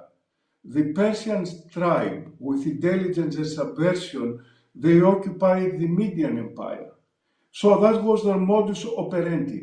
They had subjected so many nations and tribes, and even for domestic reasons, they needed to have good intelligence. So intelligence and subversion was their modus vivendi. Demaratos was the Spartan king that was advising them, but in Marathonas they had Hippias, the son of a tyrant in Greece. So they had excellent intelligence, and one of the reasons that they landed in Marathon was to instigate revolt in the villages around Marathon. That was the pro-tyrant groups. So subversion and intelligence were the modus operandi. For example, in Eritrea, they managed to occupy it through subversion again and good intelligence. So it's crystal clear that that was happening. Now, on oracles, you see, the Delphi oracle was a kind of geopolitical think tank of that time. So they had good intelligence, and looking at the inequality of balance of forces, it advised the Greeks not to resist. So when the Athenians went to get an advice from the oracle told them, go and express yourself in the end of the world. So Themistocles had to change that first oracle kind of saying, and he used all kinds of tricks, and he used religion, and he used the priest of Athens in order to utilize religion as a way to succeed in his strategy to evacuate Athens. And apparently was very successful. Now, on intelligence, let me suggest another point. Let's discuss about the message that Themistocles sent to the Persians. Herodotus and Aeschylus is providing the conventional wisdom that Themistocles sent a message, apparently that Sikinus, which may have been a Persian spy, but that's why he had credibility. Anyhow, that the message was that the Greeks, they would disperse their fleet, they would divide their fleet. And then, supposedly, the Persians were afraid that the Greeks will divide their ships and they were lured to the straits. Strategically, this doesn't make sense. You see, if the Greeks were dividing their fleet, essentially the Persians would have met with no resistance at sea. So it was on their favor. For example, when after Artemisius Demaratus suggested to the Persians to divide their fleets and try to occupy Kythera, the Persian high command called him a traitor. So the Persians knew that you don't divide your fleet. So why should attack the Greeks when the Greeks told them, we will divide our fleet? Doesn't make sense. So apparently, Themistocles used other tricks. And my suggestion is that that was a seizable fleet from Corfu that was hedging its bets and was not coming in Salamis, trying to see what will happen. And the Persians, because they had new intelligence, they knew about the Corfu ships. So it makes more sense that Themistocles sent a message that the ships from Corfu are coming, therefore you have to come to the battle immediately before the ships from Corfu arrive. And in order to prevent the ships from Corfu, the Persian High Command, they sent 200 Egyptian ships on the other side of Salamis to block the western entrance to the supposed Corinth, to the ships from Corfu. So that explanation that I provide has no historical proof, but makes strategic sense, because what is written by Herodotus and Aeschylus make no sense. And the last point that I would like to make on kind of gray area operations is Themistocles used another stratagem to send a message apparently by reliable sources, which to be reliable, the Persians probably thought that they were Persian spies, that he was ready to destroy the bridge of Hellespont and trap the Persian king in Europe. And this decided actually the Battle of Plataea, because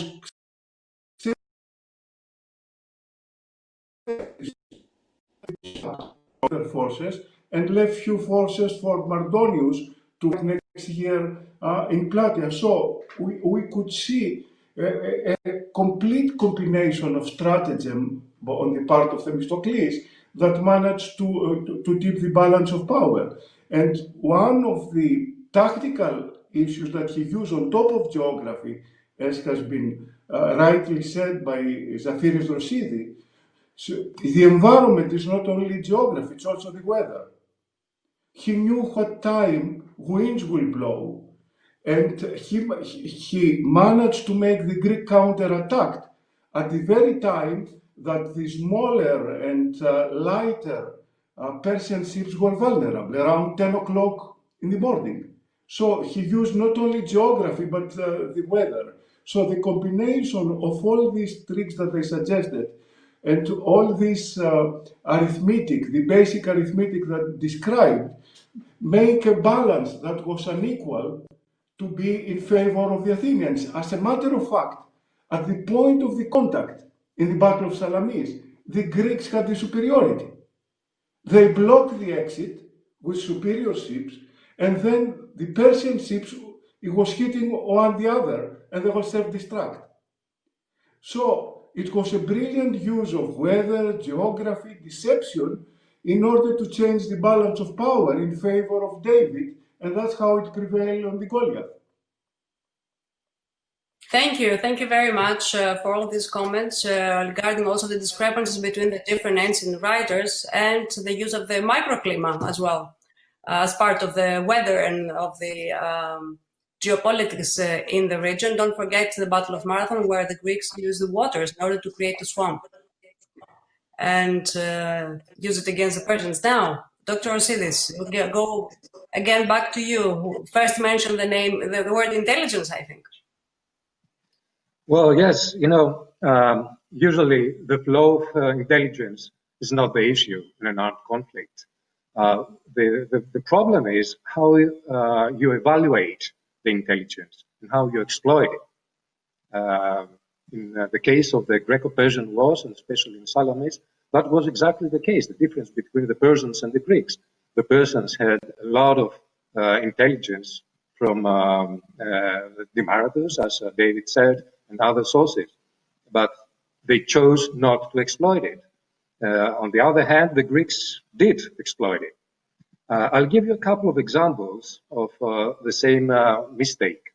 The United States, for example, they had a huge volume of intelligence regarding the terrorist attack on 9/11, but the authorities did not manage to evaluate it properly. Another case is the same mistake the Israelis did in the Yom Kippur War in 1973. They had solid information that the Egyptians and the Syrians would attack in early October, but they chose not to exploit it. And this takes us back to the idea of leadership and the question of leadership. Please allow me to read one comment and one question we have from the audience. There is a general remark by Professor Tridimas. Professor Tridimas was a speaker in the previous panel. He mentions that for Athens, it was crucial that there was already a democratic system there, as it was crucial for determining the use of the silver windfall in 482 or 483, when the demos voted to finance the fleet. And we can contrast this with the use of the silver which flew to the Spanish crown from South America. And that wealth was dissipated and wasted, as far as we know. And this is a comment, it's a general comment. Perhaps you would like to take position on that too. And there's also a question by Ms. Kate Maragudaki. What is more important? This is a classical question. What is more important as a factor for success? Leadership or institutions? We have 10 minutes for everything. Let's start again with Professor Strauss. Sure. Oh, those are great questions. I think democracy was crucial, as we've all said. It brings me back to the previous question. I think that one of the reasons that the Persians underestimated the Athenians is they didn't understand democracy. In fairness to them, it was a new institution, and they had very limited experience of it. So they didn't. I don't think they really understood what democracy was capable of. As far as the question of what's more important, institutions or leadership, that's a great question, and they always go together. You know, in institutions, sometimes provide the leaders who can lead to success, but you have to have the right leader at the right time. If Britain didn't have Churchill in 1940, then the British might have decided to make peace with Germany then. If Stalin hadn't been leading the Soviet Union in 1941, well, perhaps the Soviets wouldn't have made the mistake of underestimating the Germans and ignoring the signs that they had of a German invasion. But then again, without Stalin, they might have not been able to put up the resistance that they did.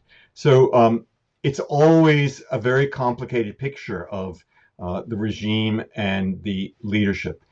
It's hard to imagine the Athenians, it's impossible to imagine the Athenians coming up with the brilliant and heroic strategy that they did against the Persian invasion without a democracy.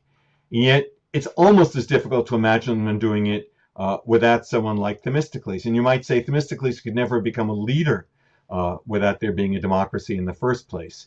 But would there have been another Themistocles if he hadn't been there?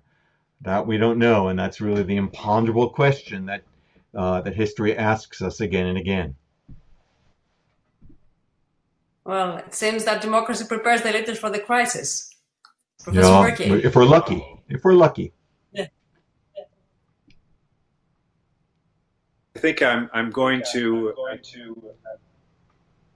hedge it slightly by also saying that in addition to leadership and institutions, I might combine the two by including alliances as well, the strength of allies. I'm hearing a lot of feedback on my end. The combination requires, in building alliances, of course, requires strong leadership, but it also requires coordination amongst institutions. And I think that in the case of the Greco-Persian Wars, we can see that the culmination of it at the Battle of Plataea really would only have come about as a result of the strength of what modern scholars refer to as the Hellenic League, a combination of Greek polis that were united in their effort to defeat the Persian Empire. So here as well, again, I would say that, like Professor Strauss mentioned, the tremendous leadership not only of Leonidas at Thermopylae, but in the fleet terms between Eurybiades, the Spartan, ostensibly the Spartan admiral responsible for the fleet at Artemisium, must certainly have been in close coordination with Themistocles as well, because of the sheer number of Athenian triremes that dominated the fleet itself. So I think that to answer the question really is, I would also include alliances as being really critical for success. And I think as we look at the situation in the Mediterranean today, in the Eastern Mediterranean, it's what, in fact, makes it such a difficult and a thorny problem, given the number of parties involved and the crossing of different alliances, both within NATO,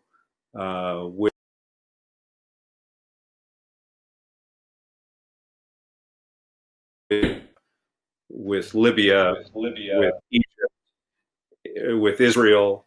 It's an extraordinary meeting of different nations, many of which already have existing alliances, and I think makes for a very interesting and potentially could be the way of resolving this conflict moving forward.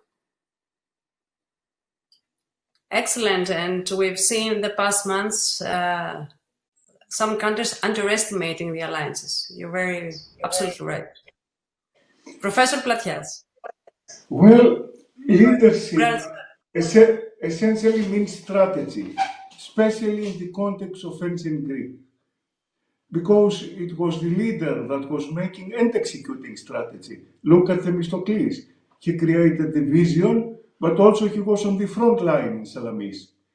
And he managed his allies, he managed the Persians, he managed the Athenian population. So not only the vision, but also the execution. So essentially the leadership in the Athenian context or in the ancient Greek context means also strategy. Now leadership and strategy can be a force multiplier, but also can be a divider.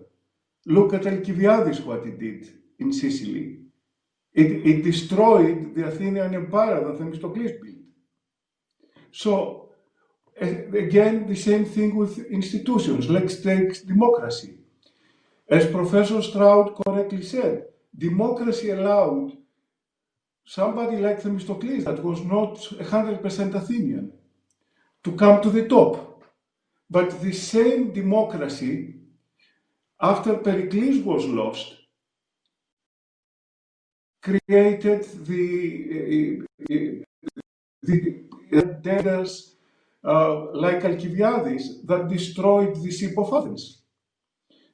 So there's no really answer. There is interaction, but both leadership can be a multiplier or it can destroy the assets of the states, and the institutions also can be a multiplier or it can destroy. In the case of Themistocles, what I try to make an argument in my presentation is that he built the institutions.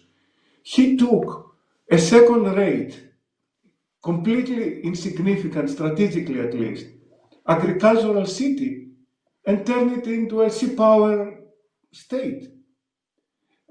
So that shift from one situation to another, to creating new institutions, from taxation to ecosystem to build the ships, to training, to mobilizing the population, needed leadership. So there is an interaction and there is not an easy solution to say, institutional leadership or whatever. Now, on the issue that was raised before, on David and Goliath, you see, when Goliath is losing, for example, when the Americans are losing in Vietnam, the explanation goes that the Goliath make mistakes. It was not David that won, but Goliath lost. And probably this was the case in marathon. In marathon, it was not the Athenians that win, but the Persians didn't play their cards correctly, mostly their strength, which was the cavalry. They didn't use their horses. They were trying actually to invade Athens. So without their horses and lightly armed, it was an easy win for the Athenians, although outnumbered. But in Salamis, the Persians did not make big strategic mistakes, at least during the Battle of Salamis. They make immediately after the end of the battle that Xerxes decapitated the Phoenician leadership and destroyed his fleet. But during the battle, he did not make any mistake. So it was David that managed to prevail.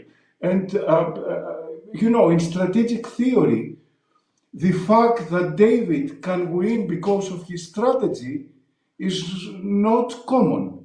And that was a clear case that David won not because of the mistake of Goliath, but because of his superior strategy.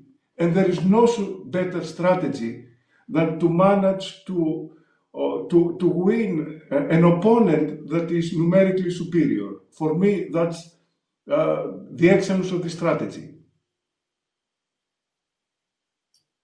Thank you very much for pointing out how much we have to learn from David. And we all learn from Goliath. Exactly. Dr. Asidis, leadership or institutions are important, more important from grand strategy? That's a very tricky question. Okay, listen, you know what, in my mind, there is not only a link between leadership and institutions. I strongly believe that a very important part of high quality leadership means to install solid and efficient institutions. That's the only reason that's the only way to have solid results in the long term. Well, I didn't mean just 1 minute. We could also take 2, but thank you very much for this sharp position. I think we're headed towards the end of this wonderful session. Thank you all, Professor Strauss, Professor Berkey, Professor Platsias, Dr. Asidis, for this wonderful discussion, highly interesting one. I would like to thank the audience for staying with us until so late on Saturday night, evening tonight. Just like to remind you that we have a day 2 in this conference starting tomorrow, a Sunday at 6 o'clock, with a session about the democratic background of the naval battle of Salamis. And I'd like to thank the organizers for staying with us and supporting us until this time of the day. And of course, the University of Piraeus, the University of Italy, the Delphi Economic Forum, which works as a modern oracle. And of course, the Kyrgyzstan Foundation and the Council for International Relations. Thank you all so much. Have a nice evening. Thank you. Bye-bye. Bye. Thank you.